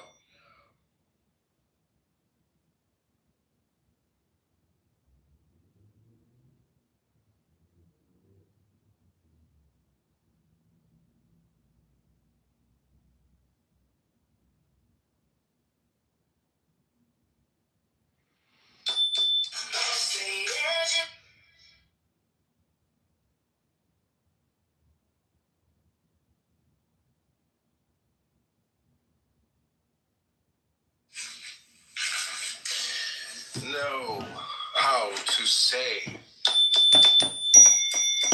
no. Know how to say no. Know how to say no. No.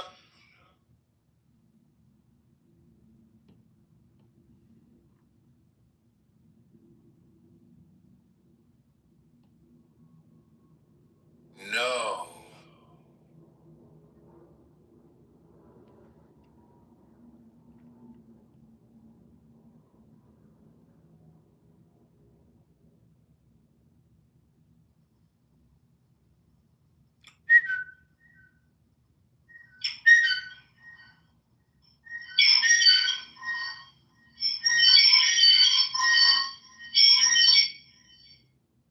Did you experience inappropriate behavior from a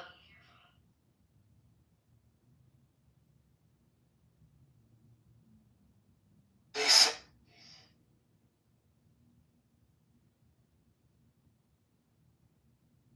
Oh boy, did your shirt just surrender? Oh boy, this place needs a little more hype.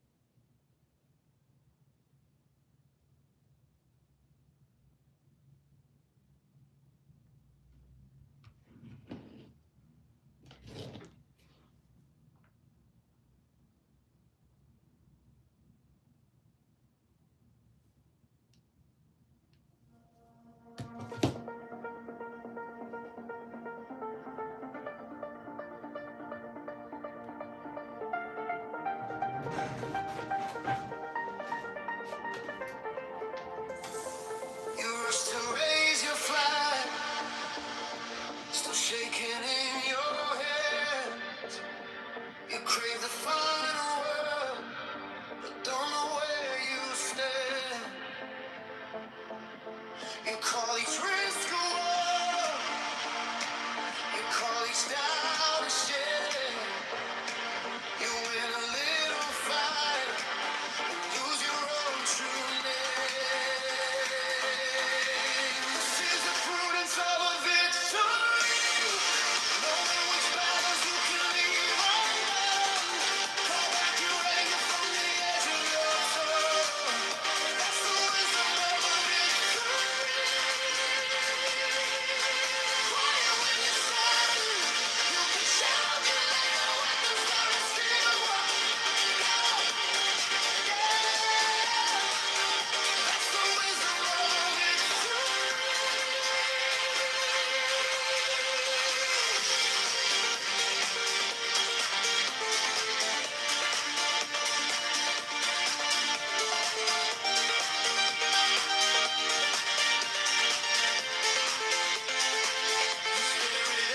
Every bruise is proof that you were right. But pride's a heavy sheet, it steals the soft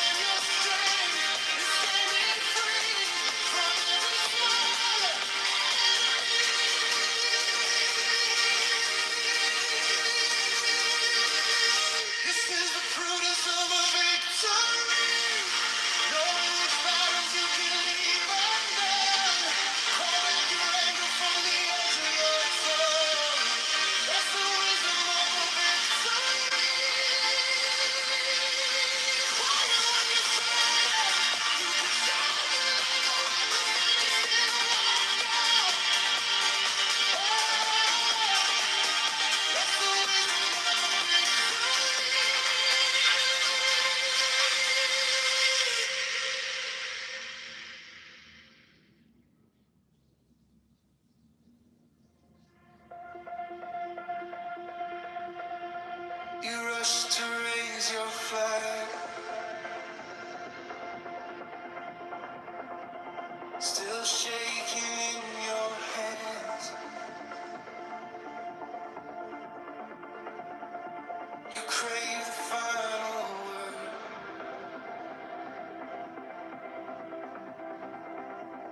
Don't know where you stand. You call it to risk the war. You call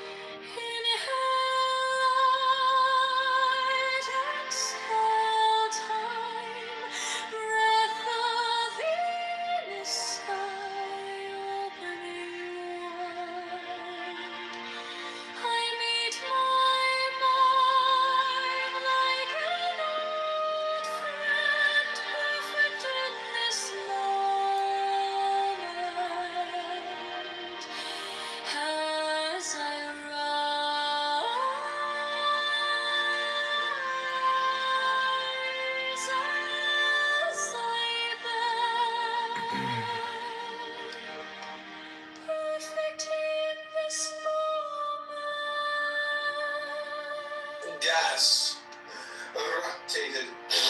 It was not fair. Softly sing. A teacher in a humble robe walking through me. Wisdom speaks, not in sound. In the space between one breath and the next one found. Inhale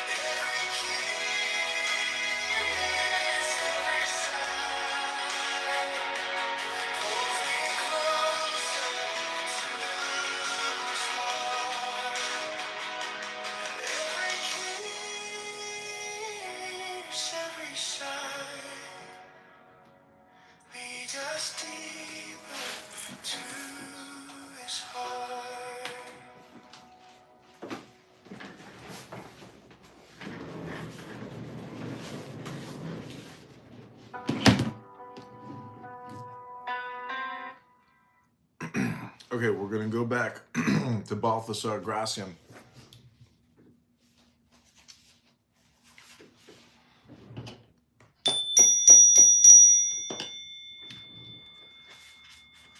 Adapt yourself to everyone else, a Proteus of discretion. Learned with the learned, saintly with saints. This is a great way to capture the goodwill of others, for similarity generates benevolence. Observe people's temperaments and adapt yourself accordingly. Whether you're with a serious person or with a jovial one, follow the current and politely transform yourself. This is especially true of those who depend on others. It is a great stratagem for living prudently, and it requires much capacity. It is less difficult for the person with a well-informed intellect and varied tastes.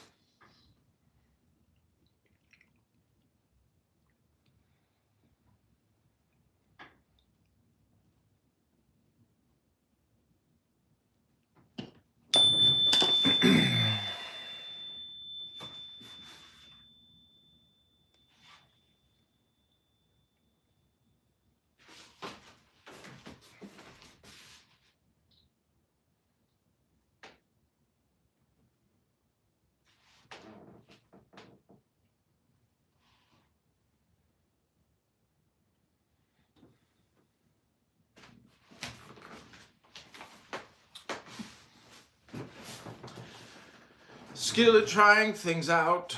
Folly always rushes into action, for all fools are bold. The very simplicity which prevents them from foreseeing danger keeps them from worrying about their reputation. But prudence enters with great care. Caution and penetration precede her, beating the bushes so that she can advance safely. Discretion sentences hasty action to failure, though fortune sometimes issues a pardon. Go slowly when you fear the depths. Let shrewdness feel its way forward, and prudence steer you toward firm ground. These days there are pitfalls in dealing with others, and it is best to fathom things as you go along.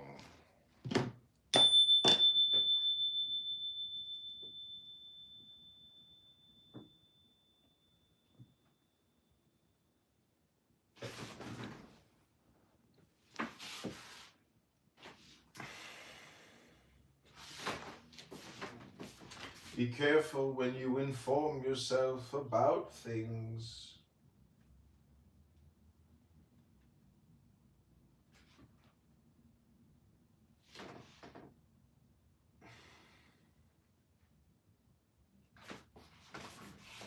Much of our lives is spent gathering information. We see very few things for ourselves and live trusting others. The ears are the back door of truth and the front door of deceit. Truth is more often seen than heard. Seldom does it reach us unalloyed, even less so when it comes from afar. It is always blended with the emotions it has passed through. Emotion taints everything it touches, making it odious or favorable. It tries always to impress us one way or another. Be more careful with someone who is praising than with someone who is criticizing. Discover what axe he is grinding, on what side he is limping, where he is heading. Beware of the false and the faulty.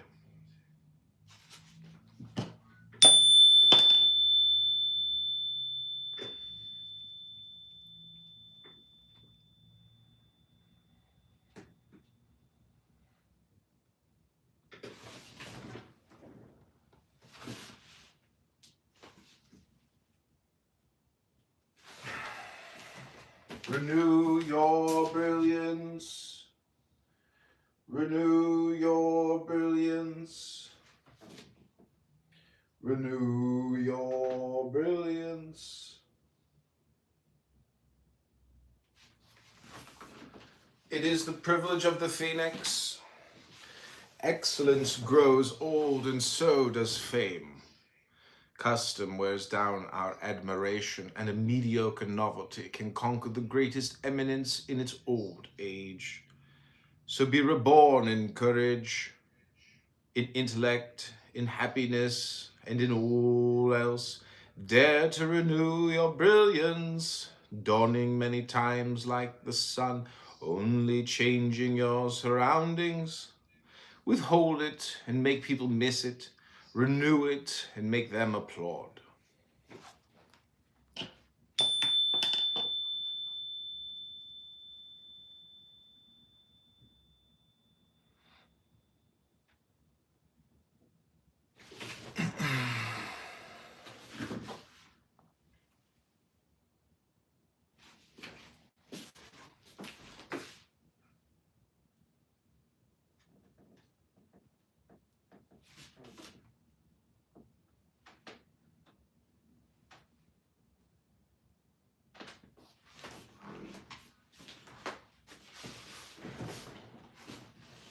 Neither all bad nor all good. A certain sage reduced the whole of wisdom to the golden mean. Carry right too far and it becomes wrong. The orange squeezed completely dry gives only bitterness. Even in enjoyment, you shouldn't go to extremes. The intellect itself will go dry if pressed too hard. And if you milk a cow like a tyrant, you will draw only blood.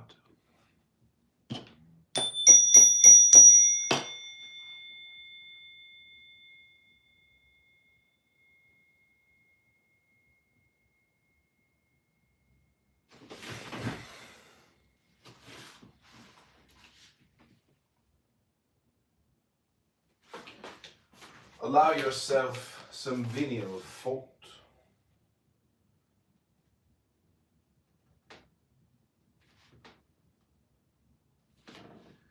An act of carelessness can sometimes be the best way to help others see your talents. Envy often ostracizes people. The more civil it is, the more criminal. It accuses what is very perfect of sinning by not sinning, and it condemns complete perfection. It makes itself into an Argos, looking for the faults in excellent things, if only to console itself. Like lightning, censure strikes the highest places. So let Homer nod at times, pretend that your intelligence or courage, though not your prudence, has committed some act of carelessness. That way malevolence will calm down and not burst its bubble of poison. This is like waving a red cape in front of the bull of envy in order to escape with immortality.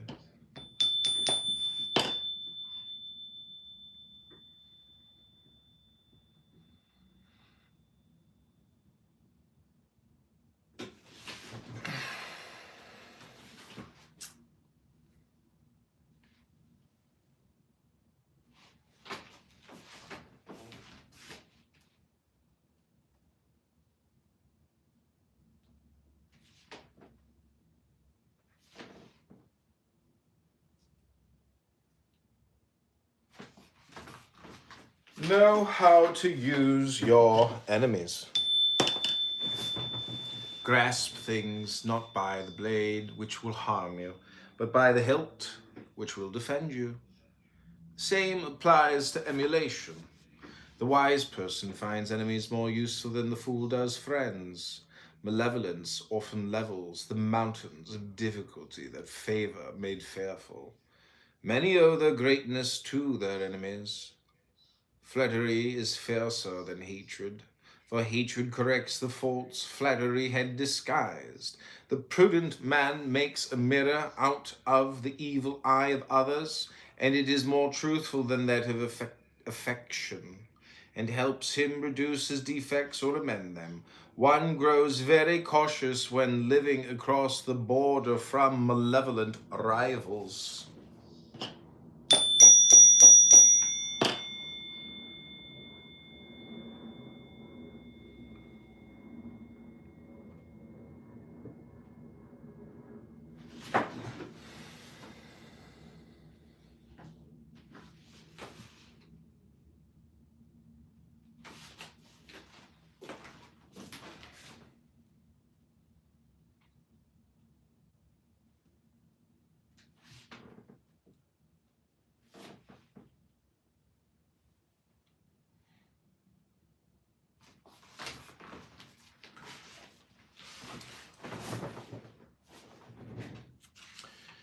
Don't be the wild card. The wild card or joker, the one that can be anything its holder pleases. Excellent things are easily abused. When everyone covets something, they are easily annoyed by it. It is a bad thing to be good for nothing, but worse to be good for everything. Some lose because they win so often, and soon they are as despised as they once were desired. Such wild cards are found in every sort of perfection. They lose their initial reputation for uniqueness and are scorned as common. The remedy for extremes is not to exceed the golden mean in displaying your gifts. Be excessive in your perfection, but moderate about showing it. The brighter the torch, the more it consumes itself, and the less it lasts. To win true esteem, make yourself scarce.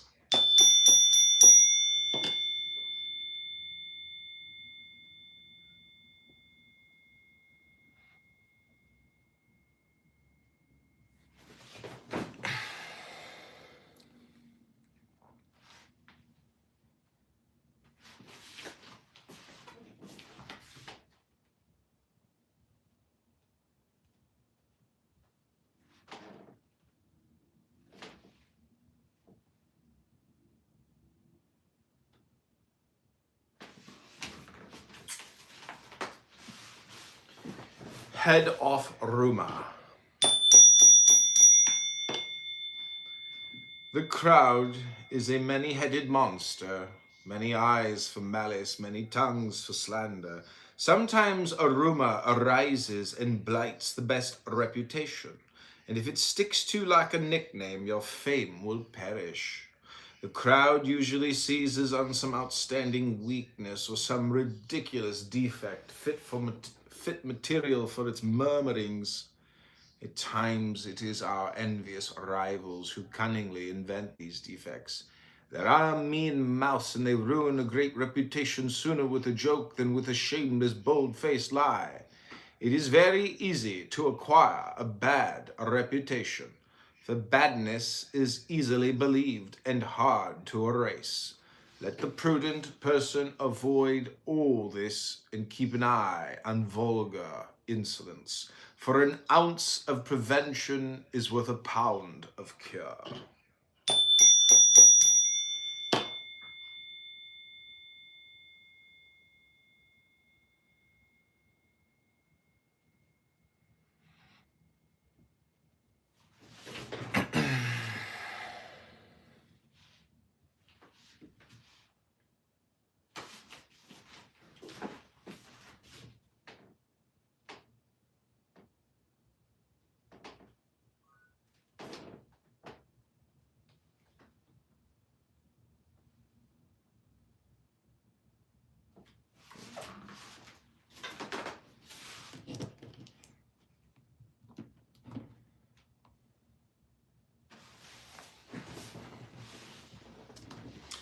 Culture and refinement. Man is born a barbarian. Culture raises him above the beast. Culture turns us into true persons. The more culture, the greater the person. In that belief, Greece called the rest of the universe barbarian. Ignorance is rough and rude. There is nothing more cultivating than knowledge. But wisdom herself is coarse when polish is lacking. Not only must understanding be refined, but also our desires and especially our conversation. Some people show a natural refinement both in their inner and outer gifts, the concepts and words in the bodily adornment, which is like the bark, and their spiritual gifts, the fruit. Others are so gross that they tarnish everything, even their fine qualities, with an unbearable barbaric sloppiness.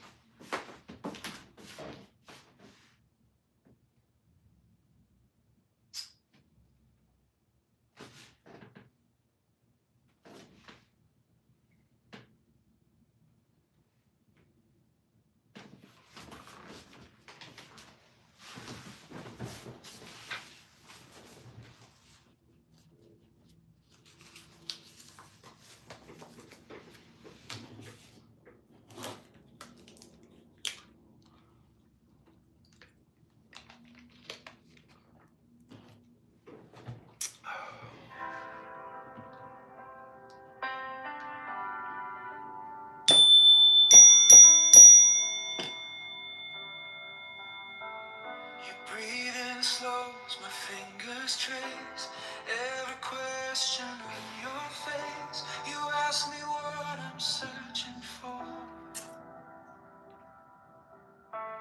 Your eyes go deep like midnight skies. I lose my words, I find his light shining where your shadows were before.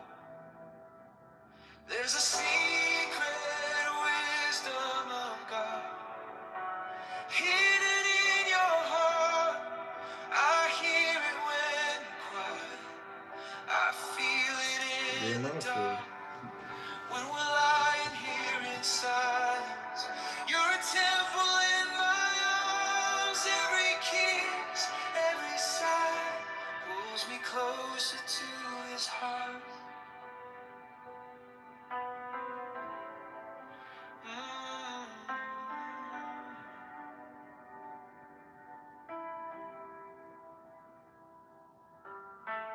You close your eyes, I close mine too. I talk to him while holding you. Every breath a quiet little prayer. Your head on me, my hands in yours. I never knew a love like this before. He answers me by keeping you right there. There's a secret wisdom of God hidden in your heart. I hear it when you quiet. I feel it in the dark.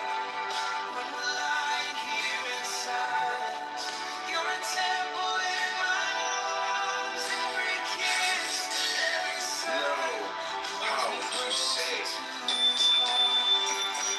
teach me how to love like he always planned. Let this soft devotion be our sacred land.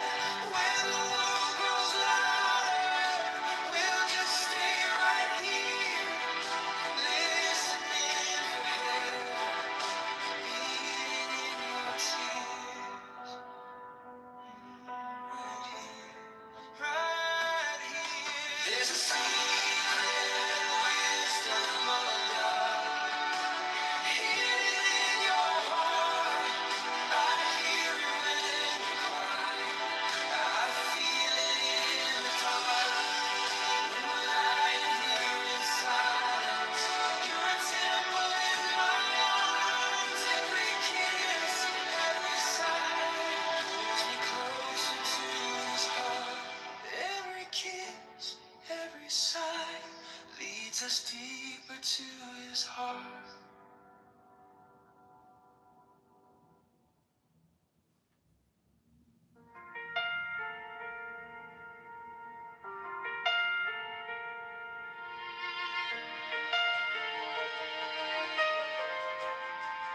You're the stillness in my breathing, every pause between my prayers. I was chasing every answer. You were waiting in the air. There's a secret wisdom of God hiding right here in your eyes. Every heartbeat feels like scripture. Every kiss, another sign. If I lose all words and doctrines, let me lose them in your arms. 'Cause this secret wisdom of God. Adapt yourself to everyone else. A Proteus of discretion. Learned with the learned, saintly with saints. This is a great way to capture the goodwill of others, for similarity generates benevolence. Observe people's temperaments and adapt yourself accordingly. Whether you're with a serious person or with a jovial one, follow the current and politely transform yourself. This is especially true of those who depend on others. It is a great stratagem for living prudently, and it requires much capacity. It is less difficult for the person with a well-informed intellect, and adapt yourself accordingly. Whether you're with a serious person or with a jovial one, follow the current and politely transform yourself. This is especially true of those who depend on others. It is a great stratagem for living prudently, and it requires much capacity.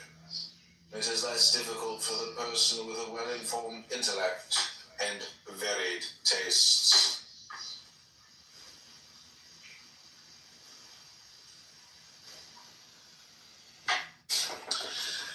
The skill of trying things out. Folly always rushes into action, for all fools are bold. The very simplicity which prevents them from foreseeing danger keeps them from worrying about their reputation. But prudence enters with great care. Caution and penetration precede her, beating the bushes so that she can advance safely. Discretion sentences hasty action to failure, though fortune sometimes issues a pardon. Go slowly when you fear the depths. Let shrewdness feel its way forward, and prudence steer you toward firm ground. These days there are pitfalls in dealing with others, and it is best to fathom things as you go along. And precede her, beating the bushes so that she can advance safely. Discretion sentences hasty action to failure, though fortune sometimes issues a pardon. Go slowly when you fear the depths. Let shrewdness feel its way forward, and prudence steer you toward firm ground. These days there are pitfalls in dealing with others, and it is best to fathom things as you go along.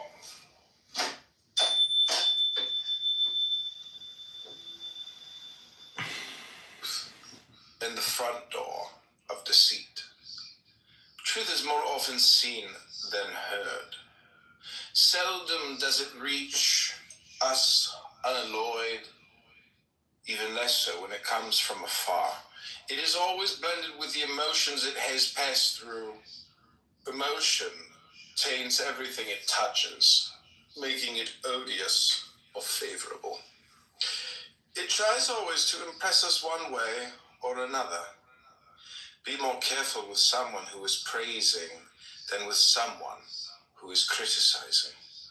Discover what axe he is grinding, on which side he is limping, where he is heading.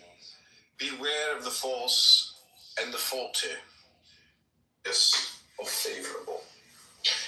It tries always to impress us one way or another. Be more careful with someone who is praising than with someone who is criticizing. Renew your brilliance. It is the privilege of the phoenix. Excellence grows old, and so does fame. Custom wears down our admiration, and a mediocre novelty can conquer the greatest eminence in its old age. So be reborn in courage, in intellect, in happiness, and in all else. Dare to renew your brilliance, dawning many times like the sun, only changing your surroundings. Withhold it and make people miss it. Renew it and make them applaud. Mediocre novelty can conquer the greatest eminence in its old age.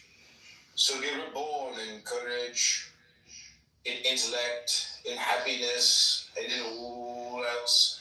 Dare to renew your brilliance.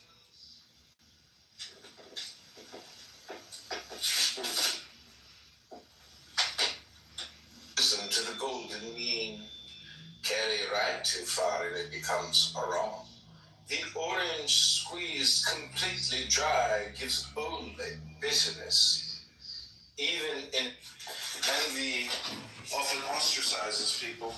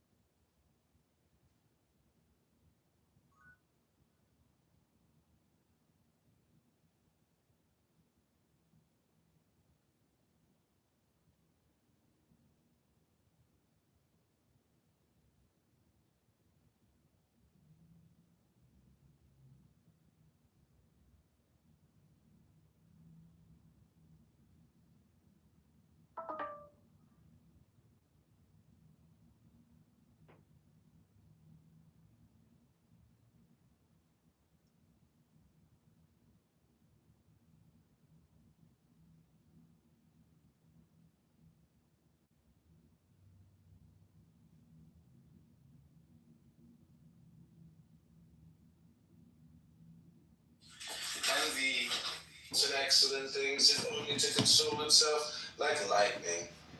Censure strikes the highest places. So let Homer nod at times, pretend that your intelligence or courage, though not your prudence, has committed some act of carelessness. That way malevolence will calm down and not burst its bubble of poison. This is like waving a red cape in front of the bull of envy in order to escape with immortality. Things not by the blade which will harm you, but by the hilt which will defend you. The same applies to emulation. The wise person finds enemies more useful than the fool does friends. Malevolence often levels the mountains of difficulty that favor made fearful.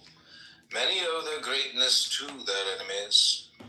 Flattery is fiercer than hatred, for hatred corrects the faults flattery had disguised. The prudent man makes a mirror out of the evil eye of others, and it is more truthful than that of affection, and helps him reduce his defects or amend them.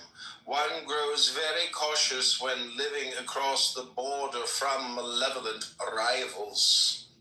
Things not by the blade which will harm you, but by the hilt which will defend you. The same applies to emulation. The wise person finds enemies more useful than the fool does friends. Malevolence often levels the mountains of difficulty that favor made fearful. Many owe their greatness to their enemies. Flattery is fiercer than hatred, for hatred corrects the faults flattery had disguised. The prudent man makes a mirror out of the evil eye of others, and it is more truthful than that of affection, and helps him reduce his defects or amend them.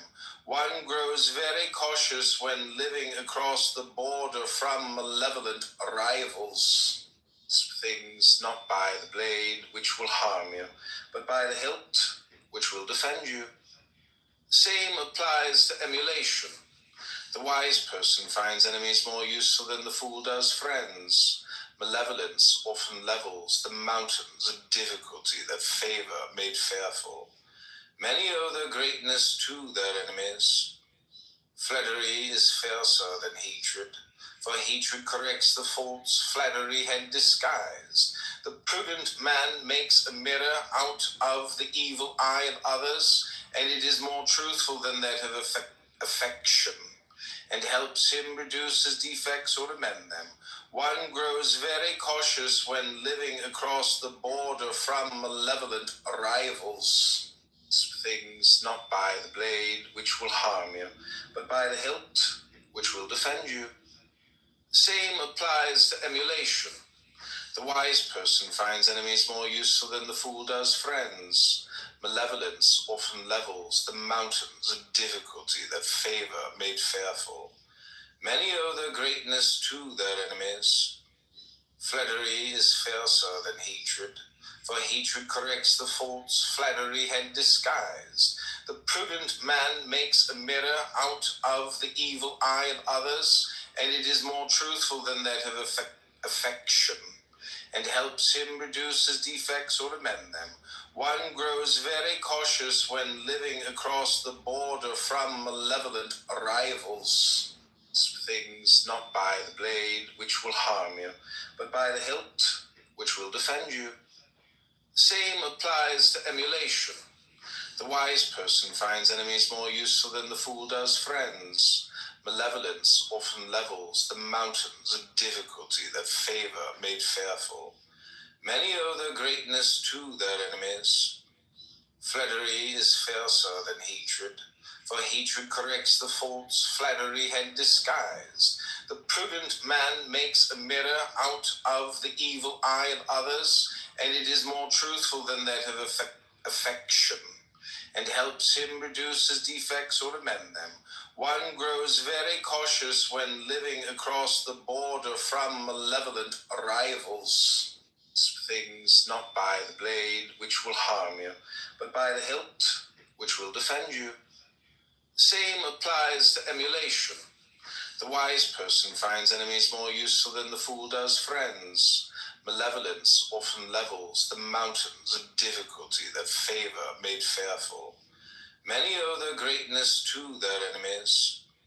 Flattery is fiercer than hatred, for hatred corrects the faults flattery had disguised. The prudent man makes a mirror out of the evil eye of others, and it is more truthful than that of affection, and helps him reduce his defects or amend them.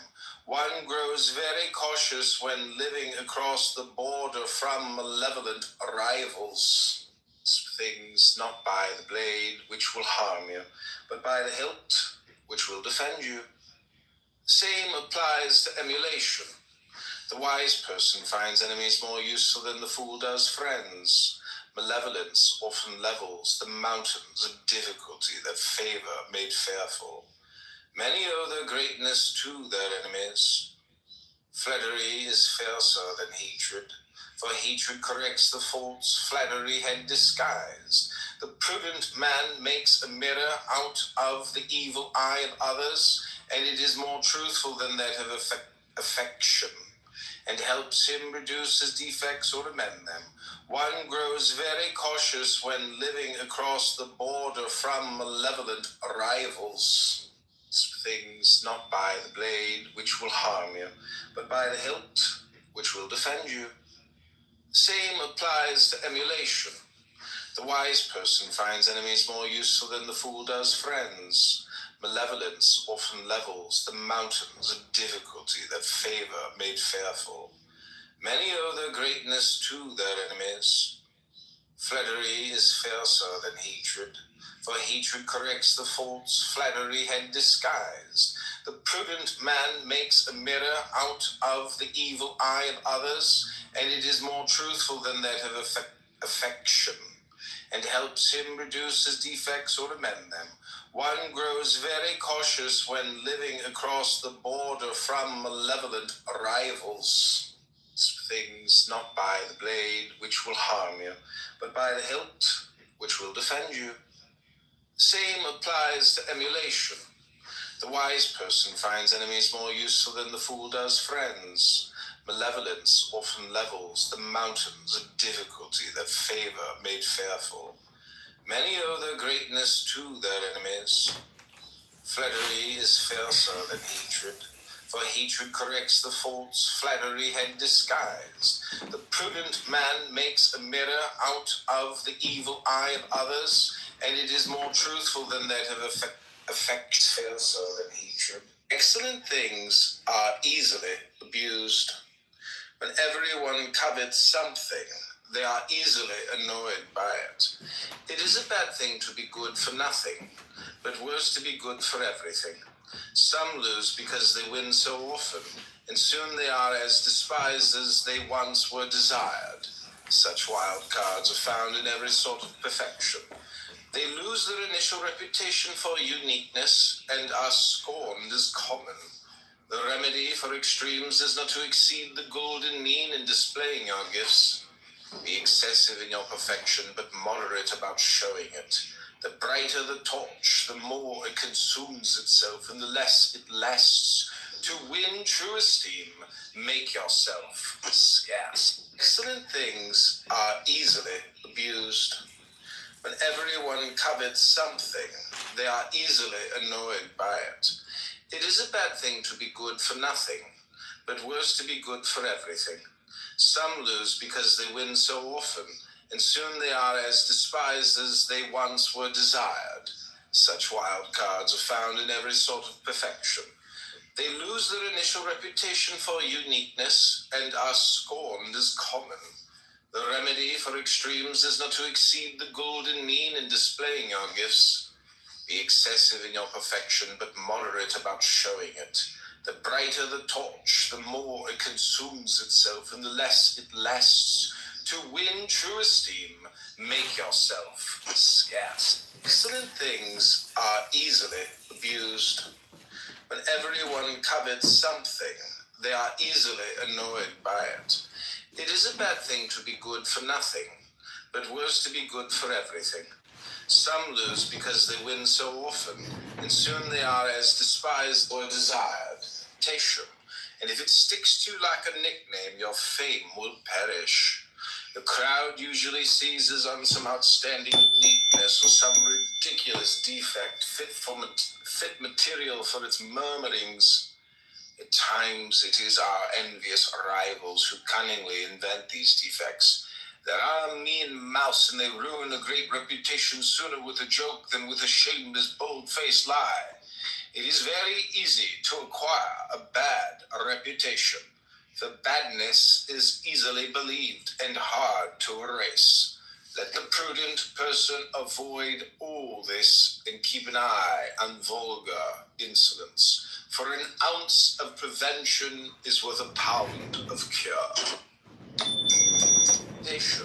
And if it sticks to you like a nickname, your fame will perish. The crowd usually seizes on some outstanding weakness or some ridiculous defect fit material for its murmurings. At times it is our envious rivals who cunningly invent these defects. There are a mean mouse, and they ruin a great reputation sooner with a joke than with a shameless, bold-faced lie. It is very easy to acquire a bad reputation. The badness is easy.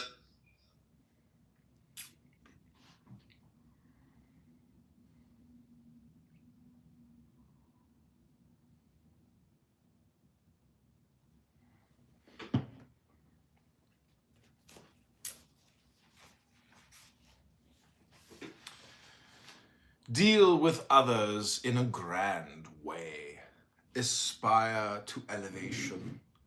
The great should never be petty.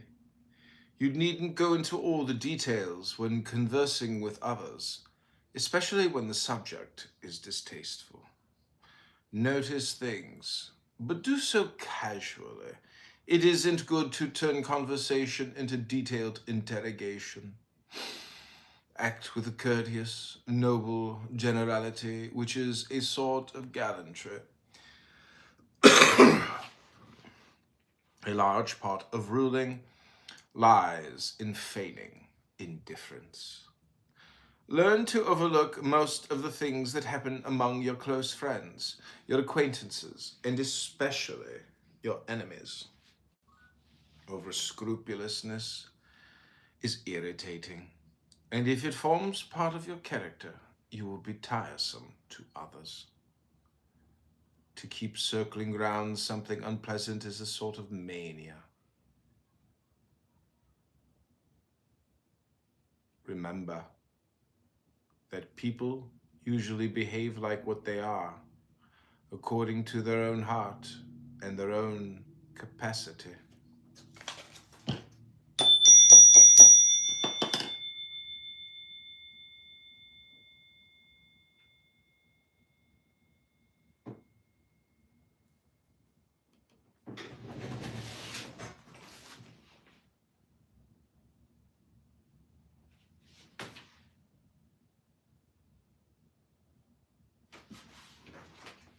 Know yourself, your character, intellect, judgment,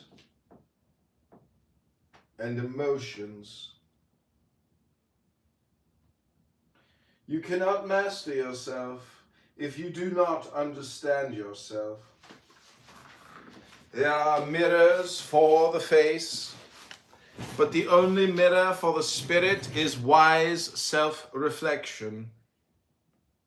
And when you stop caring about your outer image, try to amend and improve the inner one. In order to undertake matters wisely, gauge your prudence and perspicacity. Judge how well you measure up to a challenge. Plumb your depths. Weigh your resources. The art of living long, live well. Two things bring life to an early end: stupidity and depravity. Some lose their life by not knowing how to save it, others by not wanting to.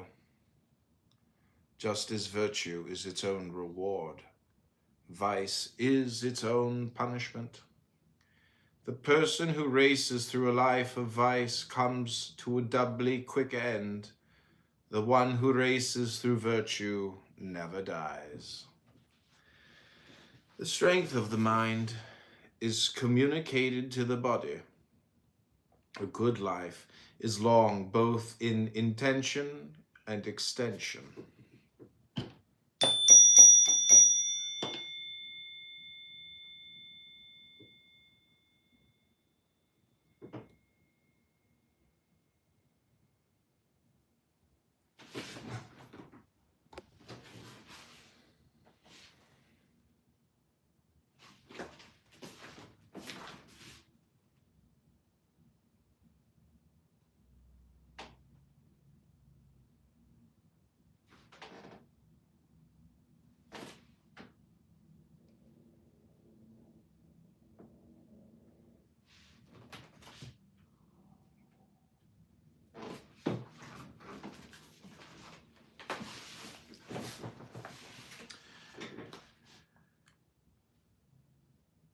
The art of living well, live well.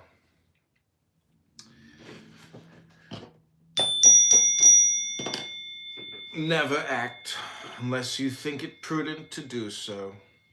If the person doing something suspects he will fail, it will be evident to the person watching, even more so when he is a rival. If your judgment wavers in the heat of emotion, you'll be thought a fool when things cool down. It is dangerous to undertake something when you doubt its wisdom. It would be safer not to act at all. Prudence refuses to deal in probability. It always walks under the midday sun of reason. How can something turn out well when caution started to condemn it the moment it was conceived? Even resolutions that pass the inner examination, nemine discrepante, often turn out badly. So what can we expect from those that reason doubted over and judgment considered rash? Transcendent wisdom, transcendent wisdom, transcendent wisdom, transcendent wisdom, transcendent wisdom. Transcendent wisdom. In every situation, this is the first and highest rule in acting and speaking. The more necessary, the greater and higher your occupation. An ounce of prudence is worth a pound of cleverness. It's more a matter of walking surely than of courting vulgar applause. A reputation for prudence is the ultimate triumph of fame. It is enough if you satisfy the prudent, whose approval is the touchstone of success. A universal man, a universal man, a universal man, a universal man. Possessing every perfection, he is equal to many men. He makes life ever so pleasant, communicating that enjoyment to his friends. Variety and perfection are what makes life delightful.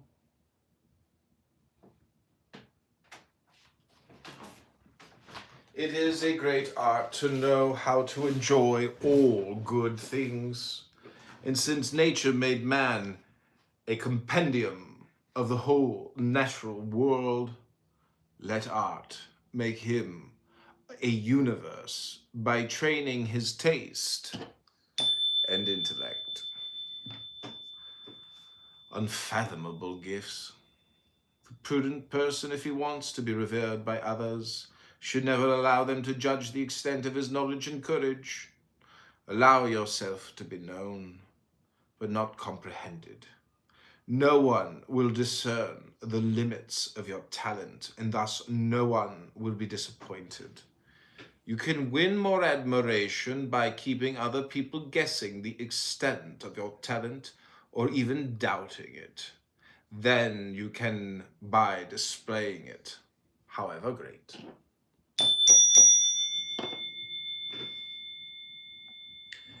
Keep expectations alive. Keep nourishing them. Let much promise more. And let great deeds make people expect still greater ones.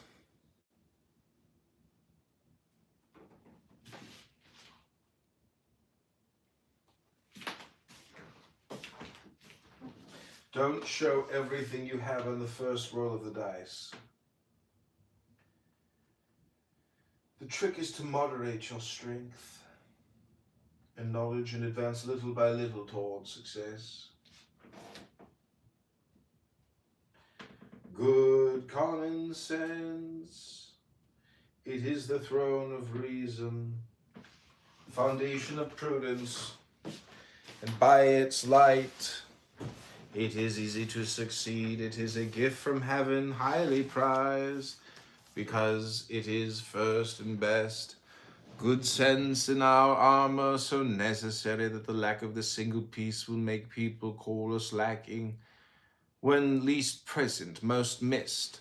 All actions in life depend on its influence, and all solicit its approval. For all depends on intelligence. It consists of a natural inclination to all that conforms most to reason, and to all that is most fit.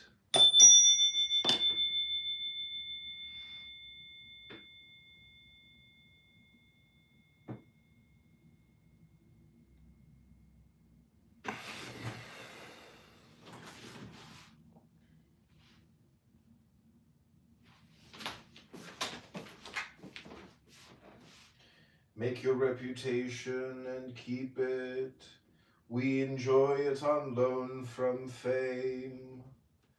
It is expensive, for it is born from eminence, which is as rare as mediocrity is common. Once attained, it is easily kept. It confers many an obligation, performs many a deed. It is a sort of majesty when it turns into veneration through the sublimity of its origin and sphere of action. Reputations based on substance are the ones that have always endured. Write your intentions in a cipher. Passions are the gates of the spirit. The most practical sort of knowledge lies in dissimulation. The person who shows his cards risks losing. Let caution and reserve combat the attentiveness of others. When your opponent sees into your reasoning like a lynx, conceal your thoughts like an inky cuttlefish. Let no one discover your inclinations. No one foresee them, either to contradict or to flatter them. Reality and appearance.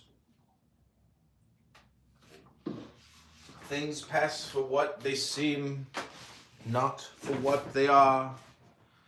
Only rarely do people look into them, and many are satisfied with appearances. It isn't enough to be right if your face looks malicious and wrong.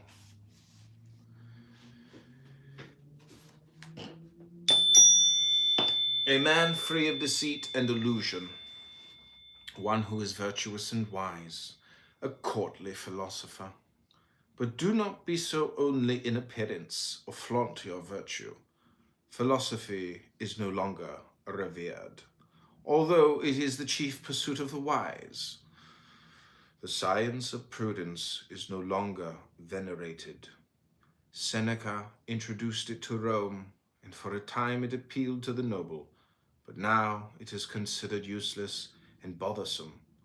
And yet freeing oneself from deceit has always been food for prudence and one of the delights of righteousness. Half the world is laughing at the other half, and folly rules over all. Either everything is good or everything is bad, depending on how you look at.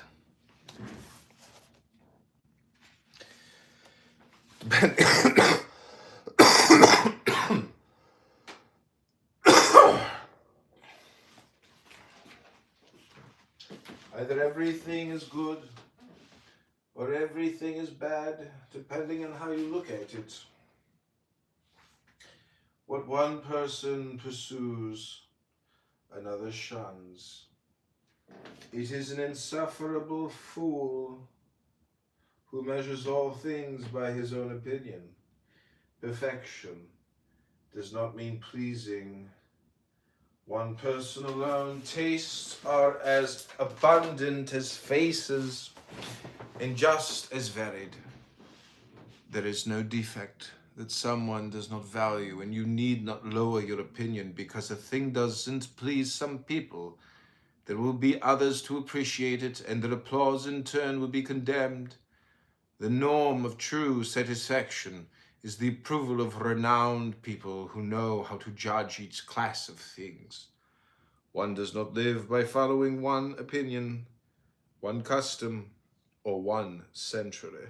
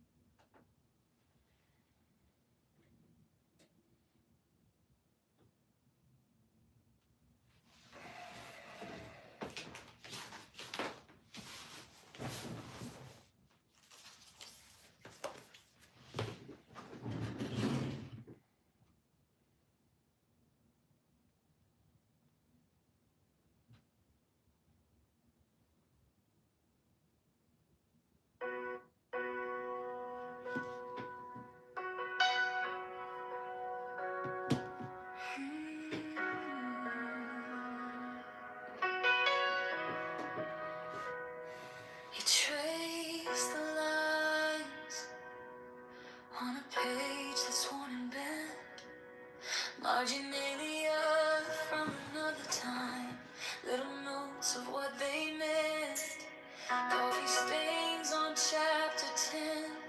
You say someone cried right here. All these quiet folded corners hold these.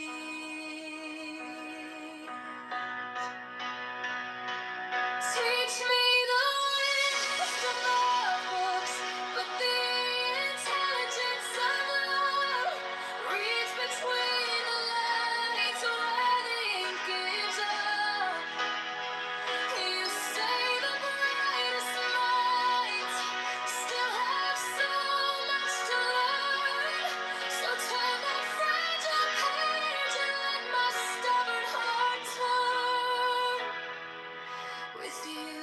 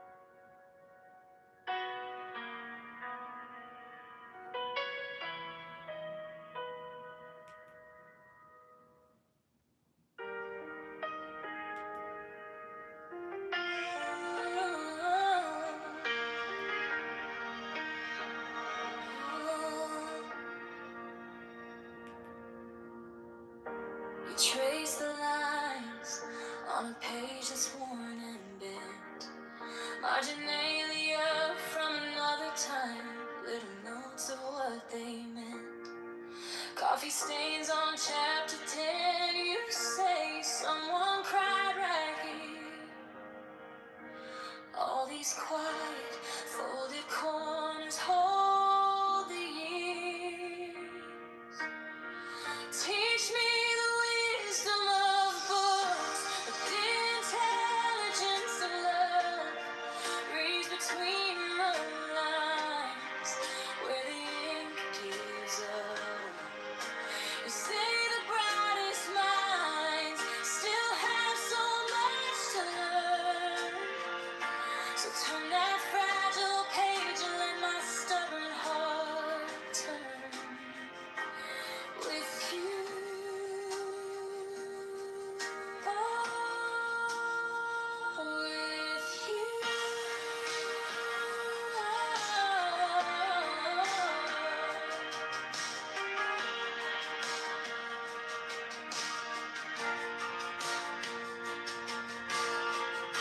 You quote a line about patience, about grace. Then you stop and start to smile with that softness in your face. You can memorize the theory, still not know its soul. Then you press your thumb to mine, and it feels like coming home.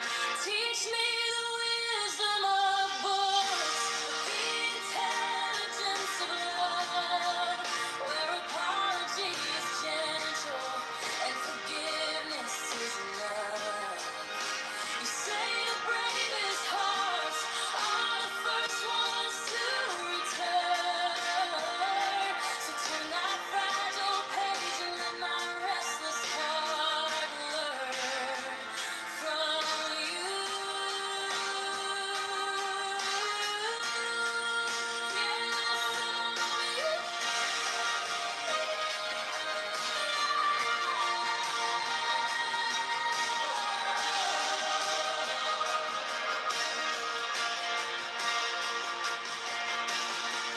You close the cover, hold it to your chest.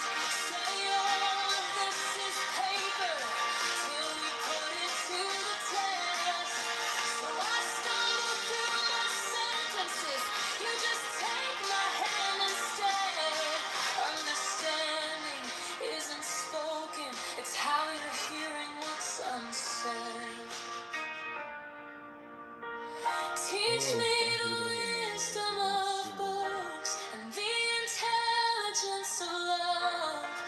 All the underlying mistakes we can rise above. I don't need every answer, just a place where I can grow.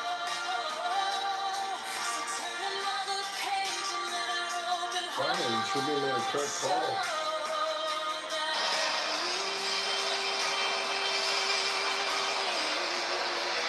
Where the story being wrong.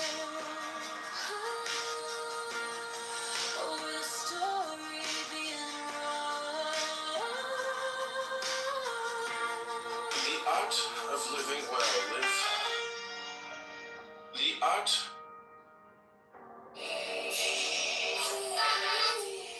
Please, man.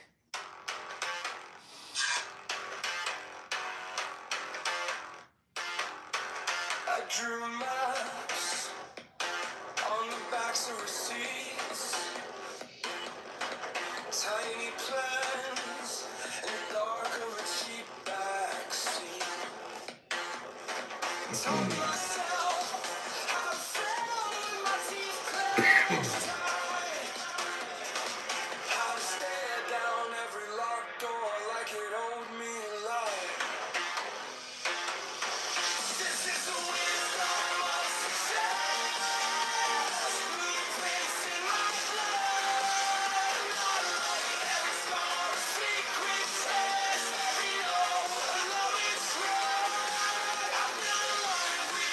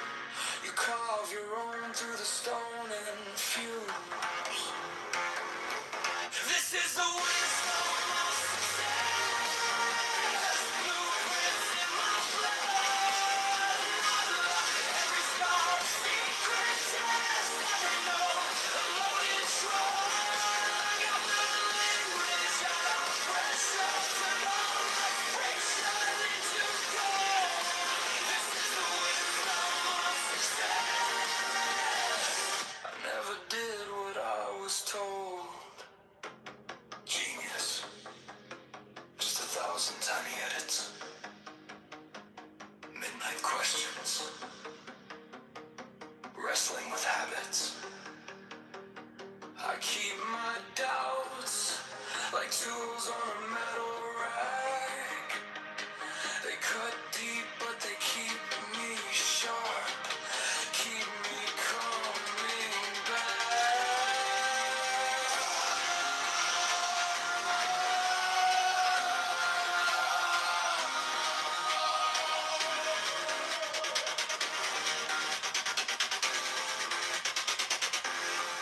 This is the wisdom of success.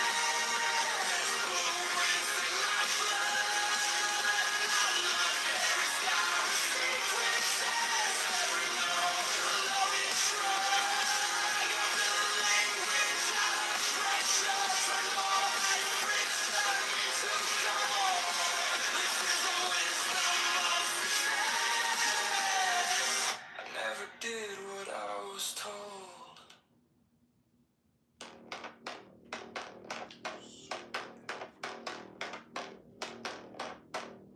I drew maps on the backs of receipts, tiny plans in the dark of a cheap backseat. Taught myself how to fail with my teeth clenched tight, how to stare down every locked door like it owed me light. This is the wisdom of success. Blueprints in my blood. Not luck. Every scar a secret test. Every no a loaded slug. I built a language out of pressure. Turn all the friction into gold. This is the wisdom of success. I never did what I was told. I learned fast from the cracks in my own design. Sharp turns where I almost crossed the line. Road truths on the walls of an empty room.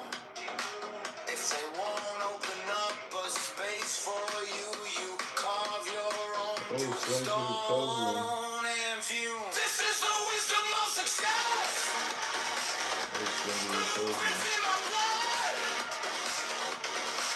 Not luck. Every star a secret test. Every no a loaded shrug. I built a language out of pressure. Turn all the pieces into gold. This is the wisdom of success. I never did what I was told. It's just 1,000 tiny edits. Midnight questions. Wrestling with habits. I keep my doubts like tools on a metal rack. They cut deep, but they keep me sharp, keep me coming back. Oh.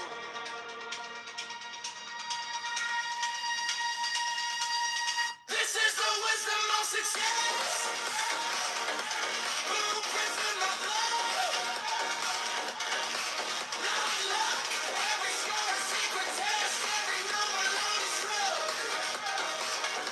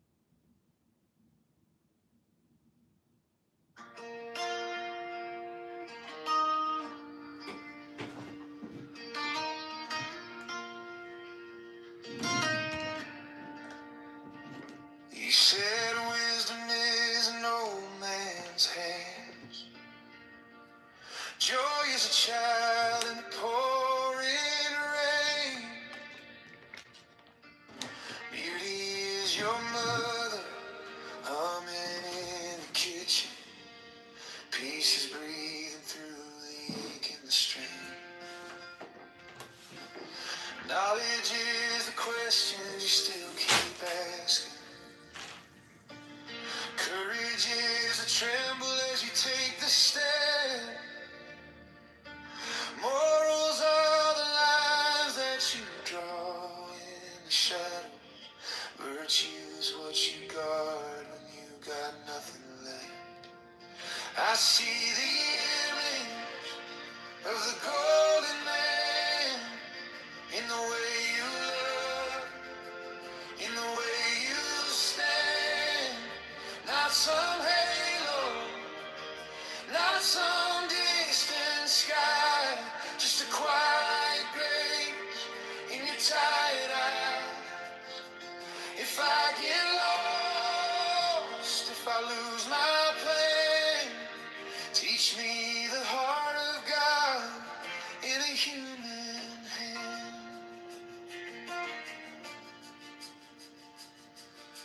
Character's the promise you make at midnight. Friction is the crack where the light gets in. All these broken pieces on the table between us turn to something holy when you call me a friend. I see the image of the golden man in the way you love, in the way you stand.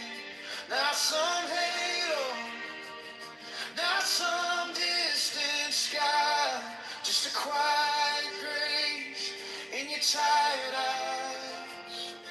If I get lost, if I lose my plan, teach me the heart of God in a human hand.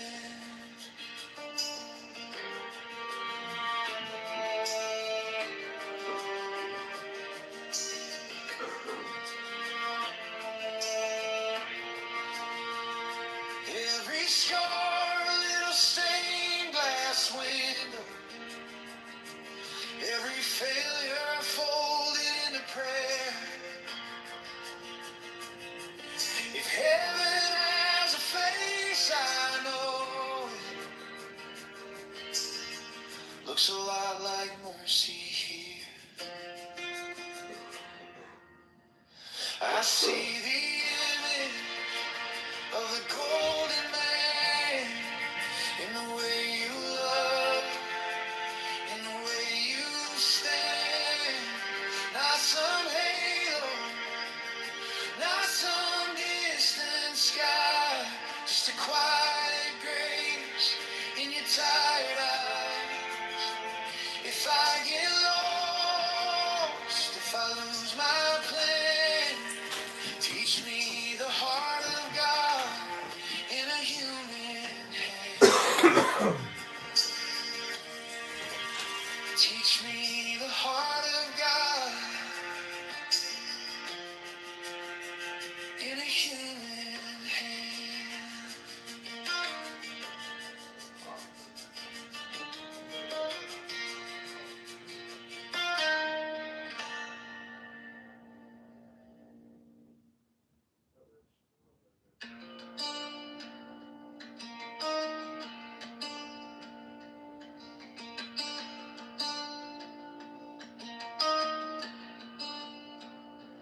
You said wisdom is an old man's hands. Joy is a child in the pouring rain. Beauty is your mother humming in the kitchen. Peace is breathing through the ache and the strain. Knowledge is a question you still keep asking. Courage is a tremble as you take a step. Morals are the lines that you draw in the shadow. Virtue is what you got when you got nothing left. I see the image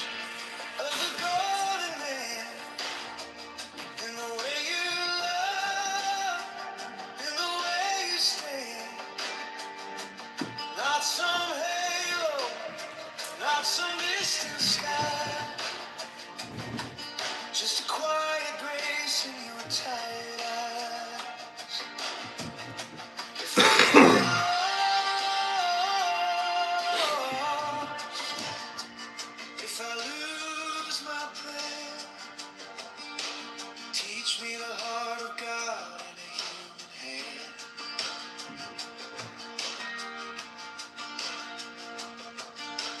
Characters that promise you make at midnight. Perfection is a crack where the light gets in. All these broken pieces on the table between us. Turn to something holy when you call me friend.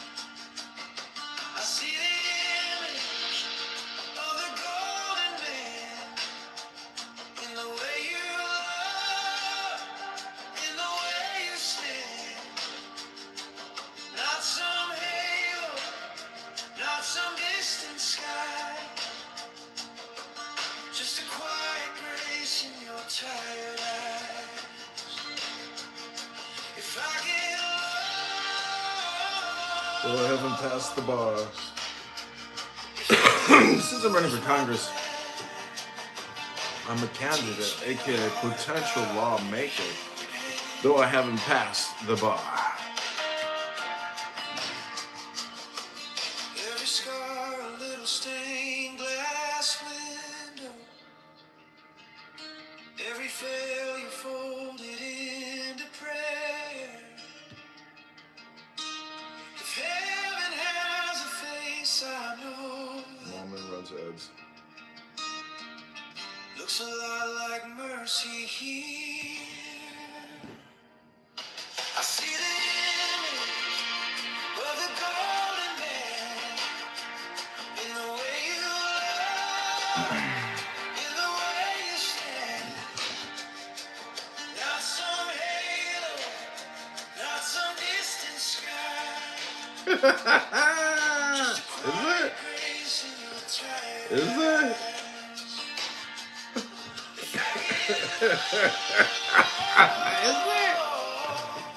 eyes. It should be interesting. If I lose my plan, teach me the heart of God in a human hand. Teach me the heart of God in a human hand.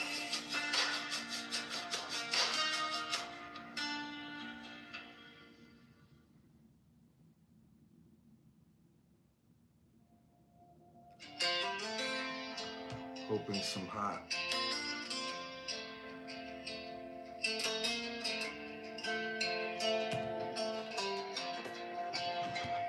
I was chasing flawless, straight lines, clean hands. Tried to polish every moment into something it could never stand. But wisdom came quiet, like rain on dry ground. Said you're not a finished statue, you're the clay I'm shaping now. I'm a perfect work in progress. Every scar, every step, Very wise. held inside your kindness. You're not asking me to impress. You call this beating, breaking heart, a mirror of your love.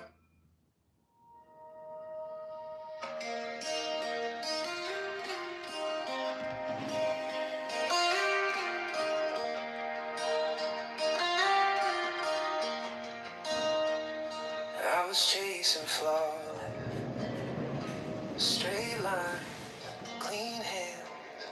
Tried to polish every moment into something it can never stand. But wisdom came quiet, like rain on dry ground. Said you're not a finished statue, you're the clay I'm shaping now. I'm a perfect work in progress. Every scar, every step, every breath held inside your kindness. You're not asking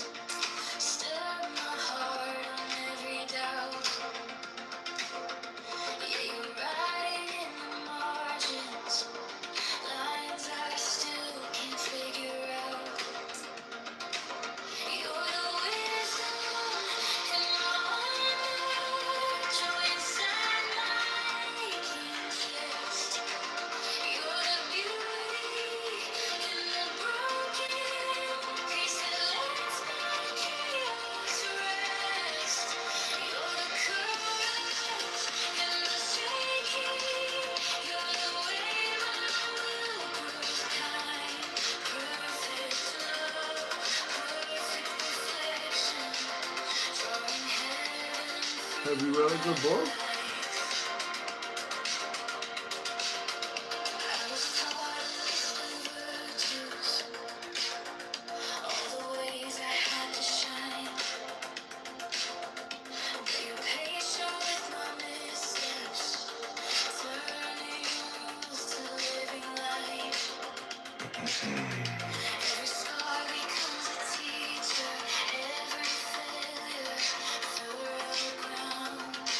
Is that a woman?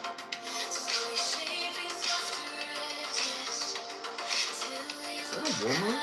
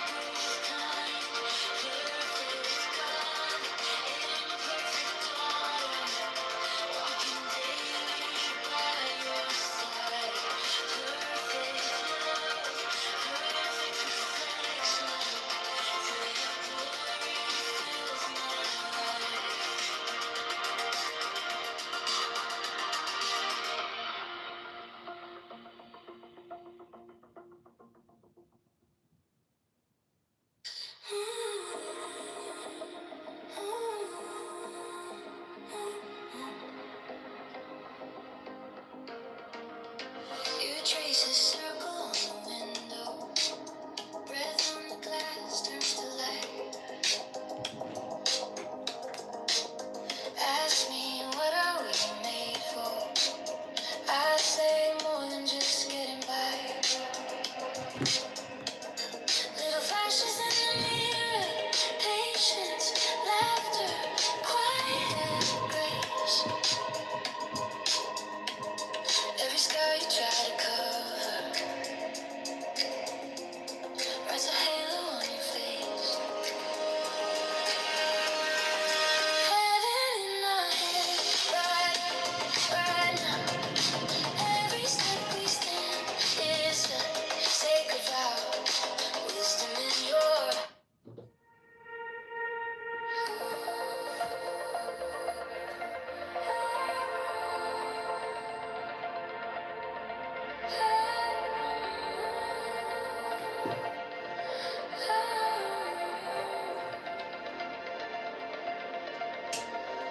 You trace a circle on the window. Breath on the glass turns to light. Ask me, what are we made for? I say more than just getting by. Little flashes in the mirror, patience, laughter, quiet grace. Every scar you try to cover writes a halo on your face. Heaven in our hands, right here, right now. Every step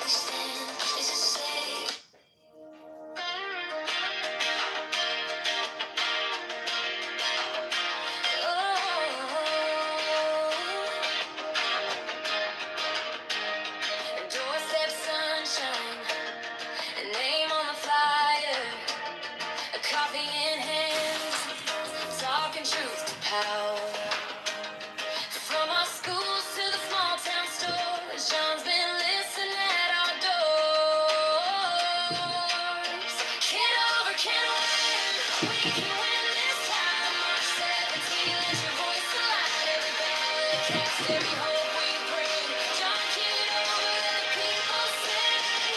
Kitover can win, yeah. We choose him in for a future. Let the change begin.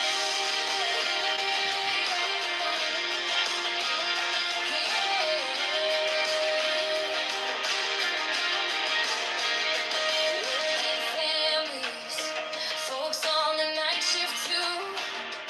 Tired promises that never come through.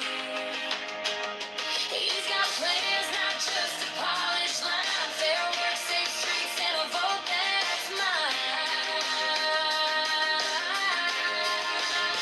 Kitover can win. We can win this time. March 17, let your voice align. Every ballot cast, every hope we bring. John Kitover, let the people sing. Kitover can win, yeah. We choose him in for our future.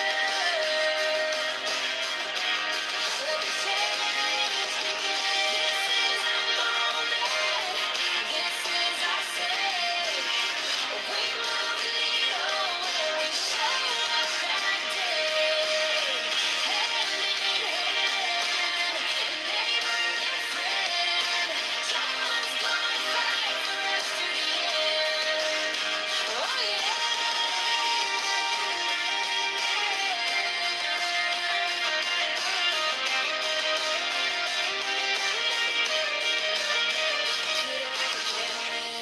We can win this time. March 17, let your voice align. Every ballot cast, every hope we bring. John Kitover, let the people sing. Kitover can win. Watch the tide roll in for our future. Let the change begin.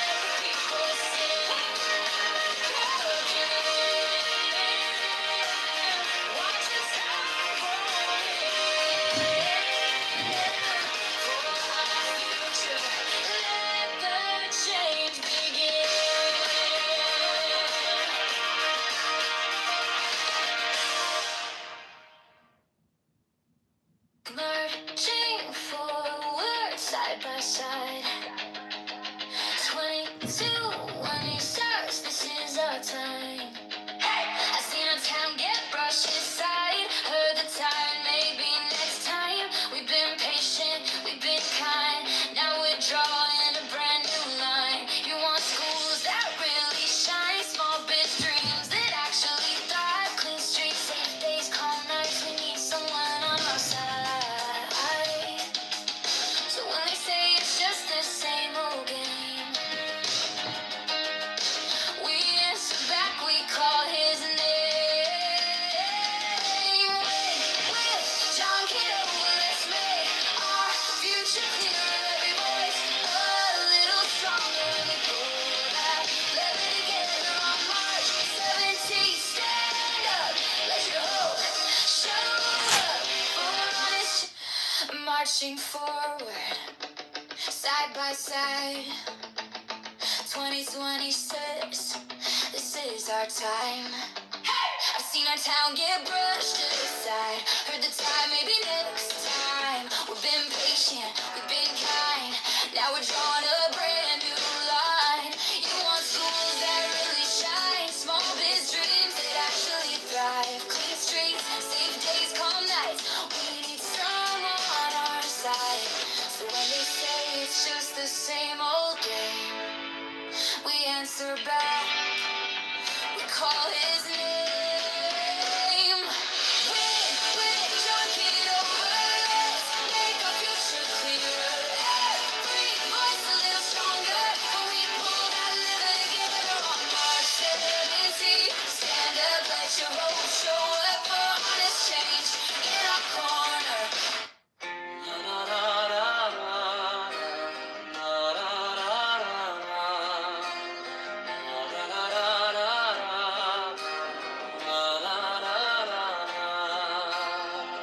You wish I was prayer, song asking for help, wealth, love, peace, and strength. You wish I was prayer, song asking for help, wealth, love, peace, and strength. You wish I was prayer, song asking for help, wealth, love, peace, and strength. La la la la la, la la la la la, la la la la la. You wish I was prayer, song asking for help, wealth, love, peace, and strength. You wish I was prayer, song asking for help, wealth, love, peace, and strength. You wish I was prayer, song asking for help, wealth, love, peace, and strength.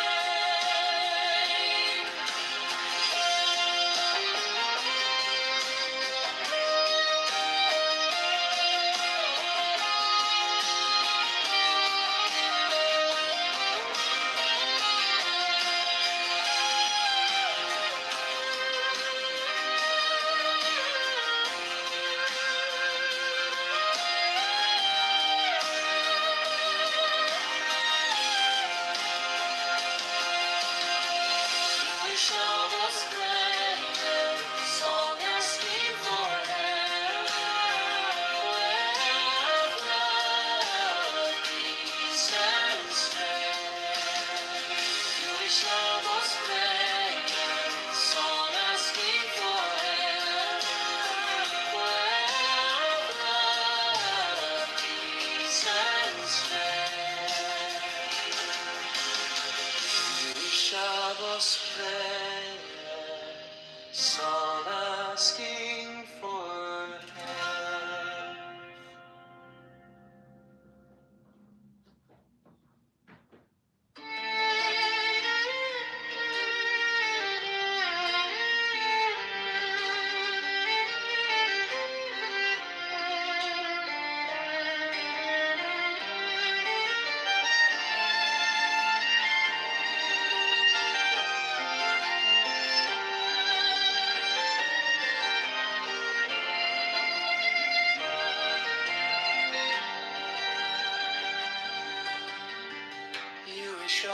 Shabbos prayer song, asking for health, wealth, love, peace, and strength.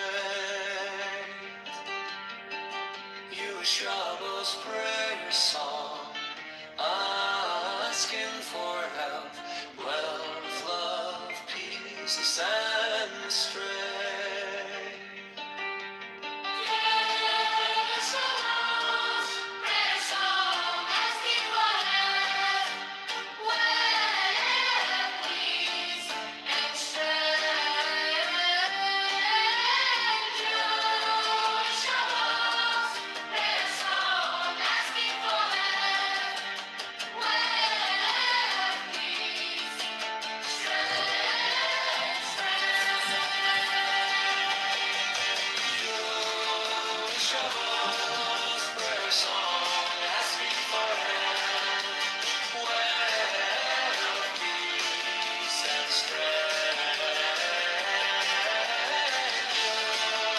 Shabbos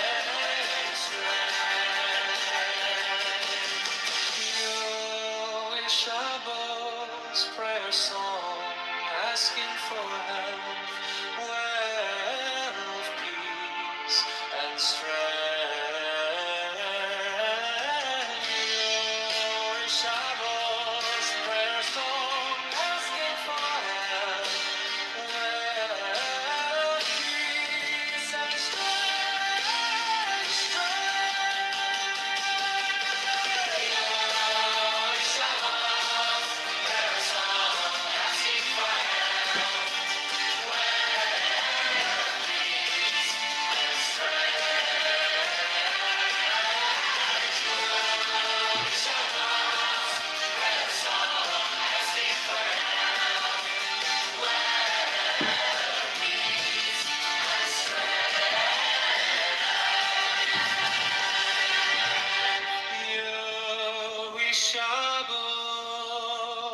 Shabbos prayer song, asking for health, wealth, love, peace, and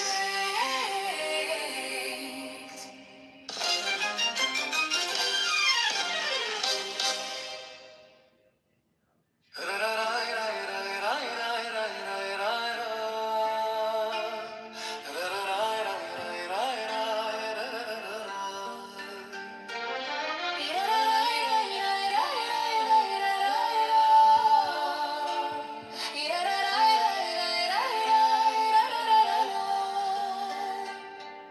Jewish Shabbos prayer song, asking for health, wealth, love, peace, and strength.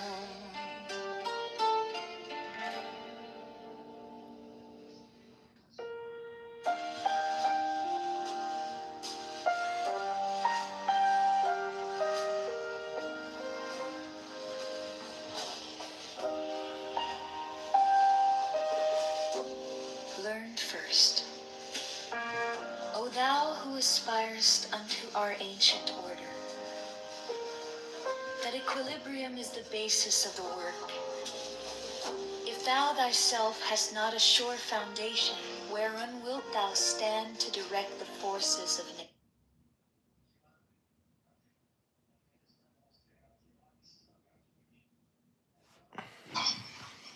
Superior talents given to baseness come to a bad end.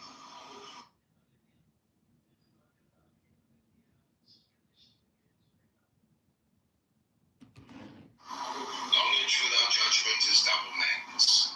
The art of living well. Live well.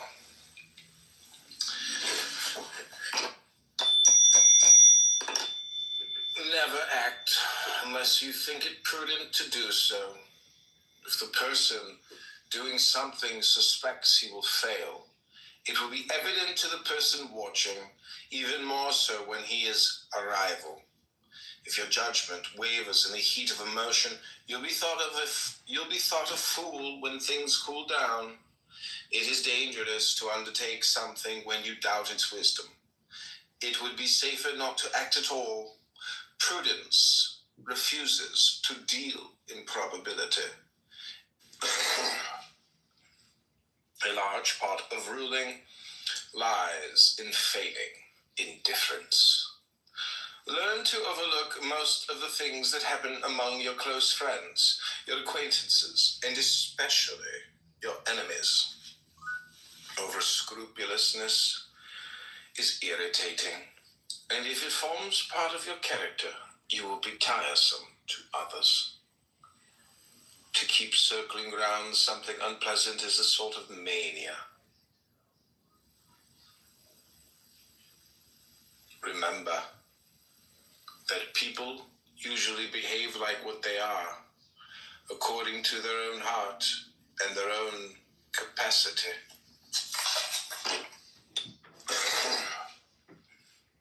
A large part of ruling lies in feigning indifference. Learn to overlook most of the things that happen among your close friends, your acquaintances, and especially your enemies.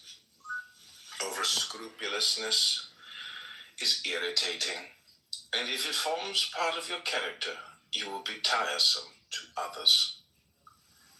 To keep circling around something unpleasant is a sort of mania. Remember that people usually behave like what they are, according to their own heart and their own capacity. You will be tiresome to others. To keep circling around something unpleasant is a sort of mania. Remember that people usually behave like what they are, according to their own heart and their own capacity.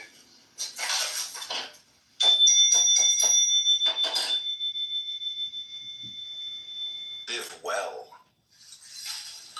Two things bring life to an early end: stupidity and depravity. Some lose their life by not knowing how to save it, others by not wanting to. Just as virtue is its own reward, vice is its own punishment. The person who races through a life of vice comes to a doubly quick end. The one who races through virtue never dies. The strength of the mind is communicated to the body. A good life is long both in intention and extension. Live well. Two things bring life to an early end: stupidity and depravity. Some lose their life by not knowing how to save it, others by not wanting to. Just as virtue is its own reward, vice is its own punishment. The person who races through a life of vice comes to a doubly quick end. The one who races through virtue never dies. The strength of the mind is communicated to the body. A good life is long both in intention and extension. Live well. Two things bring life to an early end: stupidity and depravity. Some lose their life by not knowing how to save it, others by not wanting to. Just as virtue is its own reward, vice is its own punishment. The person who races through a life of vice comes to a doubly quick end. The one who races through virtue never dies. The strength of the mind is communicated to the body. A good life is long both in intention and extension, if well. Two things bring life to an early end: stupidity and depravity.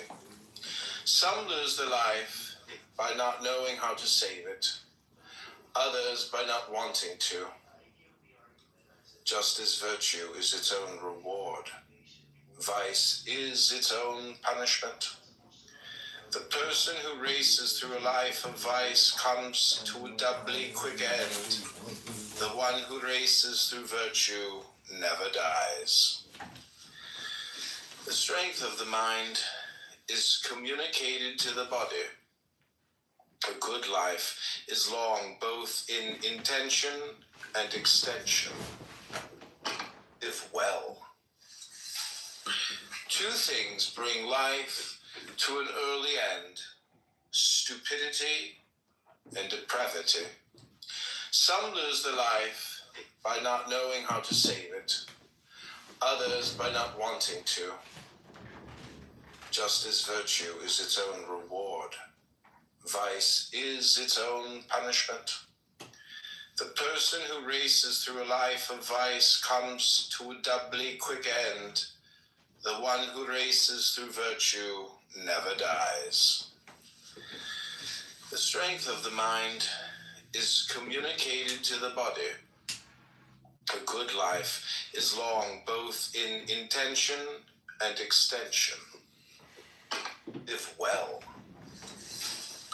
Two things bring life to an early end: stupidity and depravity.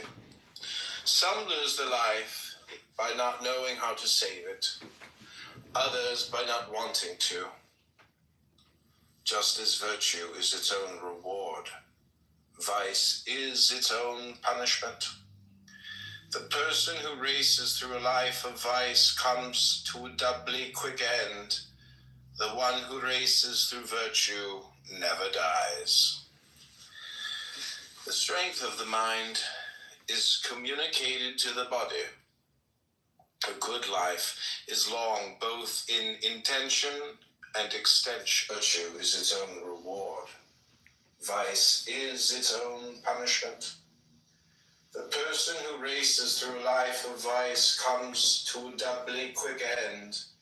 The one who races through virtue never dies. The strength of the mind is communicated to the body. A good life is long both in intention and extension. If your judgment wavers in the heat of emotion, you'll be thought a fool when things cool down. It is dangerous to undertake something when you doubt its wisdom. It would be safer not to act at all. Prudence refuses to deal in probability. It always walks under the midday sun of reason. How can something turn out well when caution started to condemn it the moment it was conceived? Even resolutions that pass the inner examination, nemine discrepante, often turn out badly. So what can we expect from those that reason, doubted, over, and judgment could? How can something turn out well when caution started to condemn it the moment it was conceived? Even resolutions that pass the inner examination wisdom. It's more a compendium of the whole natural world. Let art make him a universe by training his taste and intellect. Unfathomable gifts. Prudent person, if he wants to be revered by others, should never allow them to judge the extent of his knowledge and courage. Allow yourself to be known, but not comprehended. No one will discern the limits of your talent, and thus no one will be disappointed. You can win more admiration by keeping other people guessing the extent of your talent or even doubting it. Then you can, by displaying it, by keeping other people guessing, good common sense. It is the throne of reason, foundation of prudence, and by its light, it is easy to succeed. It is a gift from heaven, highly prized, because it is first and best. Good sense in our armor, so necessary that the lack of the single piece will make people call us lacking. When least present, most missed. All actions in life depend on its influence, and all solicit its approval. For all depends on intelligence. It consists of a natural inclination to all that conforms most to reason, and to all the peace will make people call us lacking. When least it is expansive, for it is born from eminence, which is as rare as mediocrity is common. Once attained, it is easily kept. It confers many an obligation, performs many a deed. It is a sort of majesty when it turns into veneration through the sublimity of its origin and sphere of action. Reputations based on substance are the ones that have always endured.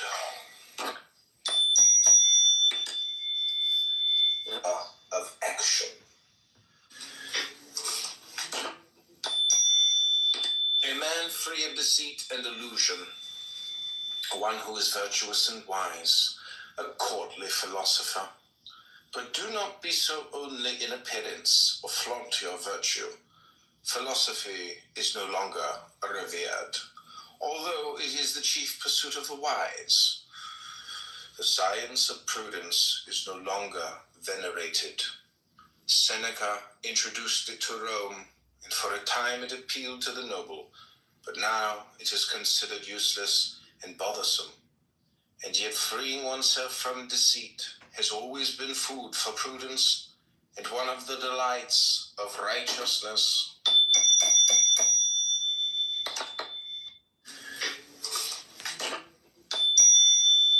A man free of deceit and illusion, one who is virtuous and wise, a courtly philosopher.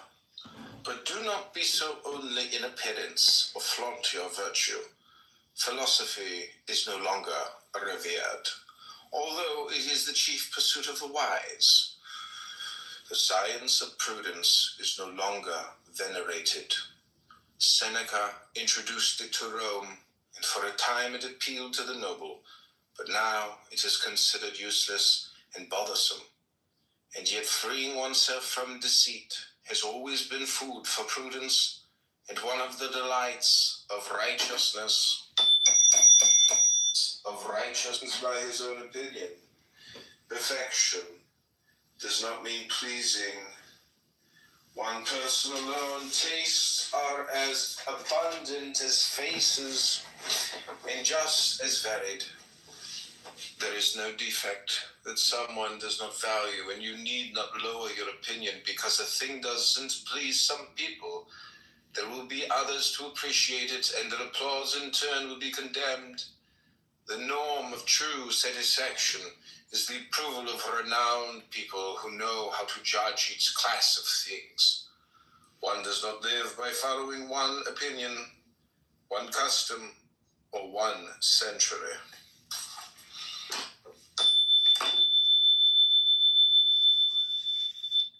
To appreciate it, and their applause in turn will be condemned. The norm of true. Nick, what up, dude? No, I'm not gonna do any Cindy Stumpo impersonations, Nick. This is a serious room, and you know you always want to joke around about Cindy Stumpo and Grant Cardone and the genius known as Chatter's CEO Nelson, Lord Admiral Nelson. What's going on, Nick? How are you doing? Bad. How are you? is of people in chillism combined? I really don't know. 50? I really don't know. It's just when you read a book, you realize, or you listen to a book, you just realize how all the stupid shit you hear is stupid, and it's not even worth listening to it. So I'm trying to like control my mind by controlling what I listen to and what I say. You know, I just finished reading a book called Bully Market. Mhm. Have you ever read it? Mm-mm. It talked about this lady working at Goldman Sachs for like 19 years, right? Mhm. Because when I was in college, like I wanted to go work, like I wanted to go work in accounting first, and then eventually go work on like Wall Street or something. Because like my finance professor was like, oh, you know, these are good firms if you can get in with like Goldman Sachs or Smith Barney or whatever, doing investment banking. I'm like, this is going to be like awesome. And then I heard like how horrible it is to work there. And then I was like, I didn't believe it. And then I read a book. It was called like Why I Left Goldman Sachs by like Greg Smith. Mhm. And that validated everything I heard about working there. And then I just read this book. And I'm like, that further validated like how awful of a company that is. Mhm. Look, you're paid insane amounts of money, but Yeah. like you work insane out. Well, you live in Chicago, you know the banking industry. Yeah, but it's not like I don't know. I mean, they say in the news that they're doing, you know, return from home, you know, and got to be back in the office, and but I just don't buy it. Like real intelligence isn't, you know, manic. Like if your team is manic, like anyways, I'm just saying it's all like bullshit, you know, unless you actually work at Goldman. Like imagine getting out of college and starting at, you know, 500,000 or 800,000, like that's actually more of like a culture, like status caste type welcome. You know, like if you have a JD MBA from Harvard or Yale and you get a job at Goldman, like it's a little bit like that movie American Psycho, you know, with M&As and you know, I mean, I know somebody who's really high up in banking, and you know, they had 300 million. Now they only have, you know, 50 million, but uh, it doesn't mean he was smart. You know, it just means that it was the right place, right time. You know, he's not. He's a book reader, but like he lost 250 million. Like he didn't diversify. He kept it all in Citigroup, and Citigroup went to $2 a share, and he panicked. And he sold all, but now it's all back. That's the craziest thing in the world. That all the equity was wiped out of every major bank, and it's back, and it's bigger than ever before. Yeah, that's just it. If you would have held, you would have been fine, unless you were all in on Bear Stearns or Lehman. But you know, it's interesting. Bear Stearns went under, right? And that's actually Epstein's firm. So like that kind of shows you that that wasn't like a legitimate firm to begin with. It's like a dummy corp that they let go bankrupt. You know, because they're like, fuck it, Bear Stearns is done. Dude, everything is tied to Epstein. Like, because it's such a mind virus, you know? It's an impressive mind virus. It's very powerful. And there's just these websites like jmail.world and etc. And there's YouTube channels now that are like expressly dedicated to posting all the Epstein videos. Like, it's out there at scale. Like, do you know how all these people that didn't want their names named, they were just like, now they're just like, oh my God. Like, the fucking Pritzker of Hyatt Hotels was raping boys in Afghanistan with toys. It's like, you can't make this shit up. And like, how the fuck do you stay on as the CEO of one of the world's largest hotel groups if you're in an email exchange with Epstein saying that he's raping boys in Afghanistan? You're like, what? Arrest this fucking guy. Arrest this motherfucker. Arrest Pritzker. He's raping boys with Epstein. What? It's not fake, right? Hello? It's not fake. This is like on the DOJ website. You can download it yourself if you have the ability, you know? Dude, your videos are hilarious on Instagram. Like, I gotta say, they're pretty creative with that app that you use. Yeah. It's not me, dude. It's like it is me, but it's not me. Like It's AI. Yeah, it's yeah. I mean, no. I mean in like in terms of like how they're funny, you know, because like the prompt. But the thing is, the app is just so stupid and crazy. Like it makes it funny by being like kind of artistic, you know. Like the format of a sitcom is like kind of special because like that's how people relax. You know, they watch All in the Family or like, you know, Brady Bunch or whatever. Like those shows are very calming, and it's just so funny how Sora like is able to like basically make it a sitcom, meaning like you're on a couch. Like that's the focus of the cameras on the show. It's impressive. It's very funny. I mean, I sit there and I fucking die laughing sometimes.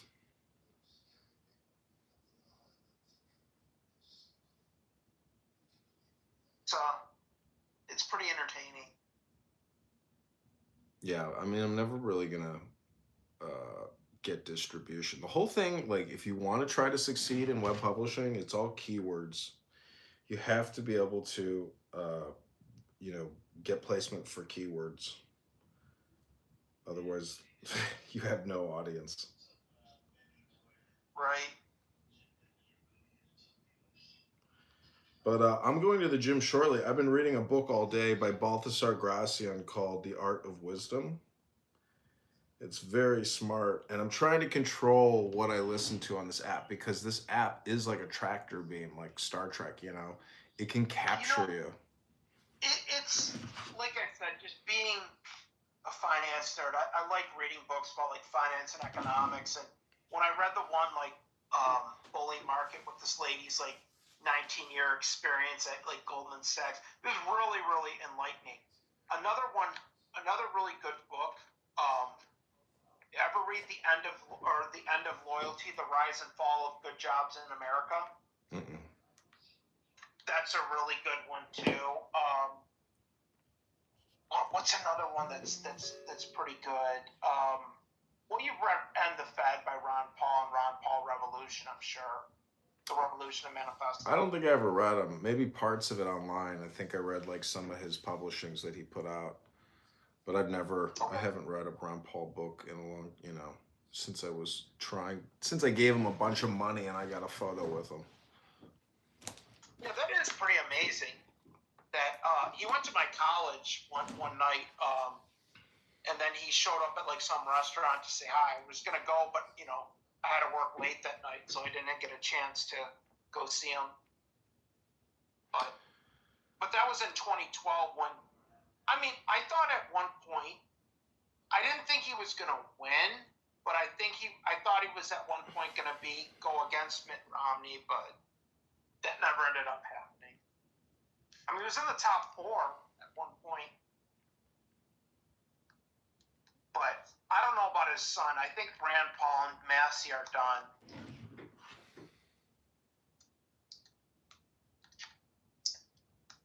Too many rhinos out there.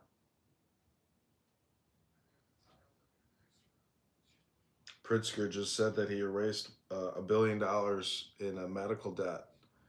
I'm like, you mean you just reassigned it to the taxpayers? Nice job on borrowing and spending that to pay off, you know, creditors. Wonderful. Right. I mean, I just wonder how long it takes them to like before they just say, fuck it, we're defaulting on this debt. But they won't do that because just inflating away is the easier way to do it. Did you see the video of Mamdani responding to how high will the property taxes go? No, what did that dumbass say? He's like, they'll go as high as they need to go based on how high the homeowner can pay it. Well, the funniest thing, John, was when Gavin Newsom, he put a wealth tax in California. Now, like, how many trillions of dollars of tax dollars left? Because now Zuck the Cock and all these people and Sergey Ben and Larry Page are buying shit in Florida. Because like these dipshits don't understand. Rich people have mobility options. Yeah. Just go somewhere else. Like, And I came to that conclusion when I was like, I'd like to move, but then I'm thinking to myself, it's like, I can't, because like I can't clone what I have somewhere else. I just can't. right, those guys can. Yeah, many times over. I Like, mean, Google's thinking about moving their headquarters out of California to Florida. They were talking potentially. well, when I worked at Google, when they fired me, and like I could see like he was going through like his laptop on all the notes and everything, and like he had, because I actually looked up to see where Larry Page sits in the Menlo Park office, and I was looking at like the org chart and going through it extensively. And like even you could, I mean, the org chart thing at Google was like the coolest thing in the world. It was so fucking big. I wish I would have screenshotted all of it. And But like when they fired you at Google, did they give you a severance package? nothing, bro. Nothing. They Really? took my laptop and walked me out the fucking front door. That was the end of it. If I was smart, I wouldn't have come into work that day, and I would have just kept the laptop and sued. Like. But how good were like the benefits? Because I've heard like the benefits are insane there. Yeah, dude, and the severance packages that they give to people that they lay off is incredible. I mean, and like incredible, and people made their livelihood there. I was working with people that had been there for so many years. I was just shocked. I was like, I can't believe you've been here like 20 years already at this point. Welcome, man. Oh, quick in and out. Fucking Lebanese whore. The thing is with Google and all those tech companies, they pay everyone in like stock options, like after 3, 4, 5 years. Yeah. You get company stock or something. Yeah. Because that's what one guy was telling me when I was out in the Bay Area. He's like, yeah, I work for Google. And he's like, the thing is that I know like after like next year I fully invest, and then I'm cashing in my options to buy a house. Nice. Because he's like, that's the only way you can buy a house in that area. It's so fucking expensive. It's ridiculous. I know. I stayed in San Mateo. It's really nice. I don't know, like, I don't really think that geography is all that important. Like, people, because I'm like big into meditation. Like, if I already have my basics covered, I don't need to go anywhere else. And people are just like ridiculously greedy. They can't find any happiness in the now, and they're just constantly like comparing, contrasting, trying to upgrade, or like it's like just relax. It's like try to enjoy it, because life is short. And I don't know, I'd focus on other things than the lifestyle of the rich and famous or something. Like, if you're a fat ass, like shouldn't that always be your number one priority? I just can't understand obese people, how they can't make it their priority to find the time to like work out 2 hours a day. You're obese. Like, that should be your top priority number, right? So it's just always amazing seeing the morbidly obese. I get it. Maybe it's, so many factors, but the whole thing comes down to the fact that they can't control themselves. And, but there's some wealthy fat asses, which is amazing.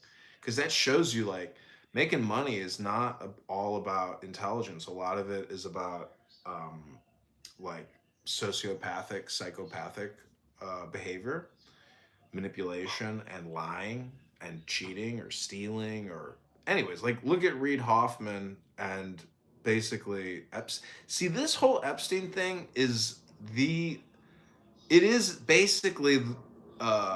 like a 9/11 volcano exploding nonstop, because it confirms this suspicious story of a higher level pedophile network secretly running ops and manipulating and controlling world affairs. And it's like, how the fuck did Pam Bondi, Trump, everybody at the DOJ, FBI, everybody just say, we're not releasing it. It's national security. Like, what? Just do that. Like, why did they release all this? Because now it's like, it has created a serious mind virus. And like, even Thomas Massey, he's like, I'm not suicidal. and he's pushing, and everybody's pushing, and it's like, and now because of all these internet sleuths, like without the internet sleuths and people using AI to construct and create all these new platforms based around the Epstein files, they have created like a global focus. Like it's not just America. It's like, do you know in France they've raided like multiple businesses and nonprofits based off of this sex trafficking? Like the police in France are not just like standing by. Like they're taking action. It's a little different. It's everywhere though. It's UK, it's Germany, it's Italy. Like Epstein was a goddamn fucking octopus, and his network is the network that is engaged in real pederasty. So, I mean, all these photos of him with children, he never had, well, I guess he had like children, I suppose, you know, designer babies that he was working on or something. That's the thing is, the people who are part of this are very rich and powerful. They're not going to release names for that reason. Dude, it's all out there. There's like not like they have pieced together. It's so hard to follow. It's a little bit like COVID-19 because there's so much information that it's like No. COVID-19 was really easy to follow. If you had half a brain or any common sense, you could realize the whole thing was bullshit. it doesn't matter. It is the medium is the message. And I mean, I guess in that sense, maybe the Epstein files aren't going as far as they think they are, but they'll never release it all. They never will. They'll just redact everything. the thing is, they fucked up. The redactions didn't work. They on their website, on their server, you could change like the handle of the redacted file and get the unredacted, and the videos unredacted. Like they didn't know what they're doing. Like they didn't know how to really redact, and that, you know why? Because like it's difficult, and like they should never have released any of it to begin with. Do you know what's interesting about the FBI? Is like I saw a picture of the FBI in the 50s, and it was a giant, huge, massive like filing system where every piece of evidence, you know, gets like a number and a file, and it's just a huge warehouse of like files. And like that's basically how they treated all the Epstein stuff. Every single piece of evidence that's been photographed, scanned, etc., has like a file number, you know, which is an extension on the website. So anyways, I'm just saying, I don't know how much time you've spent on this, but I've spent quite a few hours like going through the DOJ website and filming it all and posting it on YouTube and Instagram, etc. But then also all the stuff on X, because I have so many cell phones, I get so much, you know, data running through my head and so much information. Right. But I'm just telling you, this Epstein thing, not the Epstein thing, like the Epstein, you know, network. It's a social network, and it's amazing as well because the photography of the luxury that Epstein was living in is like bar none remarkable. And so like the real inside, It's a damn island. I know, but that's nothing compared to the wealth of Bill Gates, Elon. Like true. their wealth dwarfs Epstein, because Epstein, his value of estate was 800 million. And when you think about like the wealth of like Bill and Elon and the stuff we've never seen, I mean, dude, Zuckerberg's boat is 300 million, and he's got a follow-on craft that's worth 30 million. That's Dr. Evil power, bro. These people are their own nation states. Like they're beyond nation state status. Like they are their own world government. Larry Ellison, that guy bought the island of Lanai, bought 97% of it just because he could. Yeah. They wouldn't sell 100% of it. So he bought an island in Hawaii and just put a bunch of like hotels on it and hospitals and a school because he could. I mean, that guy has so much fuck you money. Bezos. Yeah, well, Buffett. Oracle is big time. I mean, it's amazing. All government platforms run on Oracle and on Windows around the world. Yeah, my company uses, like, for accounting software, like, Oracle's, like, a popular one, too. So, like, and the thing is, John, they can charge you whatever the fuck they want. Because if Oracle invoices my company, we have to pay it. Mm-hmm. Or else they're going to shut off our service. So, like, we can't say no. So it's like, such a good. It's an amazing business that he created. I mean, Larry Ellison is a smart dude. I got to give it to him. But yeah, to your point, that guy has so much fuck you money. It's not even talked about. Oh. Did you see where Tucker Carlson called out Mark Cuban? No. You should go watch that. It's pretty good. Because he was talking about, like, oh, Mark Cuban saying the U.S. should give money to Ukraine. He said, well, then why don't you give money to them? He's like, I'm trying to fix healthcare in the U.S. And he's like, well, why don't you be the person that changes Ukraine? And he was, like, calling him out on it. It's pretty good. Did you see the Peter Schiff, Tucker Carlson interview? Mm-mm. That one's pretty good, too. Oh, that would be a good one. Yeah, I listen to Peter Schiff's show for God, since 2008. Yeah, Peter Schiff's really good. I like the best when he called out Art Laffer. He's like, there's no sense of a recession. There's no housing crash. I'll bet you a penny to say if you're wrong. That was the best. And he's like, no, the statute of limitation is 1 year.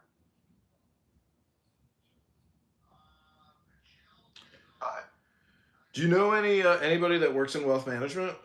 Financial advisors? Series 7? Series 63? Just come on Clubhouse. There's plenty of them, John. Yeah, they're like real estate agents or same thing. Real estate agents and financial advisors, they're everywhere. Yeah, exactly. Everywhere. I mean, I know a guy that he does like wealth management, but again, I used to think I wanted to go into that, but what you have to do to be really good at that and make a lot of money is like you basically have to be an ambulance chaser. I have a mirror in my other recording studio name dropping me. I can hear him. Oh, that's funny. I've been live streaming him under a new burner. You know, I have another burner and I accidentally didn't have it in anonymous mode and his room was the first in the lineup, so it showed me in the room and then he blocked it like a brand new burner. So I had to get another burner and now I got the new burner going. And it really is true. If you do play copyrighted music, like you can fucking cause me serious problems.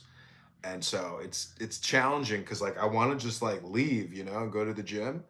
But at the same time, I'm worried like if they catch it, like they could cause me like it's very annoying to get a copyright strike on YouTube. Like it shuts me down, you know. So it's like I just come in, I record, and I used to record like all night, but I feel it's like give it a rest, dude. You know, it's like really because what I'm trying to do is create samples of people, you know, in rooms, but like I'm not trying to like run it forever. Like 1 to 3 hours of recording you talking endlessly about your hate speech is like enough, you know. We don't need more. We don't need more garbage. I still think your best troll name was Tiffany Sotheby. That is a good one. They're like, no, I really want to hear what Tiffany has to say about dating.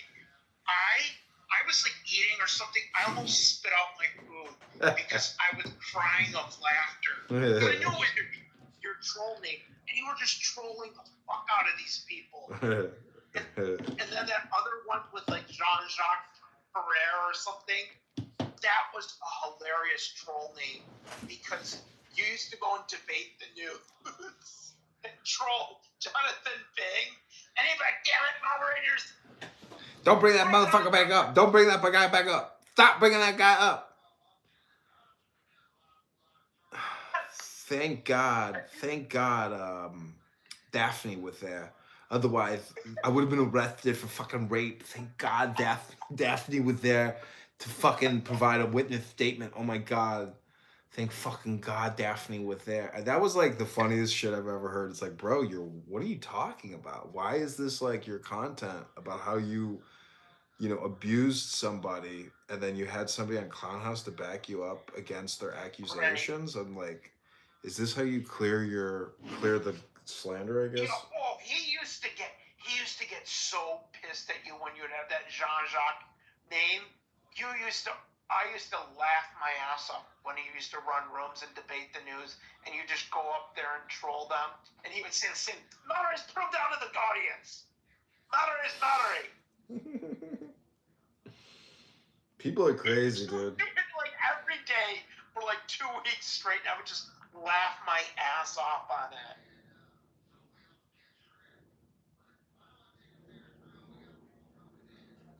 But no, the one that I mean, I knew it was you with the Tiffany one, but I was like, I'm just going to sit in the audience and laugh my ass off at this. And people thought like you were real, and you said you were where from Mississippi or Alabama, I can't remember.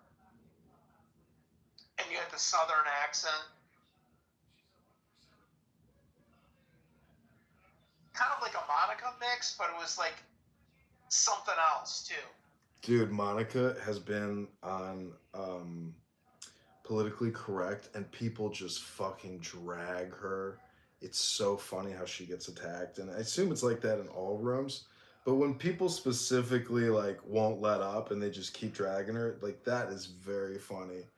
And it's funny because like she's so weak, and like she sounds like a fat ass who's like, immediately like she gets choked up, and like you can tell it's like impacting her and hurting her, and like they just don't stop. And oh man, it's just, and it's sad because it's like she's choosing to be there, and like her responses are so weak you can't even hear her, and it's just like embarrassing, for her to like let herself be destroyed like that.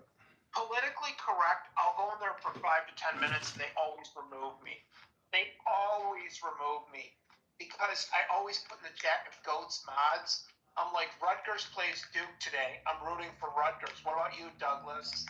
And then he removes me. So, and then if Miki's there, I say, no, we don't want to buy fixed annuities or life insurance programs. She'll remove me.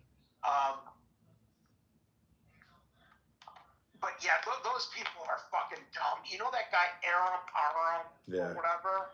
Yeah, He's low IQ. He works for George Soros. Well, I put that out there. I don't know if he really does. I tell him that all the time.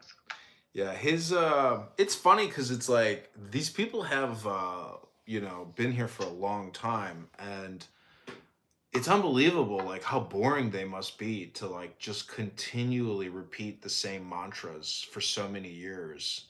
But you know what's amazing is I think it works for some of these guys because like if I were to like cast myself as a liberal Democrat, I probably would have gotten laid a lot more, to tell you the truth, because women are looking for that beta cuck orbiters to like, to basically worship them, to think that like, because anyways, I'm just saying like maybe it's more subversive than I think it is, and I'm not accurately like understanding the psychology of being a Democrat. And maybe there is like a sexual component, maybe it's like a whole sexual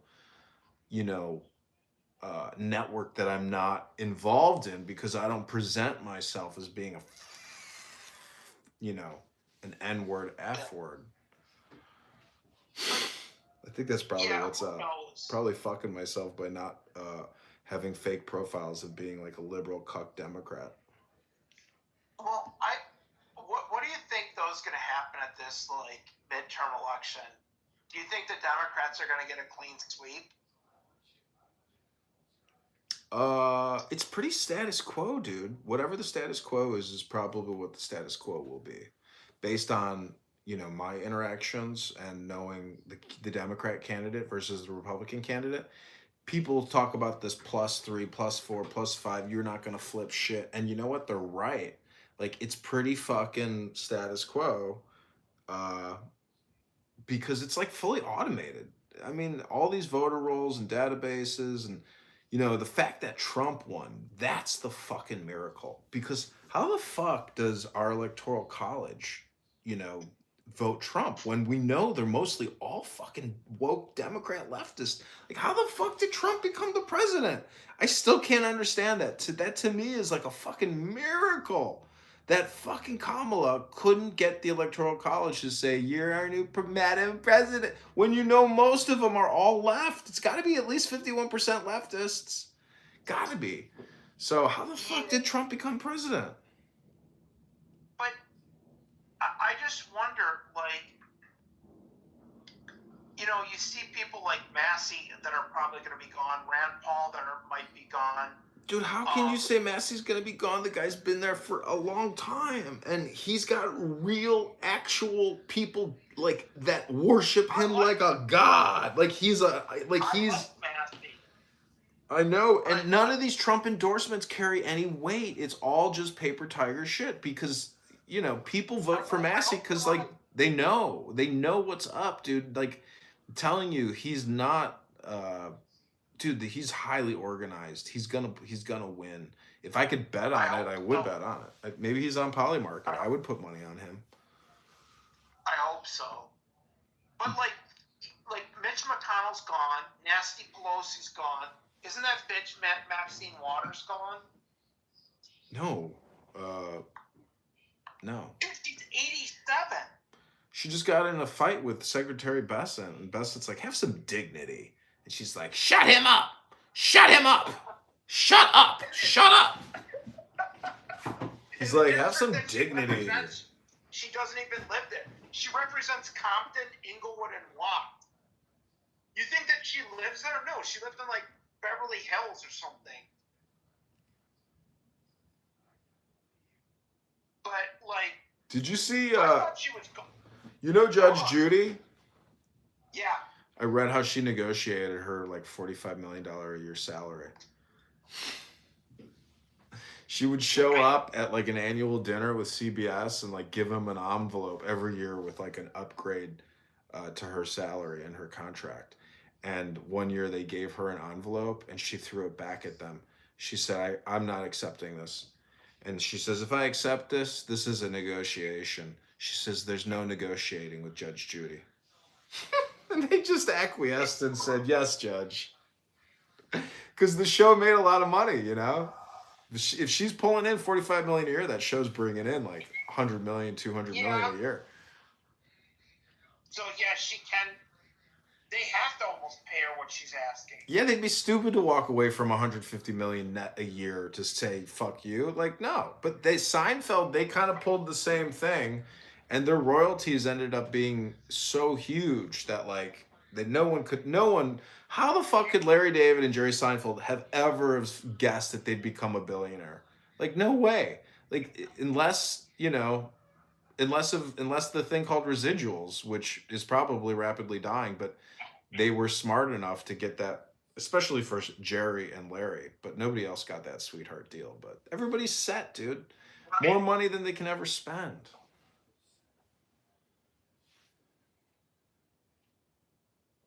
Bro, when you get that kind of money, man, you just go to Topanga Canyon and you get yourself a house in the hills and you live in a bubble, bro. Beverly Hills is like the greatest bubble on the planet. It's the best weather. Unless, of course, you know, you were caught in the fucking fire and you lost it all and now you can't even rebuild. That's the Palisades, not in Beverly Hills, dude. I'm telling you, when I was out in Los Angeles doing LA in a day, or like doing like a bike tour there, the tour guy goes, watch what happens when you cross this street. I go, what's so big about it? It's just two streets. He goes, no, you don't understand. He's like, when we cross this street, we're going into Beverly Hills. Yeah. Like, dude, you can eat off the fucking streets there. It's so clean. Yeah. And he's like, yeah, and when they had the LA riots in 1991, you need an ID to cross the street here. Yeah, they got their own military police called the Beverly Hills Police Department.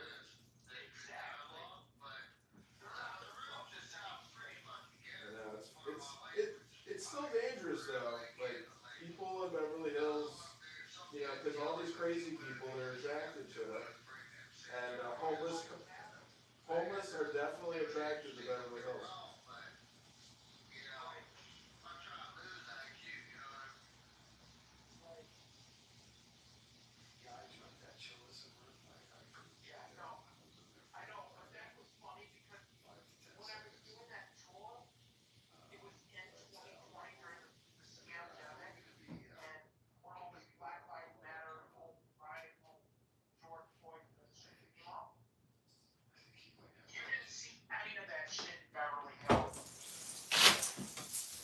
It's That is everywhere. not gonna happen. Well, they have protests. That guy ran the box truck through the Iranian protests just a couple months ago. Like, it's dangerous everywhere, dude. In fact, the nicer it is, the more likelihood that there's going to be an attack at that location. Like that dipshit mayor there in Chicago, he's up for re-election, and they're gonna re-elect him, I'm sure. No. There's a lot of people, including myself, that are throwing our hats in the ring. The election is in February of 27. And, I'm thinking about putting up a big billboard outside of my house, Kitover for mayor. Because I can probably get the signatures needed to get on the ballot because of proximity and volume and quality. We'll see. I mean, I'm gonna definitely run for mayor of Chicago because it's really easy to do. It's so easy to file, and it'll be one of the most watched nationally political events. Brandon Johnson is his name. Yeah, I know. He's a And that's total what moron, completely that guy low is IQ, brain fucking- dead. That guy is fucking dumb. Some girl called a black lady called him a dumb N-word to his face. He's really stupid. That's how you know you're bad, when your own people are calling you that. And like they fucked up like 16, 17 years ago when they basically sold all their parking meters to the Saudis or Qatar or whoever. Dude, it's like the Pentagon. They don't even know how much debt they have. Like, it's run. Yeah, they don't know. What's amazing though is Bank of BOA is the #1 debt holder. So like, dude, the accountants, the CPAs, the actual, everybody really knows how much debt there is, etc. And like, they can't even make the payments to meet the bare minimum for the funding of all of these pensions, and like the city of Chicago is refusing. But listen, there is this woman here in Chicago named Stacey Gates, who's like the most hardcore communist, psychopath, liberal retard you've ever seen. And for President's Day, she gave a speech about herself because she's the president of the Chicago Teachers Union. So like, instead of honoring US presidents, this dumb bitch honors herself. And like, everybody just trashed her on her. Like, dude, the comments are so crazy. Like, it's like there's like an open revolt. And like, but the thing is, like, it's the images that they put out, the videos they put out are so cringe and so crazy that it's like obvious that these people are parasites and like not really interested in educating our children because they have never even educated themselves. It's fucking crazy. It's like a different planet. It's like a Martian planet of like, you're like, this isn't what like teachers and unions were like when I was a kid. Like, it was totally professional, totally dedicated to education. No politics at all. So like, how the fuck can teachers become hyper political when we're paying them with our property taxes? Shut the fuck up and read the books. It's crazy. Right. What did Karl Marx say? Workers of the world unite. But see, these aren't workers. These are socialist. See, you can't call education work. It's a duty and responsibility of everybody, because everybody should want to be educated. But when all your communication deals with, basically, it's the same complaint against the Zionists: occupation, genocide, and reparations, and white structural racism. And it's so crazy because like in Evanston, they have given like 300 African Americans $40,000 from cannabis taxation. And it's just like, well, let's see the profiles on all these people that they've given all this money to. Plus, have they paid income tax on it? There's like this whole, basically that's what they're really interested in, is like social equity redistribution based on race. And the whole concept of race is just so tentative and stupid at this point. Man, I don't know. Maybe if there is some kind of like awesome AI breakthrough, because like we are so smart as like a collective globally, that like maybe there will be like some kind of like AI messiah or AI antichrist, whatever you want to call it. But maybe there will be like some type of breakthrough innovation because like based on like how TikTok and the micro like electronics, like it would be pretty cool to have an AI dog, you know, or like but that was like amazing, you know. Don't worry. All that shit's gonna come out. But will it live up to like our imaginations? And sadly, philosophy says no. I think it will over time. It will. Really though, because like it's pretty complicated to create. Because you would imagine it would have to be very expensive to have a very amazing robot. It would cost like a Bugatti, no? Like it would be millions of dollars to have one of the latest robots from Tesla.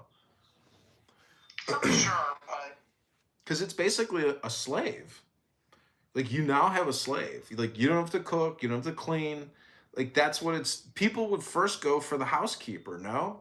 Like that's the premium model. Like that movie I, Robot, you know, with Will Smith, and I hate Will Smith, right. but like that would be the dream where like we actually have, you know, a robot smarter than a human serving a human. Like that would be the imagination. But I just don't think it's possible. You know, because most of Yeah. this stuff is like linguistic spam. It's not like literal. And these robots are like, it's all kind of the same shit. I mean, most of these videos are all AI videos. So it's possible though, you know. But fuck, they'll probably use them for war before they'll use them for housekeeping. Let's be practical here. Let's not send our soldiers to go die in the trenches. Let's go send 1 million robots. Right. It's a little bit like Star Wars, the clone army.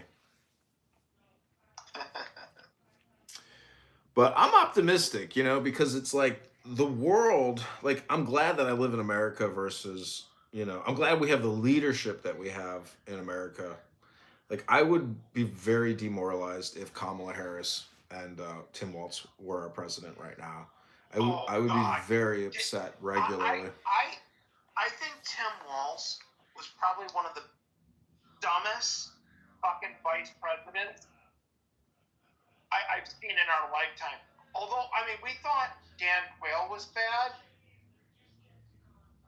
I don't know, man. Walz was dumber.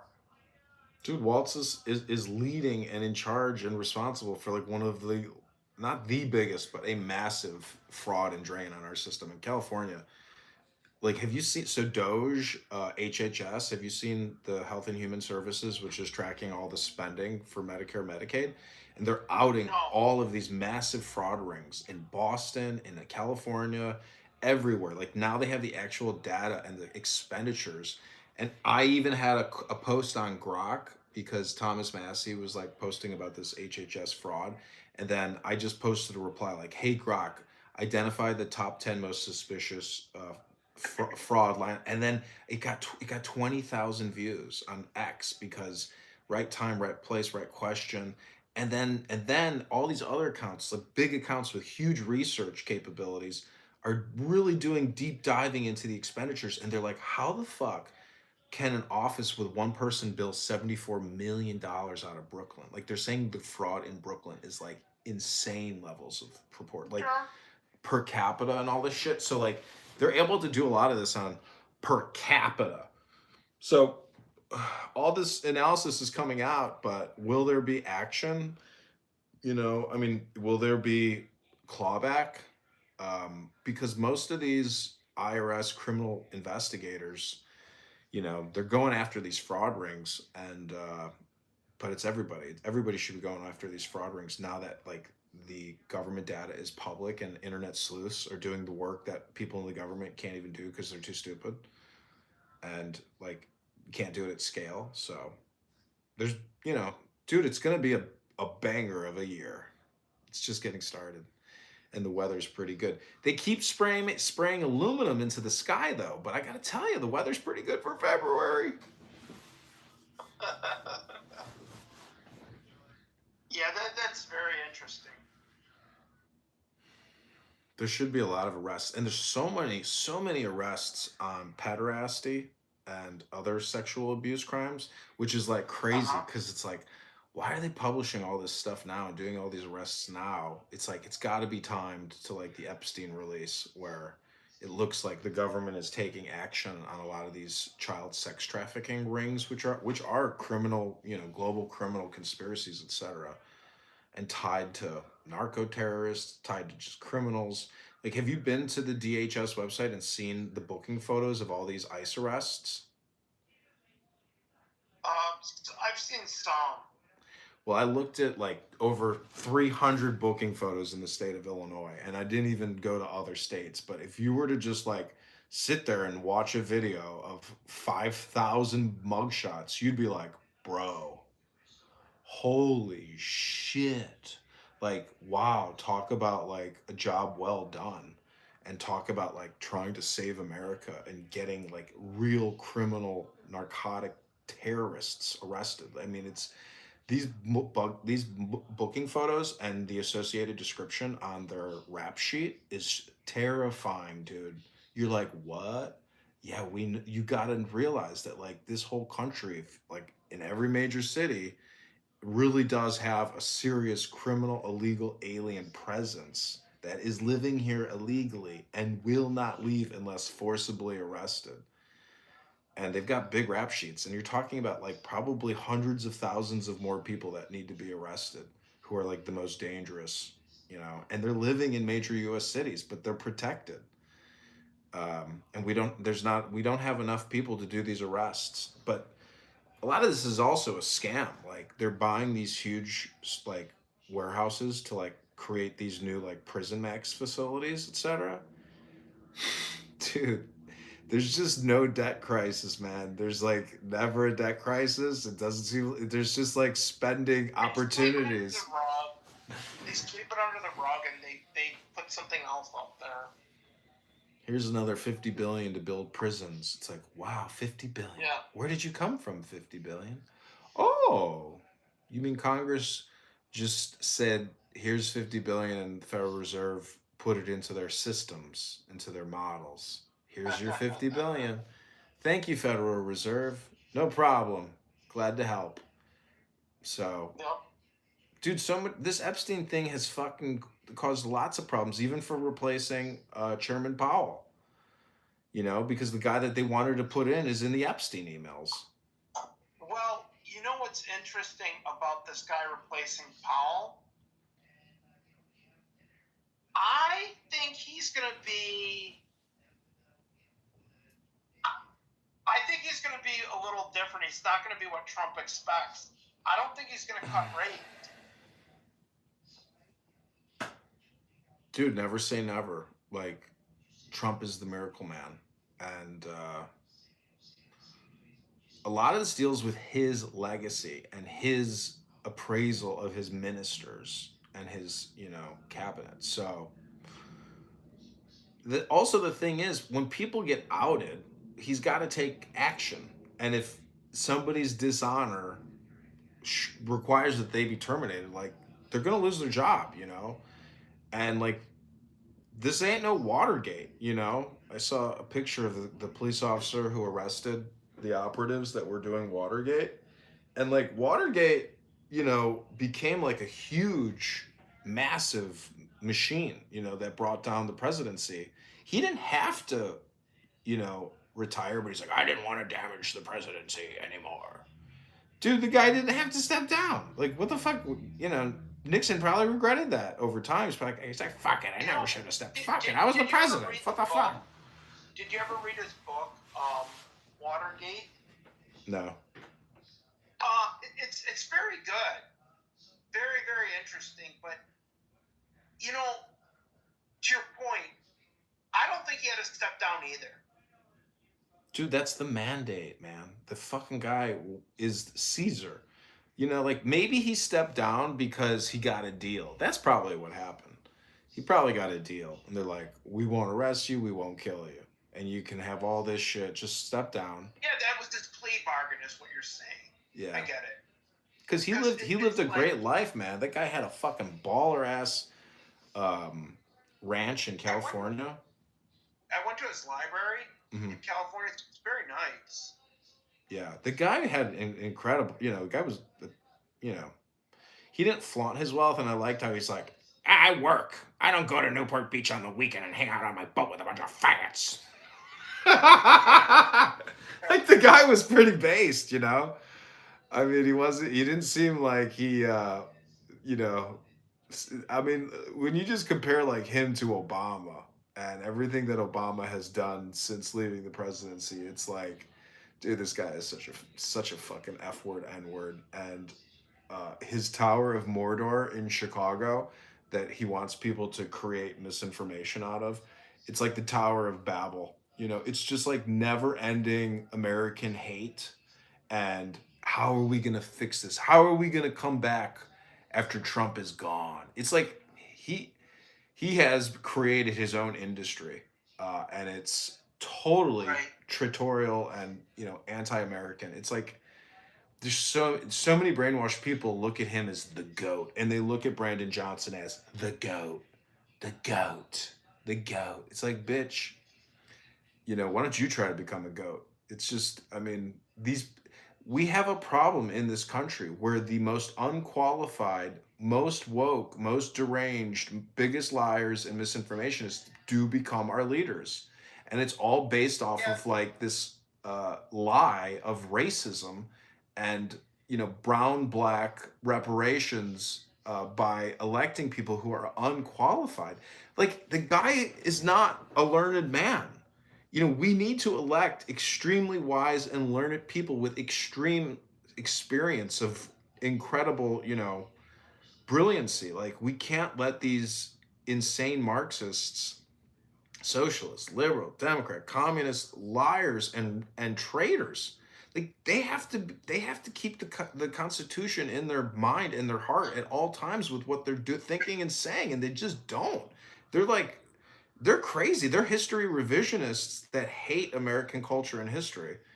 It's wild to watch. It's like, dude, this is like extreme clown world. Like extreme clown world. It's unbelievable. And it's at scale. It's like everywhere. Every major liberal left woke city is a sanctuary city of wokeism and resistance and trans too. Like Clinton just put out a photo with that trans congressperson. And it's like, dude, even using the word trans, it's like, no, man.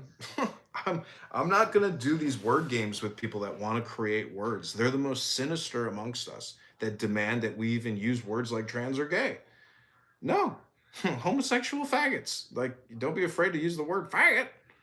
Because, faggots is a bundle of sticks. And we're not associating faggots with a protected class. Just because you want to have homosexual orgasm doesn't give you a special protection of speech. It doesn't, despite the fact that Google says you can't talk about certain groups of people because they have protected speech benefits. That violates our Constitution. Everyone and everyone is worthy of being roasted. Doesn't matter if you suck cock or pussy. Like, we will roast you if your ideas are impractical and stupid, because we have a major crisis, which is the debt crisis, and none of these people can talk about it. They can't talk about it because it's not a crisis to them. It's just an opportunity. And so we've been sold out. Like, our founders and our fathers saved for us for the future. And we spent it all and borrowed 1,000 times against it. What?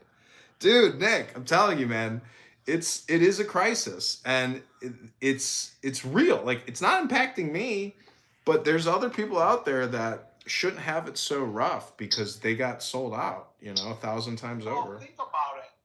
From what, 1776 to 2010, what was our national debt? Like 10 trillion when Rand Paul was first running or first got into Senate. He was talking about like being 10 trillion. Yeah. 10 or 12, something like that. Yeah, we've almost tripled that. Yeah. Or we have tripled that. Yep. In like 15 years. Quadrupled it. Yeah, we've quadrupled it pretty much. Or even more than that, because the unfunded liabilities, that's the real number. And we don't even know how much, 150 to 200 trillion. I brought that up in a room in here. This guy's like, no, you're full of shit. And I showed him something. He's like, no, that's just an arbitrary Google website. I'm like, okay, whatever. I mean, it's see, the thing is, it's just not genuine. See, the thing is that $1 trillion we're paying in interest every single year, which is really like $100 billion a month. Bro, who are the recipients at $100 billion a month? It's probably BOA, Wells Fargo, JP Morgan Chase, State Street, Vanguard, etc. Those are the real recipients of that $100 billion interest VIG monthly.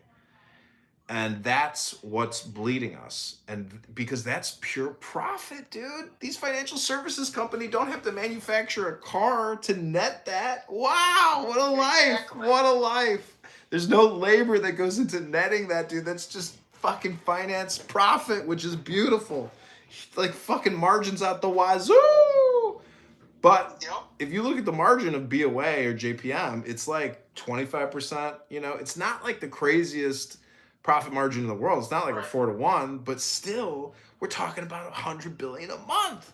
Dude, want to talk about I'm not in the mafia, but Nick, when you're talking about $100 billion a month, now we start to talk about the integration of the banking industrial complex and the military industrial complex. Because guess what bankers like?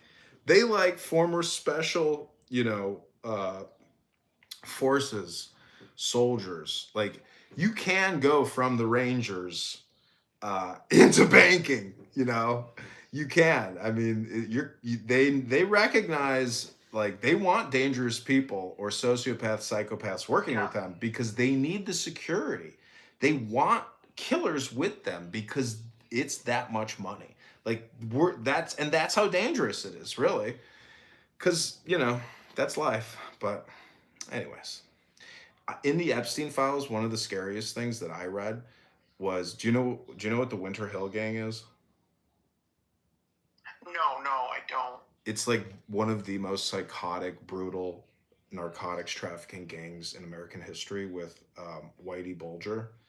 It's called the Winter Hill Gang, and it says that they infiltrated and took over the Boston FBI.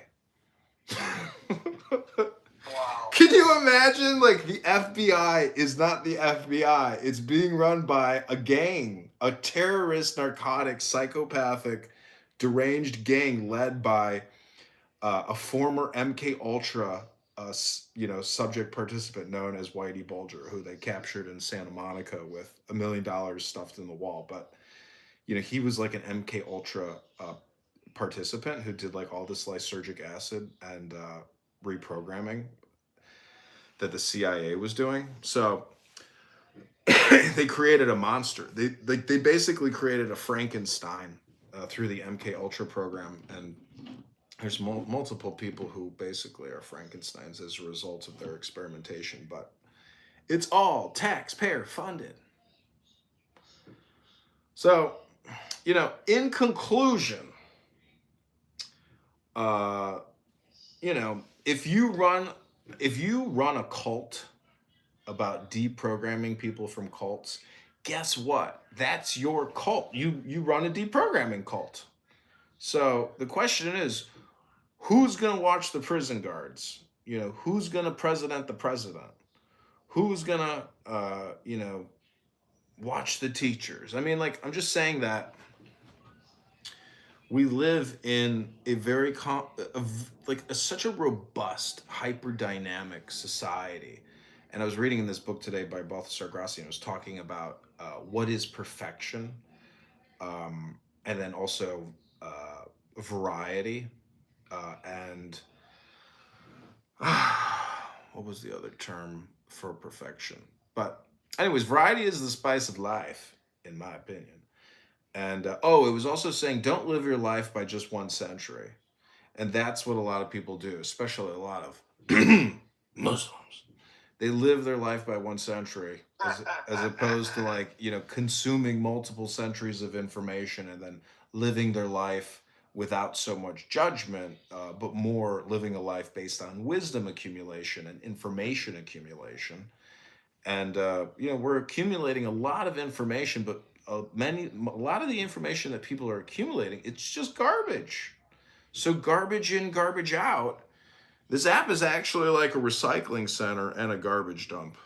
And what you bring into it is what you take out of it. But no one here has ever brought anything out other than garbage from Clubhouse. Nobody's ever brought a polished diamond or a polished bar of gold or silver or platinum.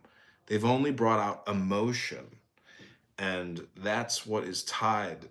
That's what this whole app is about. It's about emotion. It's not about information gathering or information transfer. It's about emotional emotion plus political position, and propaganda. So that's really the power of this app. And humans are smart enough to know that that's really the real value in it, because they're not bringing in any good information. Like CM here, he doesn't bring in any good information into this app. And therefore he leaves this app with the garbage that he brings into it, which is complaints and criticism.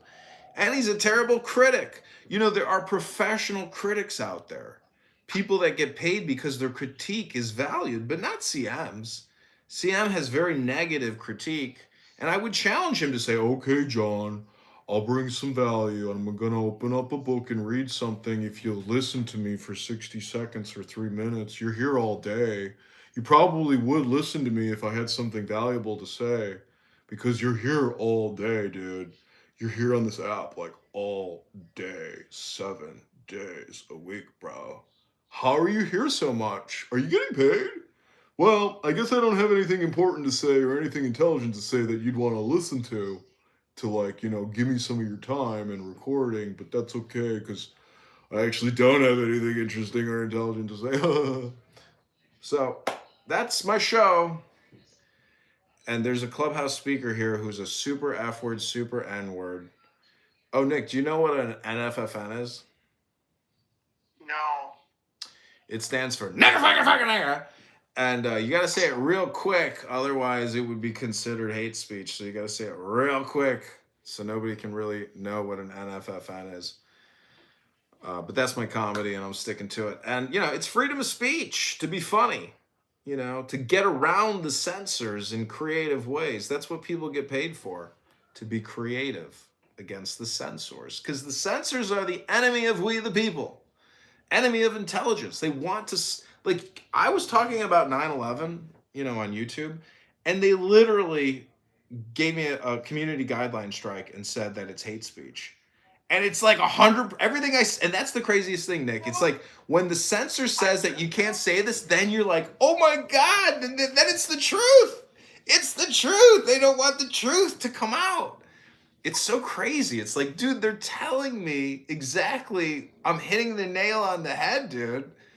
Like, it's true, and they can't let out these national secrets on YouTube. So they tell you can't talk about 9/11 truth. You can't talk about World Trade Center 7.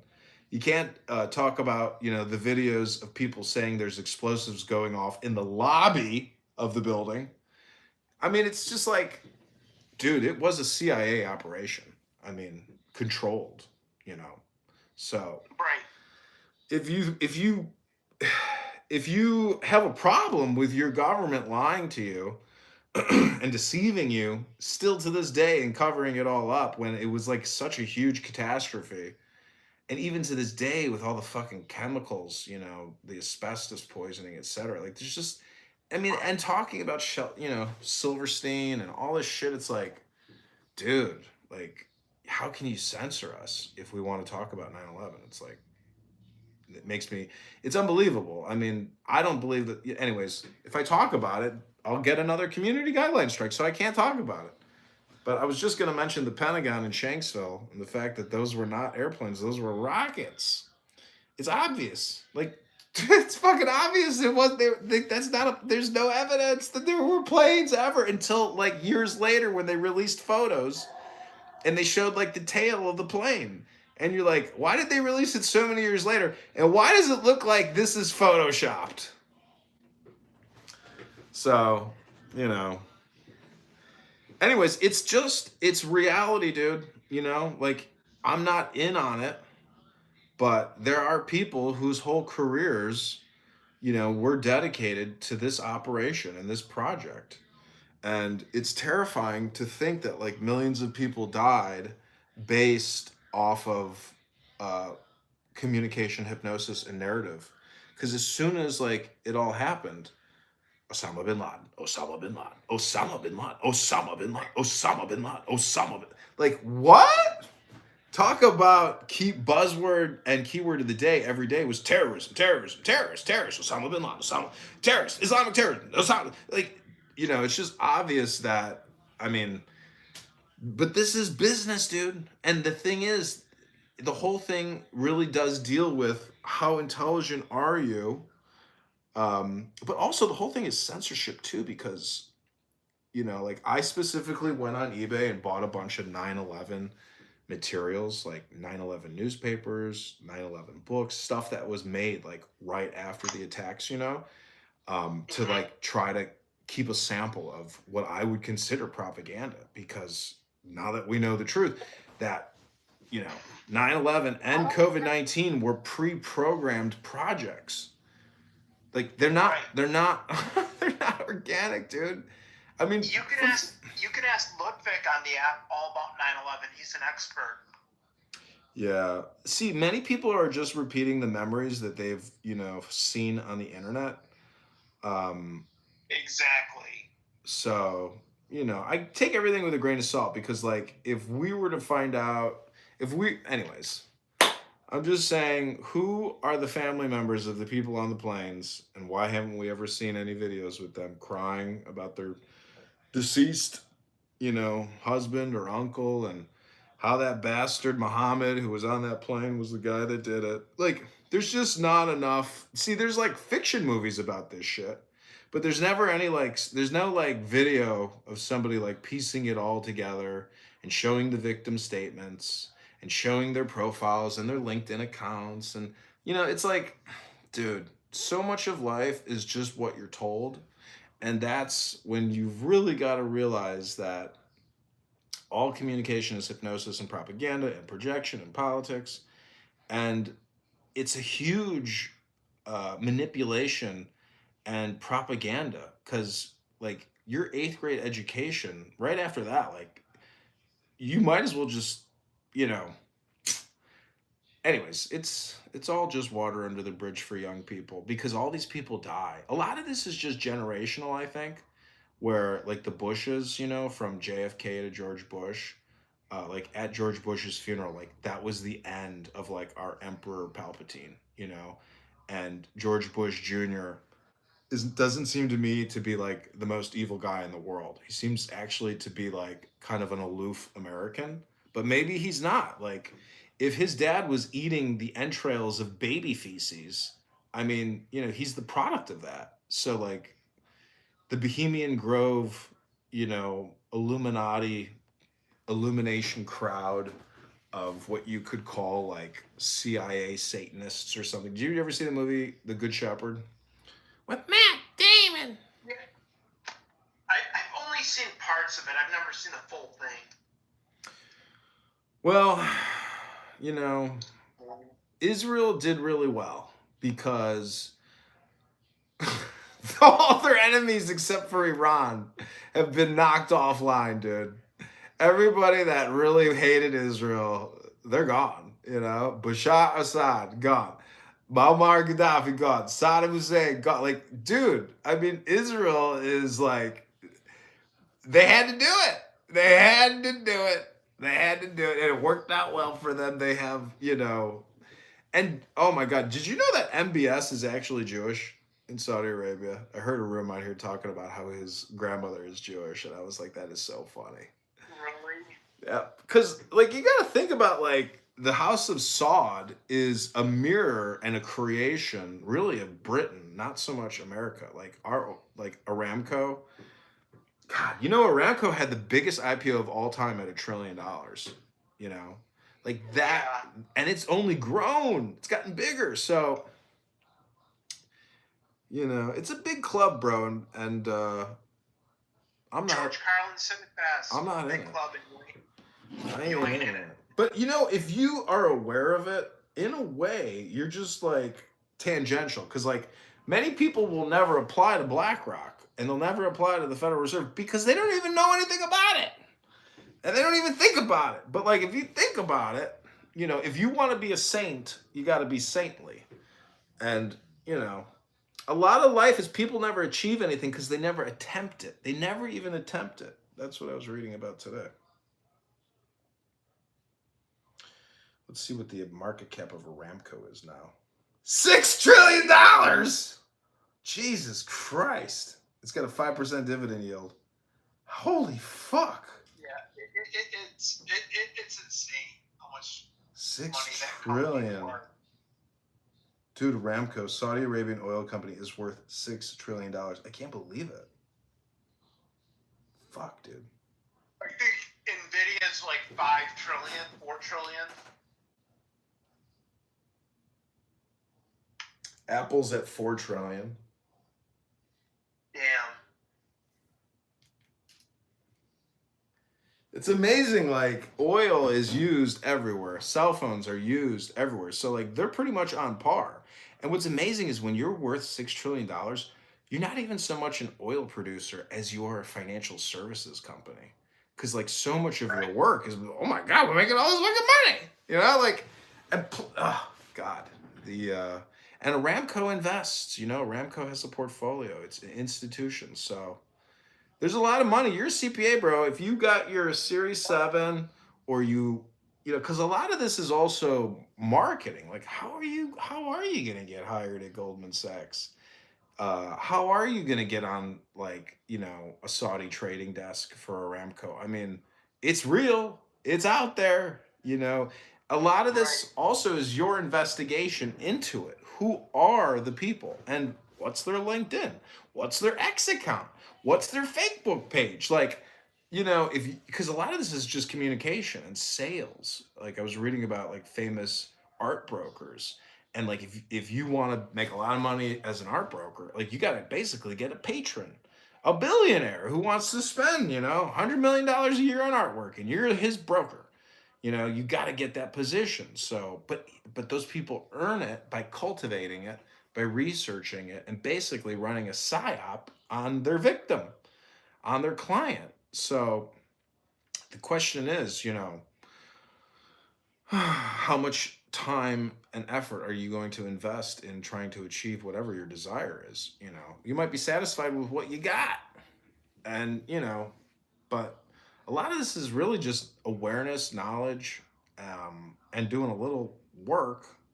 Like, if you have a stock and you get their, you know, annual shareholder statement and their perspective, their series, whatever, like their disclosure shit, like, it tells you who all the vice presidents are, etc. And it's like, do you do LinkedIn? No, I don't use LinkedIn. I don't use it either, and I love that I'm not on it because I fucking hate it. But it is. I would some years ago. I deleted my account. It's just got really annoying, and people want to sell you stuff.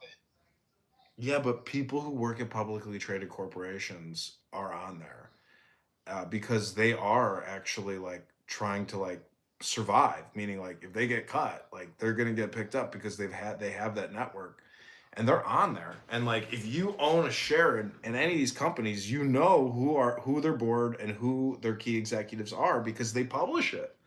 And it's like, where else are you gonna get that information? You're not gonna get it anywhere unless you own a share in that fucking company. And they mail you every year, and they're like, here's our fucking brochure, and here's who we are. And then you're like, okay, now I know who you are. Maybe I can try to communicate with you.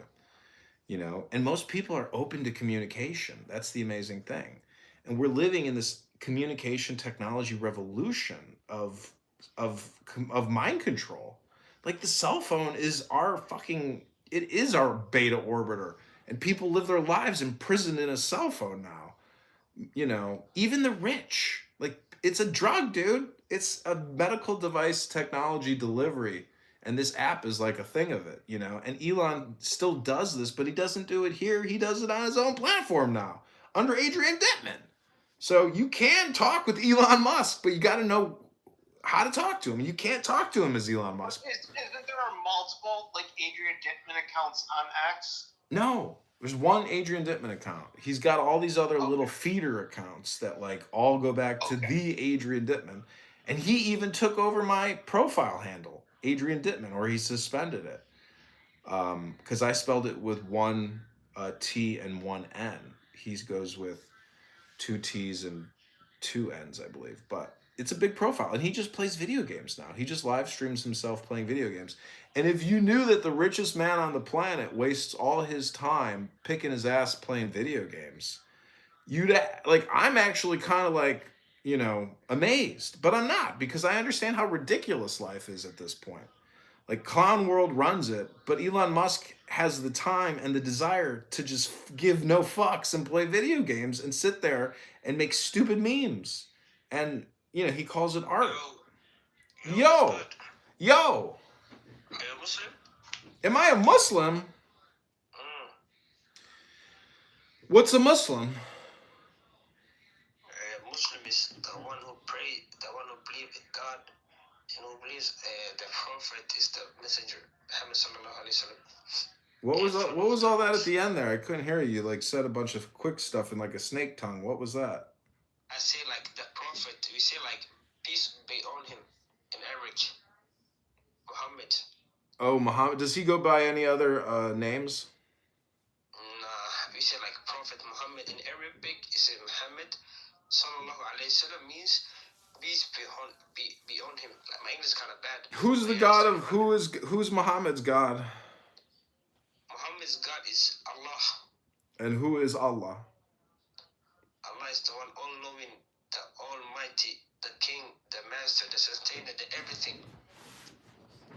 Allah is everything? Allah is everything, subhanahu wa ta'ala. He's the king of the kings. Allah is king of kings. And so what does that make Muhammad? Muhammad is a prophet, he's a messenger. Is he a servant of the king? Yes, like us. Interesting. Well, that sounds, like a great movie. Is there a movie about this? Nah, bro. It's like... Pretty sure there's a movie about this. Maybe it's called The Prophet. Can I ask you one question, Mary? You want to ask me a question? Go ahead. Okay, what do you believe in religion? Do I believe in religion? Yeah. What's religion? Like, do you believe in God? First of all. What's God? God who created you. God created me? Yes, sir, man. I thought my mom and my dad had sex, and then because my father inseminated my mother, her uterus bare fruits of me. I didn't know God did that. Nah, that doesn't make sense. Something has to begin for the first time, Oh, you mean like Adam and Eve? Yes, that's everything has a beginning. You know that. Oh, I see. Well, is Jesus a Muslim? Yes. I thought he was a Christian. No, it was not. Jesus is a Muslim? Yeah, he prayed to God.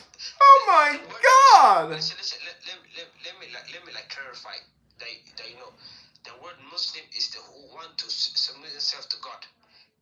Jesus prayed to God. That means he's Muslim. Oh my God. I didn't know that. That's amazing. Well, yeah, I hear you, bro. That's amazing. Well, what about the Pope? Who is the Pope? Pope, what's the Pope mean? Yeah, what does the Pope mean? Well, the thing is, my English is not that good. I'm not from America, Where are you from? I'm from Sweden. You live in Sweden and you don't speak English? Yeah, we're not that good, bro. Oh my gosh, bro. Not everybody. Well, what year is it? Like in Sweden? Yeah, what's the year? In Sweden? Right now, yeah. It's 2026, bro. What century do you live in? In Islamic or like the other way? Islamic. Islamic like 1400 something. 1400 something? But do you live in 1400 something or do you live in 2026? We follow like the calendar of Islamic. I live in 1400 something. Oh my God. You're still living in the 1400s. Wild. Well, Would you marry? Would you get married to a 13-year-old? As you know, if you could have a marriage, would you marry a 13-year-old? No. Why? What about a 15-year-old? No. What about a 17-year-old? No. 18-year-old? Nah. 20-year-old? I'm like 21, so like in my age or like older. Okay, got it. So Most 1 year younger than me. is that like a 2026 thing or like a 1400 thing? The thing is, back in the days, let me clarify. The thing is, back in the days, I know what you're talking about. You're talking about the prophet marrying a young girl, yeah, right? Aisha. Yes, I know. But the thing is, she was not 9, bro. How She old? was 8. She was 18. 18? Yes. Wow. Let me clarify that she was 18. But the time back then, they didn't know like how time moves. You know, nobody had like what did I say, like, you know, focus or something like that. Mm-hmm. She was Concentration. Like, she was grown, bro. Let me tell you about something, bro. You sound a good guy, bro. Let me be honest with you, bro. Mm-hmm. You can teach me about your religion. I will listen respectfully and like listen. You hear me? Yeah, you want to learn English. English, and you do you believe in Christianity? What's that? So you don't believe any religion? What are the major religions? It's like the 5, or it's more. I know there's more religion, but I know the 5. What are the 5? The 5 is like Christianity, Islam. Hello, Zaza. So Christianity, Islam, what are the other 3? Judaism and Buddhism and Hinduism and something like that. Those are 5 big religions. What's the biggest? The biggest Islam. The biggest is Christianity, I think. No, it's Islam. By population is Christianity. Wait, let me check. It is. But the fastest growing religion is Islam right now. That's for sure. Okay, I don't have to check that. It's Islam. Huh? It is Islam. No, the fastest growing religion is Islam, not the biggest. But it's growing, so it. But yeah, I hear you, Zaza. There are more Muslims in the world than any other. Yeah, but religion. But listen. I'm Muslim too, but the thing is, I am. Alhamdulillah. Are you both Muslims? No. This guy's not Muslim. What's the book here? Who's talking, Mayor or Jay? Jay. Mayor, are you Christian? He doesn't believe. I don't think he doesn't believe nothing. No, I'm about to go to the gym. Okay, good for you.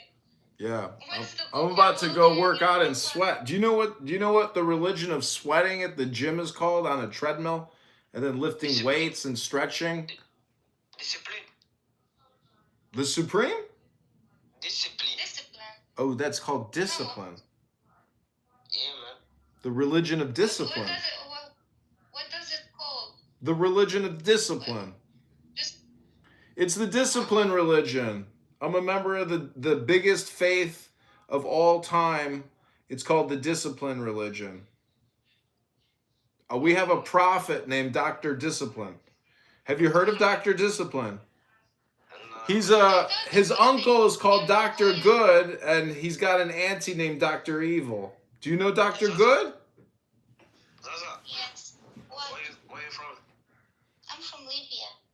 Libya?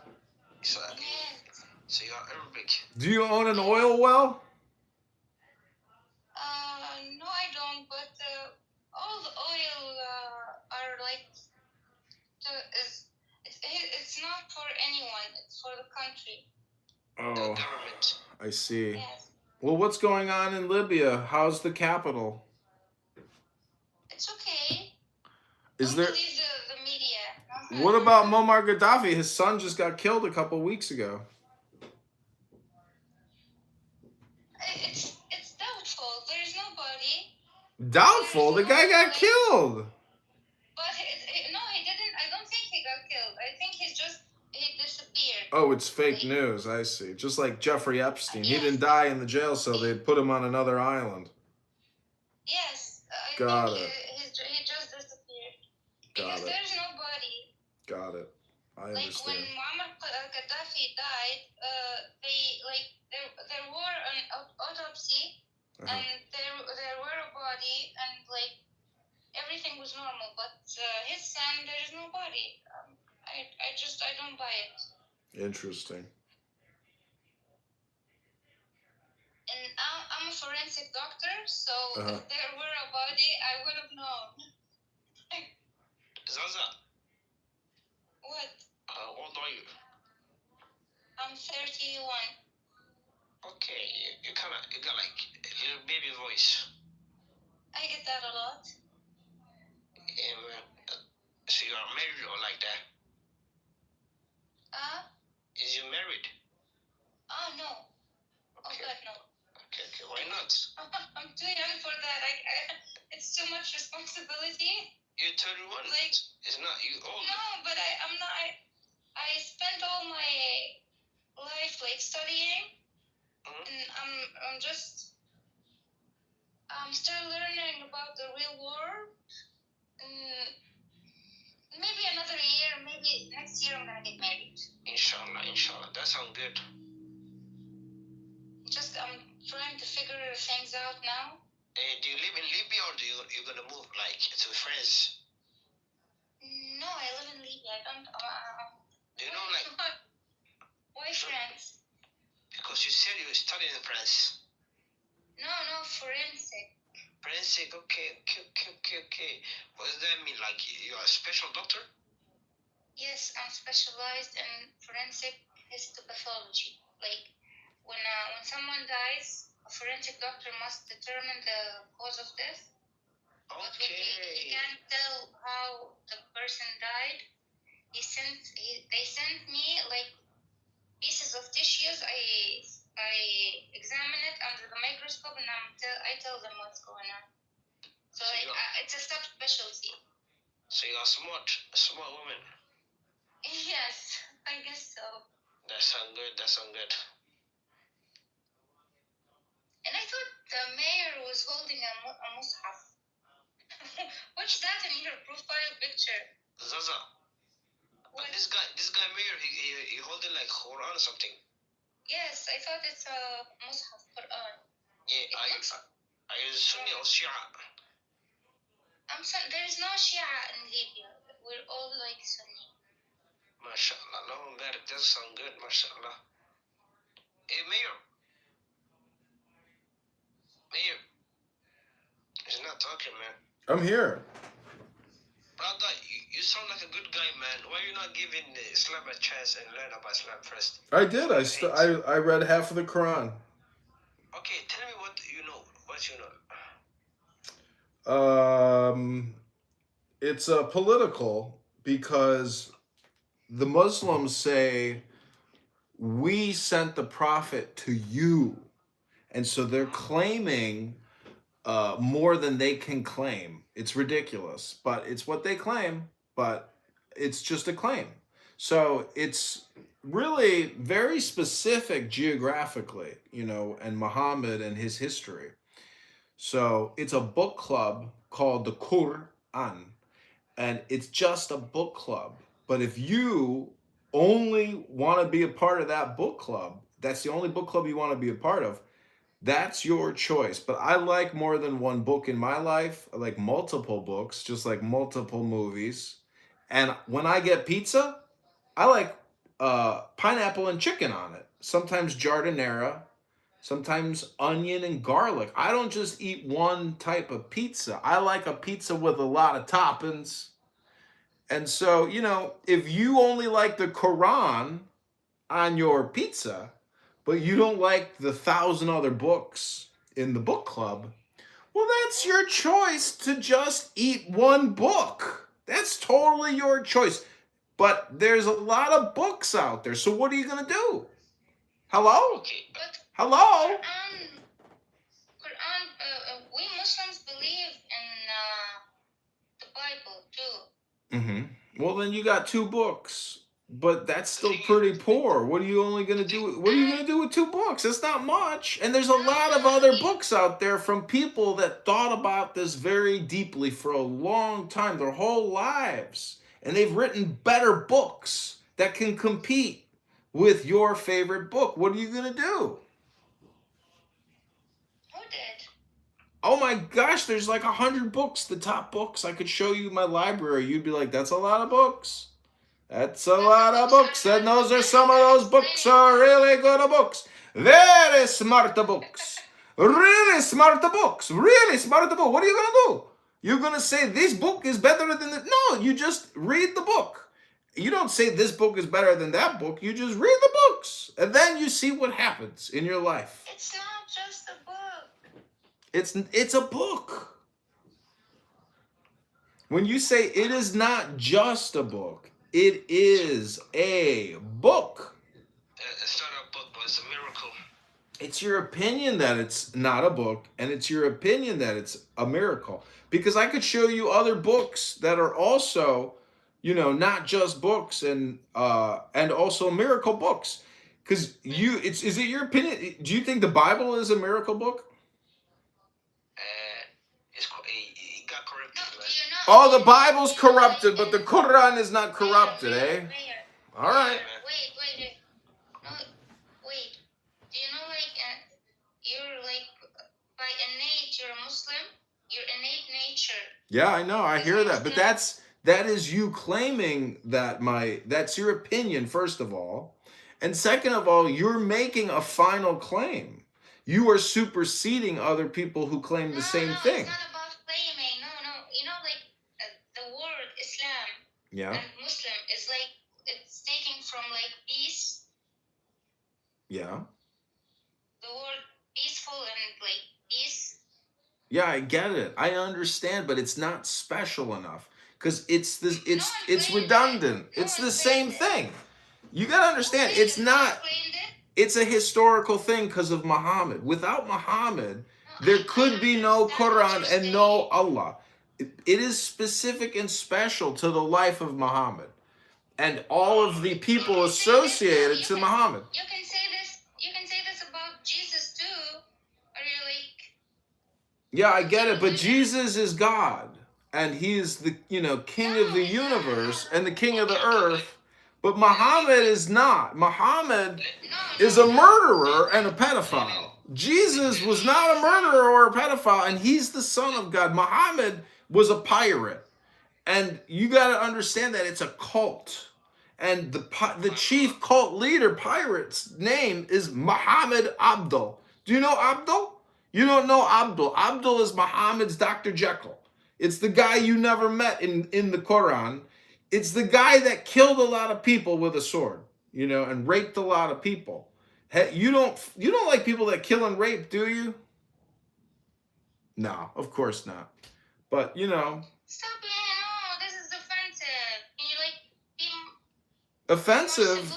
Offensive? I'm talking. This is history. It's not offensive. It is facts. I'm not attacking your religion, so don't attack mine. I didn't ask you whether or not you were. I don't think you're attacking. And plus, you don't even know my religion, do you? But I'm not attacking any religion. But my religion is not about attacking the Muslims of Islam or the Quran. What's your religion? Oh, I'm a philosopher. That's not a religion. It's the religion of philosophy and the philosophy of religion. You just never heard of it. What planet are you from? No. What planet are you from?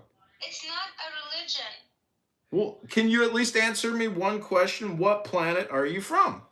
You're being sarcastic. I'm not. Okay, doctor. If you can't answer a question, then I guess we can't have this conversation. Syed Rahim, welcome. Assalamu alaikum to the room.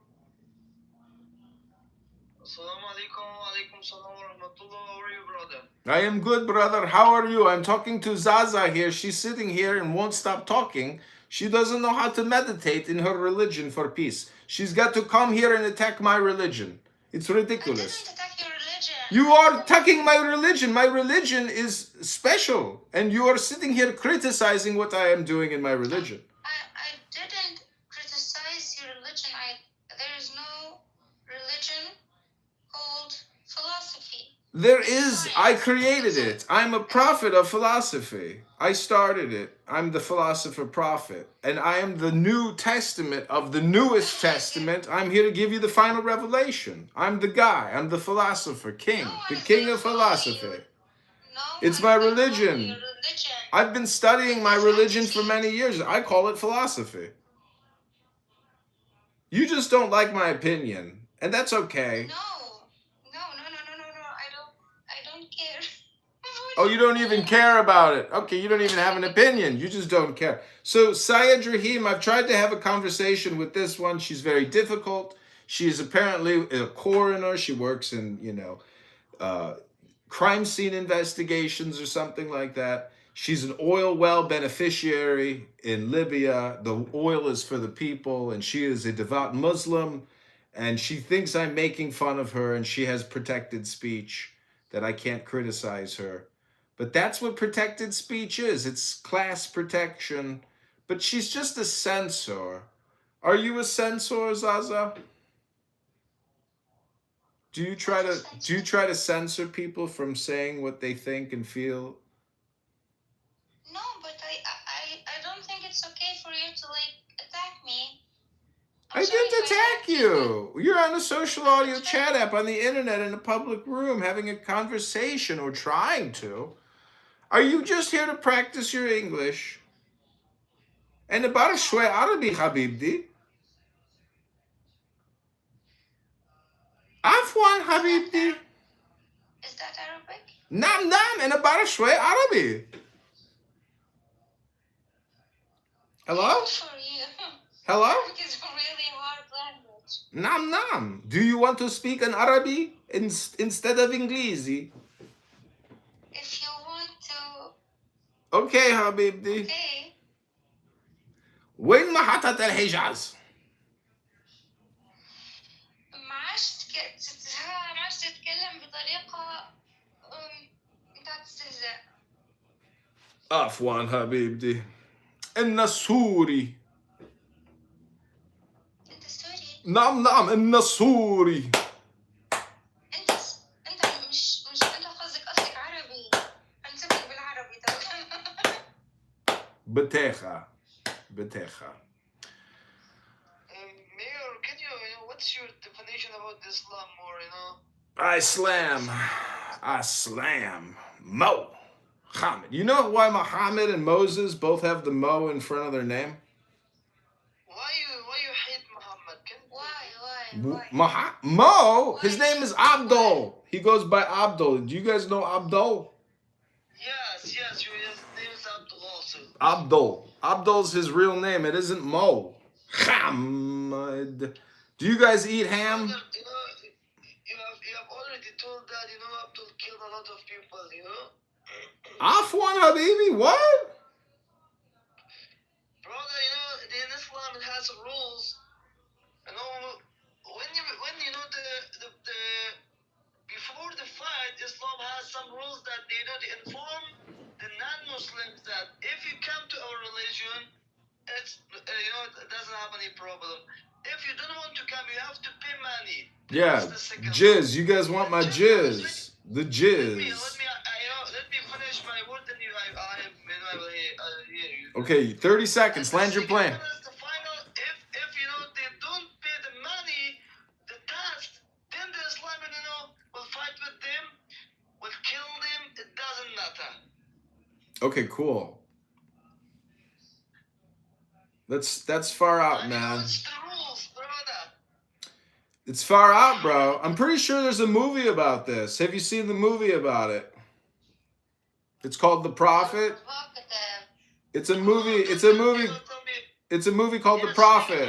Have you seen it? I'll put it in the link. I'll put it in the chat. I'll put it on the Jumbotron for you. It's called The Prophet. It's the only authorized version of Muhammad ever made. You guys should watch it. It's called The Prophet. Have you seen it? Brother, even you're from America. No, I was born inside Uranus, next to Saturn and Neptune. It doesn't matter where you're from, brother. You know that book that you have, brother. That book that you have,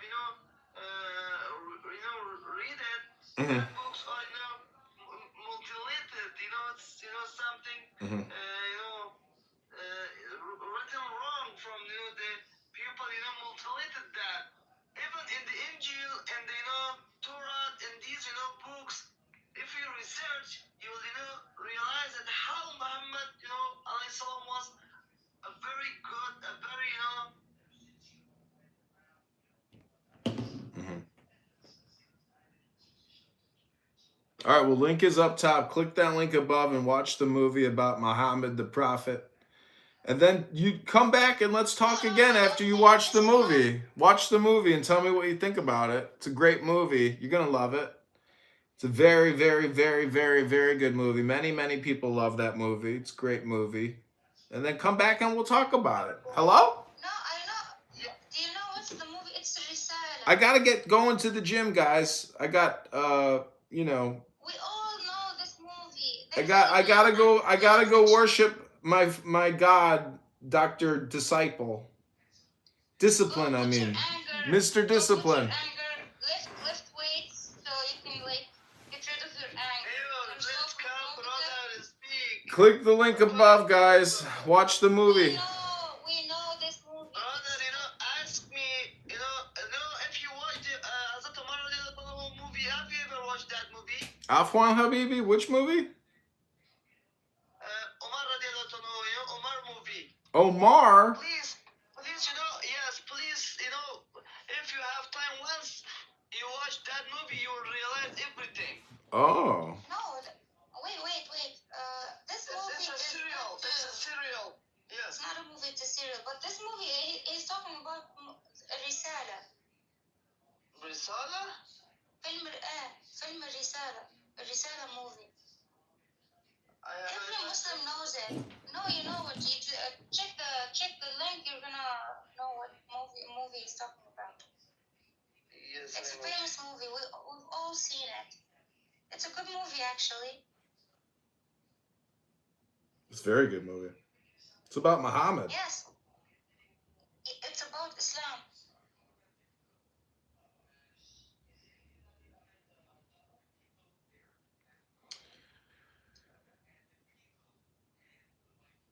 It's authorized because it's not offensive. Because Muslims won't tolerate any. Just shut up. Why are you being so provocative? Hello? You're so mean. Hello? Grow up around animals. I'm gonna get out. Oh my gosh. Yeah. Hello? Are you talking to me? And no, you're fine. Okay. I'm sorry. Is this a conference call? Like a social audio chat app? Like, because the whole thing is, people come here with their emotions and they take it so personally and they get all emotional. And, I'm just here for information gathering, not even for fun, Like, I'm not here to have fun, You don't sound like you're gathering information. No, I'm here to gather information. You just got here at the wrong time. You got here later in the information gathering where I stopped the information gathering a long time ago. Started fighting? No, you're the one getting angry, not me. I'm not angry. I'm annoyed. There's a big difference.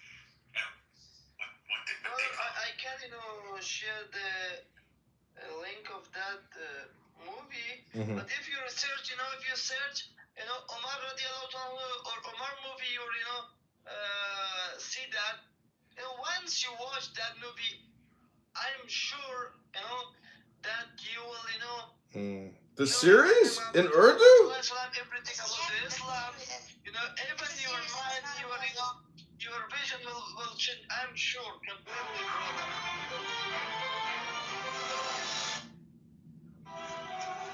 Wow.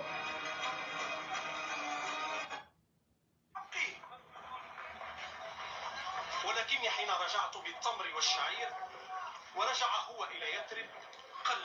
البضاعة فوجدت أنه قد غشني فجعل خيرها أعلاها وما دون ذلك فاسد رديء لا يصلح لغير البهائم. Assalamualaikum. You don't need to work harder. You need a halal business model that works hard for you. The smart. ومن ازداد اجتهادا وجد عند الله مزيدا وإن الجهاد سلام العمل وإنما المجاهدون من يهجرون السيئات ومن يأتي بها ويقول أقوام Yeah, I hear you. Brother, I beg on you to watch that movie because in Islam, when a person you are watching the person, even he or she is a non-Muslim, if they are going in a wrong path, you have to show him the right path. Mm-hmm. That's why I beg on you to watch this movie, and it will help you to know everything about the real Islam. In this world, no one how can I say no one show or no one say about the real Islam. Everything that you're watching, they are somehow in order to make bad the name of Islam, and they even in Afghanistan we are an Islamic country, and in our government, Mashallah, brother. Yo, Mir. Can I figure out what gospel this is in? Mir. May God open your heart, man. Mm-hmm. To the right path, man. Every human gonna die one day. Yeah, I know. I will be my Lord. It's coming. So you choose your way wisely, man. I know. Listen, you guys are just here at the end of the show, The thing is, bro. Every man to himself. At the end of the day, Yeah, that's what's up. That's what's up. So if you choose the way you live, I respect it. That's your life. Yeah. I'm not gonna hate on you, bro. I hear you, bro. But if God decide to lead you in a good way, alhamdulillah, I'm happy for you then. Yeah. That's the way. That's the best way. So I love you like a brother, bro. It doesn't matter. You love me like a brother? Yeah, man. Wow. That's nice. That's not gay. That's nice. That's nice. Just randomly meeting somebody on a conference call app and calling them your brother. It's big up on you, brother. That means you a big brother. Yeah, man. Brother. Brother, I gotta get to the gym, brother. It's never too late to get to the gym, brother. Do your body right, brother. See you another time, and I will make may God lead you to paradise, man. I'm already in paradise, brother. No. That's not paradise, bro. Paradise is not even close.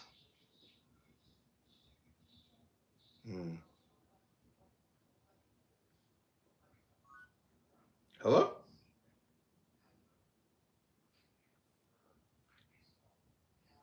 Hello?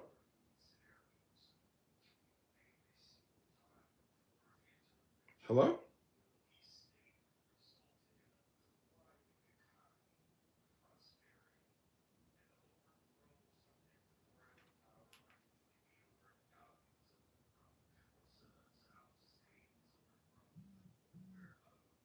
Hello?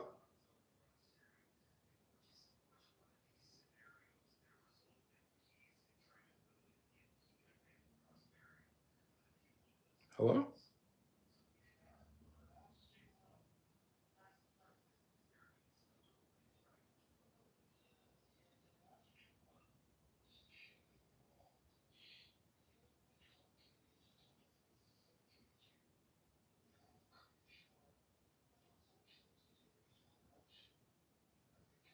Hello?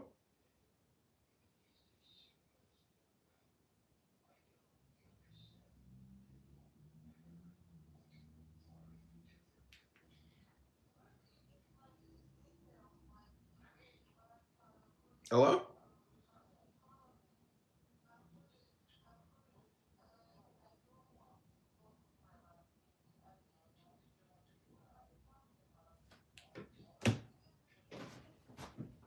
Hello?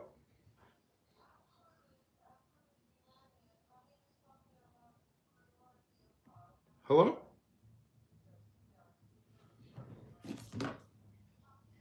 Hello? A solution to say, oh, we need this, to say we have a higher class and a lower class.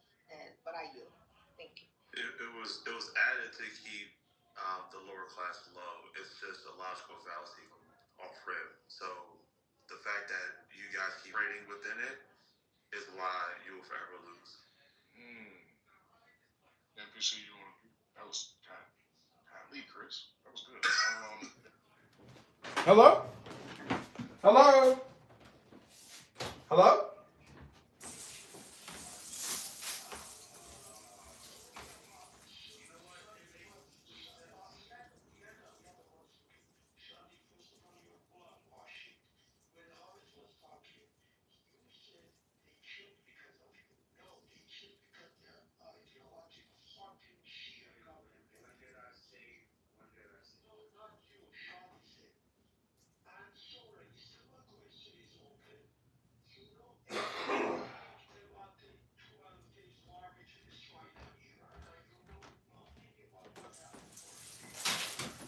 Hello? Hello? Hello? I know that any government that murders its own people in cold blood, when I've seen it time and time again in the Middle East, when it happened with Gaddafi, when it happened in Syria, when it happened in these other places, as righteous as it is, again, I'm not a fan of the IRGC whatsoever. I think the first scenario Hamed put forward is the best scenario, where the mullahs are overthrown, where the leadership in Iran is gone, and former IRGC, former core members of the Israeli military side with the Israeli people, and there is an automatic election where it goes straight into a democracy. I think that's the best scenario. Again, unlikely, but that's the best scenario. But because you're both Azerbaijan, please tell me, considering Azerbaijan supplies Israel with 60% of its oil, and there's a strong separatist movement of Azerbaijani people in Iran, how can you truly say that you two, Azerbaijani citizens of Iran, that is currently unified with Persians and Arabs as Iranian citizens, how faithful are you to a future Iranian state? Or do you just want the mullahs to fall so you can break off and be a part of Azerbaijan? Yeah, no. First of all, I'm an Iranian person. We are looking for our laws, basic laws inside the Iranian territory. Like, for example, I speak Turkish. I can write it down. I didn't study in Turkish. Knowing that maybe 15, 16, 20 million people in Iran speak Turkish. We're fighting for our rights, principles. At the beginning, if they give us, we will stay with them. I love all part of Iran. Even Shadi said, I'm from Kurdish side. My wife is Kurdish. We love Iran. But if they don't do that, we're gonna still start and also fight to our basic laws, basic whatever you call it. So we maybe, but that the separation you are talking about in Azerbaijan is not that much strong, even if it is not maybe 5-6% maybe. But the people want to stay with Iran. It's much large land. Hey, hold on, sorry, give me a second real quick. Little Hamid, I'm just gonna make this statement, okay? How can you ask another country to come in with military force when you yourselves are not willing to stand from other countries? You mean, okay, But you get the point. The flag of another country as your PTR, the flag that randomly gets applied 60% of its oil by your blood lineage, Azerbaijan. So I don't know. Maybe you're bullshit. Yeah, and the reason why I say that is you guys to me are cowards, you know, because you're asking another nation to come in. You are a coward. You're not willing to stand side by side with the other nation to come in. No. Steph is right.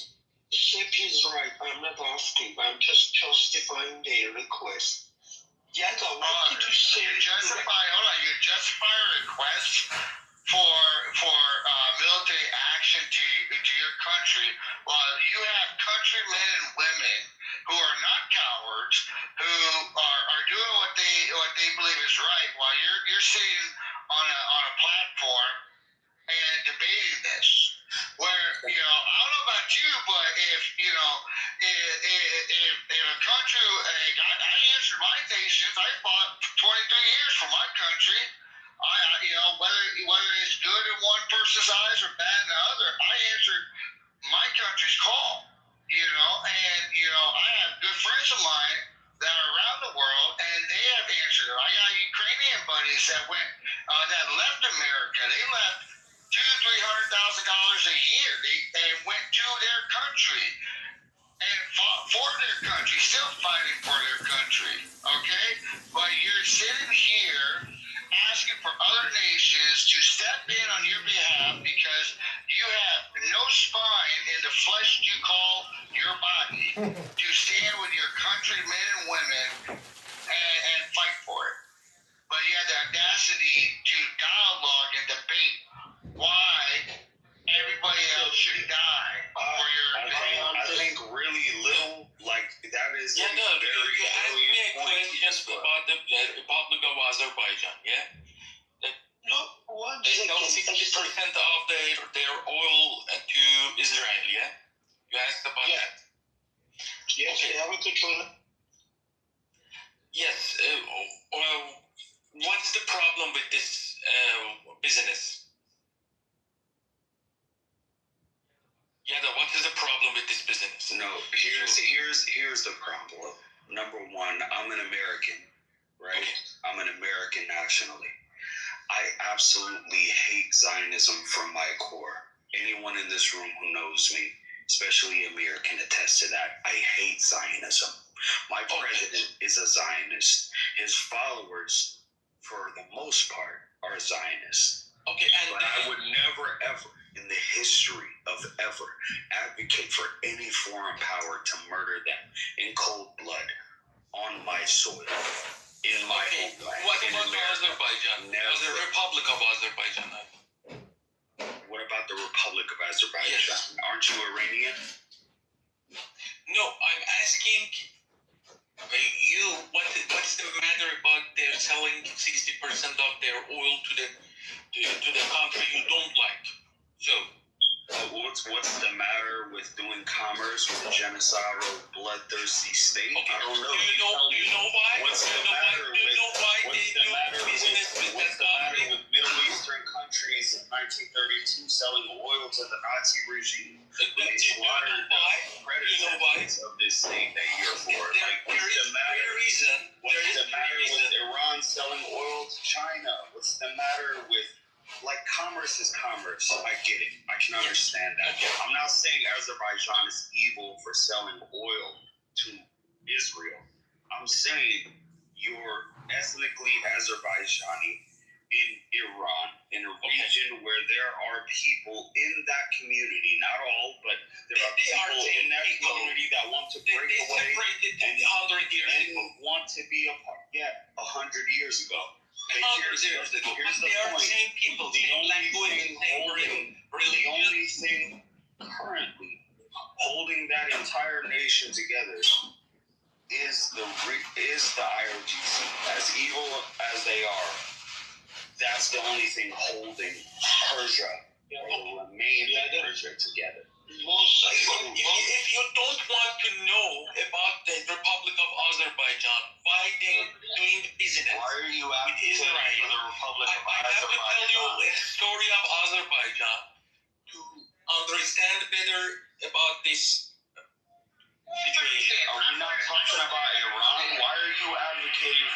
Republic of Azerbaijan. Because you are asking why they selling oil to... No, I'm asking why you, who claim to be an Iranian citizen, are you an Iranian citizen? No, I'm the United States citizen. Oh, you're in the United States, but your family in Iran. Yes, my family. And you've got your family's in Iran, but you're advocating for Azerbaijan now? Actually, you asked the question and you're answering, Hamid. I did. Okay, so it's fair. I don't know. So, no, my bad. I was talking to my brother. Anyway, listen. Yeah, Hamid asked the question and he's answering. He's not waiting for you to answer yet. Thank you, Faya. Okay, so as far as the economic dealings between Azerbaijan and Israel, I don't think there's anything wrong on Azerbaijan's part. I truly don't. I don't have anything against Azerbaijan other than their military campaign against Armenia 2 years ago. Other than that, I have no issue with Azerbaijan. There's many Muslims in Azerbaijan. There's many Christians and good people, and it's a beautiful culture. And many Jewish people in Azerbaijan. Yeah, of course there are. But beyond that, Azerbaijan to Iran is a foreign nation, and it's adversarial. It's not an ally, a close ally of Iran. They have dealings as well, being close neighbors, they sharing a border and sharing ethnic lines. However, you have to admit, if the IRGC falls tomorrow, Azerbaijan, its government officials, and the certain segments of the Azerbaijani people who live in Iran will seek autonomy and reunification or unification with Iran. Right? So, what will that cause? A civil war. And that civil war will kill hundreds of thousands of Iranians. So let's be real with ourselves. What are you advocating for, really? Unfortunately, this fear of separation and the label is used by a lot of people to shut people's mouths. Like Islamic Republic say, like you say, IRG is the glue for Iran. They keep them to keep together all these provinces. In another side, Pahlavi is using this term to say, oh, I'm the only person. I can keep Iran territory without separation. Check the back channel message, please. Well, nothing will happen.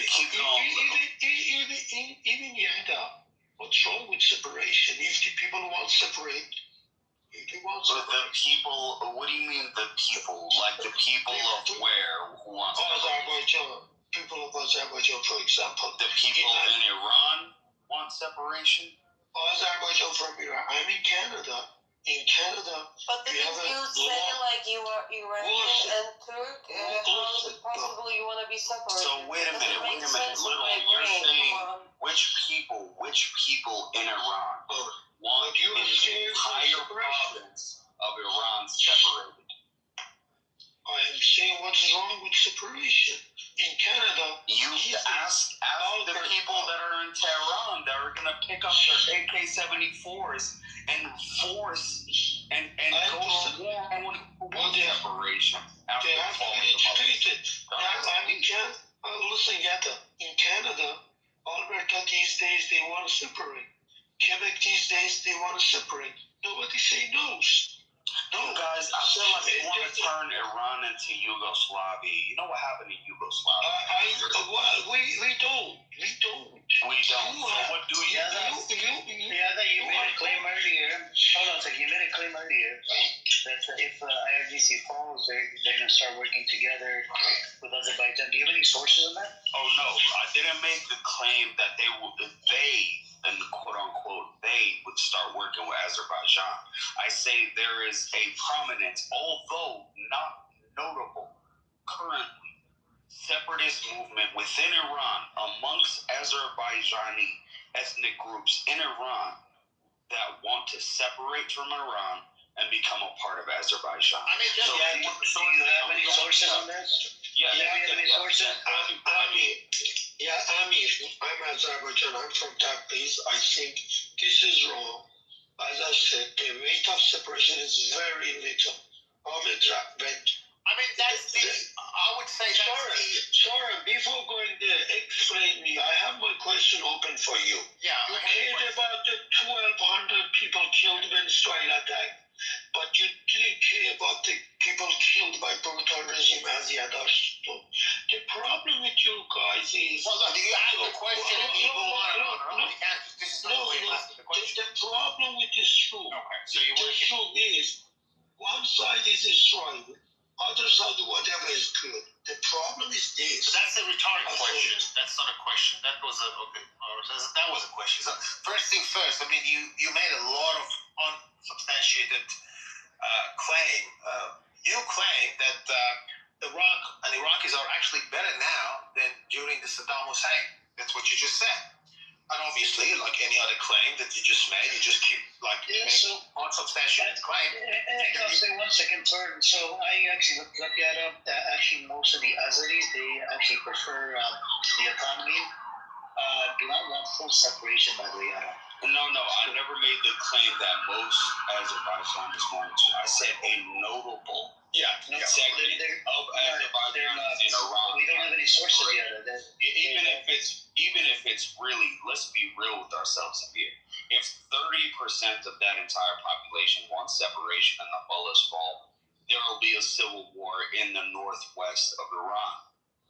Let's be real. They do not. No, they don't, bro. You can make the argument minority, but you don't have any sources. Don't mean most. I'm not saying it's going to be all of them. I explicitly said not all, but a notable amount. Just to be fair. What is a notable amount? Can you tell us? 5%, 10%? Over 15%. There's no sources. There's no evidence. Okay, sure. Okay, so if you have any sources, let me put this up. I'm putting this source in the chat. Sure. Okay. You guys, it's from the Middle East Forum, and it agrees mostly with both you and me, where most Azerbaijanis in Iran prefer autonomy. However, autonomy and unification with Iran does not explicitly say a part of a future Iranian state without the Arabs. Let's be frank and real about that. So here's the source. I just posted it in the chat in the Middle East Forum. And if you guys like, I'm going to read the article really quickly. It says, outside of Africa, Iran is amongst the most ethnically diverse nations in the world. Persians might be a plurality, but Iran also is home to Azars, Kurds, Balochs, Arabs, Turkmens, Lurs, and other groups. It is mistaken, however, to interpret ethnicity in Iran is the same way as the United States or Europe. In Iran, ethnically is fluid, especially among larger ethnic groups like the Azars, who assimilate and intermarry more. So, that being the case, I'm going to skip ahead to the part of unification. It says, there are 3 largely Azar provinces in northwestern Iran and western Azerbaijan. Their combined populations is about 8 million. About 5 million Azars live among Great Tehran. Do you have any sources that says 15% of them they will actually want to separate, bro? Do you have any sources on that yet? Sure. I'm just because I don't want to go through this article. If you have sources, sure. No. Okay. No, you're right about that. It needs to be specific towards the argument. So, give time to Soren to answer my question. Well, look, speaking of what you just initially said about the people under the current political establishment in Iraq are much more better condition and better than during Saddam Hussein. I am one of the maybe very few people on this app that I hate Saddam Hussein as the way that detests and despises the Zionist policy. So I am the last person that can give any credit to Saddam Hussein. But if you ask any Iraqis today that been through the brutality of the Saddam Hussein regime in the 80s, if you ask them today, they said we were better off. Those people actually lived during that era. They said we were better off during Saddam Hussein than what we are today. And the social media. That's true. Yeah. Well, please check your back message. And I just put the link in the chat for you in case you were not aware of that. I mean, that's really sad, but that's a reality that the people, in terms of economy, in terms of social coherence, the situation was better during Saddam Hussein. Again, that does not mean that I give credit to this monster. I hated that guy, and I didn't like him for obvious reason, probably you would know. But I can't just be biased. And I asked a question to a lot of Iraqis, and there was also some articles about it too. You can look at it. So to suggest that the situation now is better than during Saddam is simply false. Now, getting back to what you just said about why I'm not talking about the unrest that started in Iran in the beginning of January. Actually, we do. We keep talking about it on a daily basis. Maybe you're new on this domain. I do talk about it. And I don't know specifically what exactly you need me to tell you. Is there anything that you want me to elaborate? Or, thank you, sorry. First of all, I think you are an educated person. I can accept that Iraq is people saying that or saying this. Listen to this. Listen, GDP growth.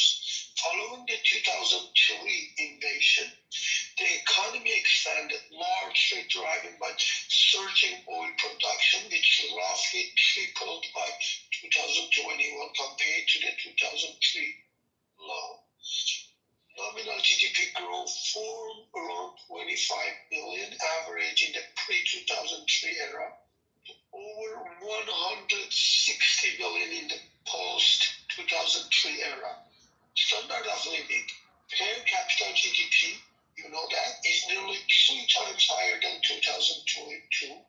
Life expectancy has increased from 65 years in 2003 to 70.4 years post-2003 challenges. So these are the statistics. You can talk about GDP, life expectancy. I know the Iraq, they have freedom. Listen, sometimes that fucking Saddam, living in the fucking Saddam, even you have everything with you, beside you, you have your rice, you have your food, is shame. Because you're living in a kind of a republic, Iraq. I know you, Islamic Republic, fucking Islamic Republic, interfering there, they have Hashd-e-Shabi, but Iraq these days doing better than before. Guys, I would like to say thank you for everybody. I'm sorry, Amir. Fawad, I didn't hear Fawad. Faya, sorry. No, little, we like to have this conversation because, look, there's few things. I know your concern. I understand your concern. So little, there's few things. Look, I'm coming from the perspective of, I care about the Iranian people. I don't support IRGC or Reza Pahlavi. Okay? Now, imagine this. Put yourself, I have 2 passports, American and Canadian passport. Okay? I have a problem. We have a pedophile in the U.S. government that's serving. That was in Epstein files multiple times. There's a lot of stuff in the Congress. There's a bunch of pedophiles that are running the show in the American government. Okay? Imagine. Now, I have a problem. I approach a Canadian government. I go, can you topple this government, this American regime? I hate this guy. A lot of people at the protests are getting arrested, and, they don't like this government, this and that. Do you know by default that would make me a traitor? Do you understand what a traitor is? So when I look at... Listen, the comparison is not fair. You cannot compare the American government with brutal Islamic government. The American government is brutal. That's what I just told you. ICE just killed a whole bunch of people. You didn't see it on the video? They're arresting people, they're killing people. They don't see what they don't want to see. Why? I know. I was watching the video today in Newfoundland or somewhere the police want to arrest. But do you remember they attacked that cinema? What happened when Trump was? They said they cheated in the election. How many people? The people came to the parliament. Where was it? The Trump said they cheated. On January 6th? I think so. How many people killed? How many? There were actually many people killed on January 6th, just FYI. And even the ones that were killed, they were literally attacking the cops. And here, I mean, I don't know, like, I mean, if you saw, like, how Alex Petty was murdered, like, literally 6 cops surrounded him and, like, shot him. And, like, I mean, you know, gets passed around, or how to pronounce that word, style. Like, execution style. I mean, like, if you just, I guarantee, if this was done by anyone like a bearded person wearing a turban, all right, I swear this would have been like, I mean, you know, going crazy, and everybody would have been like, how, you know, Islam is bad, how Muslims are bad, and all that stuff and everything. But here's my question to you, Lil. You know, here, as like, defend the right of everybody, including the people of Iran, as every kind of government that they want necessarily. That being said, listen. Let me complete my question. That being said, all right, once you oust this, I saw the start over because I couldn't hear you. Okay. Can you hear me now? So, can you hear me now?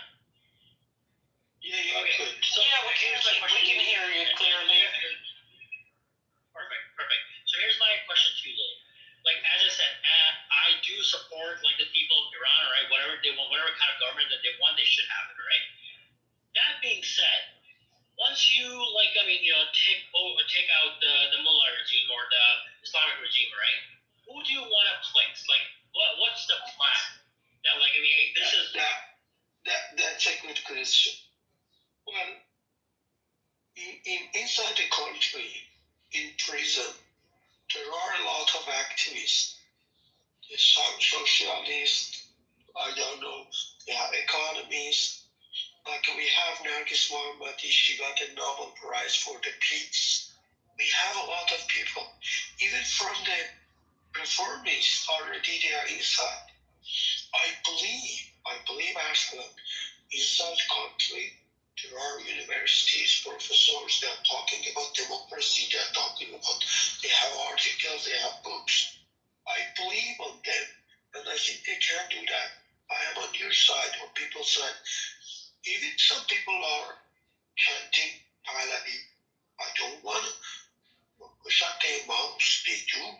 You can have election if they want kind of monarchy like England. I don't know. Not like a previous one, like under the law should be under him. No, they have a law. They can have a freedom. They can have a party. They can have selection. We can have an election, choice or referendum. But inside country, I can trust a lot of people. I know Pahlavi is the followers of Pahlavi. They want only this regime to go. Otherwise, they can't go to the power. But for me, it's not the case. I don't want it to. If this government say, okay, I don't want to go, but I want to be secular. I want to be democratic. I'm supporting it. Give comedy go away. Give power to others. Make diversity. I'm supportive. I don't want this regime to go with like a lot of blood. No, we can change them. That's my thought. Okay, I really appreciate what you said, Ray, and that's really nice. So, like, you know, and I do partially agree with you a lot of things. But let's just go with that. And I agree. Like, I mean, you know, people of Iran are absolutely amazing people. I really, like, I mean, you know, respect them. They're amazing people. Okay? But here's my problem that comes with those who are, again, I'm not an Iranian to, like, I mean, you know, comment, but I mean, a lot of the Kitovers has less. I mean, they're ethnically probably Iranian, but that's about it. I mean, they haven't been to Iran in years. They don't really know much about it, right? A lot of them don't even know Farsi. So here's the problem with Pahlavi, right? Under Pahlavi, women education was as less as 25%. You can look that up, all right? And now, women education is as high as 90%. All right, Iran produces one of the most university graduated women. All right, that I'm not giving credit to the Mullah regime for that. I'm actually not giving that. But what I'm trying to say is that when I see like those pictures, all right, of like women, they're half naked or whatever they are, it's so misogynistic to the point that they're like, we rather see a couple of naked women, all right, that's our comfort, than educated women, scientists, doctors, engineers, all right? This is where my problem comes with the Pahlavi, this idea of like bringing Pahlavi again, right? That's the thing. And this is where my concern comes with is that, again, as I said, if people want freedom, if people don't want, Khamenei, that should be their right, all right? But my concern comes is that once he is ousted, all right, once he is thrown out, if there's a government that is pro-Palestine, if there's a government that's like, we're actually going to have negotiations with Russia, we're going to have negotiations with China, we're not really going to be someone who's just going to be another, American puppet, right? The moment that's going to happen, there's going to be another coup, just like what happened in Egypt. In Egypt, all right, Mubarak was thrown out, all right, and then then there was the hey, well, you may dislike Muslim Brotherhood. I mean, there are a lot of people who dislike them, but they were, they were elected by the people. Even if they were like 30% of the people, still they did end up becoming majority votes. Right? That's how democracy works. And guess what happened? All right, Sisi, the coup, and since then there has not been one election. All right, that's the problem. That's where the thing comes in.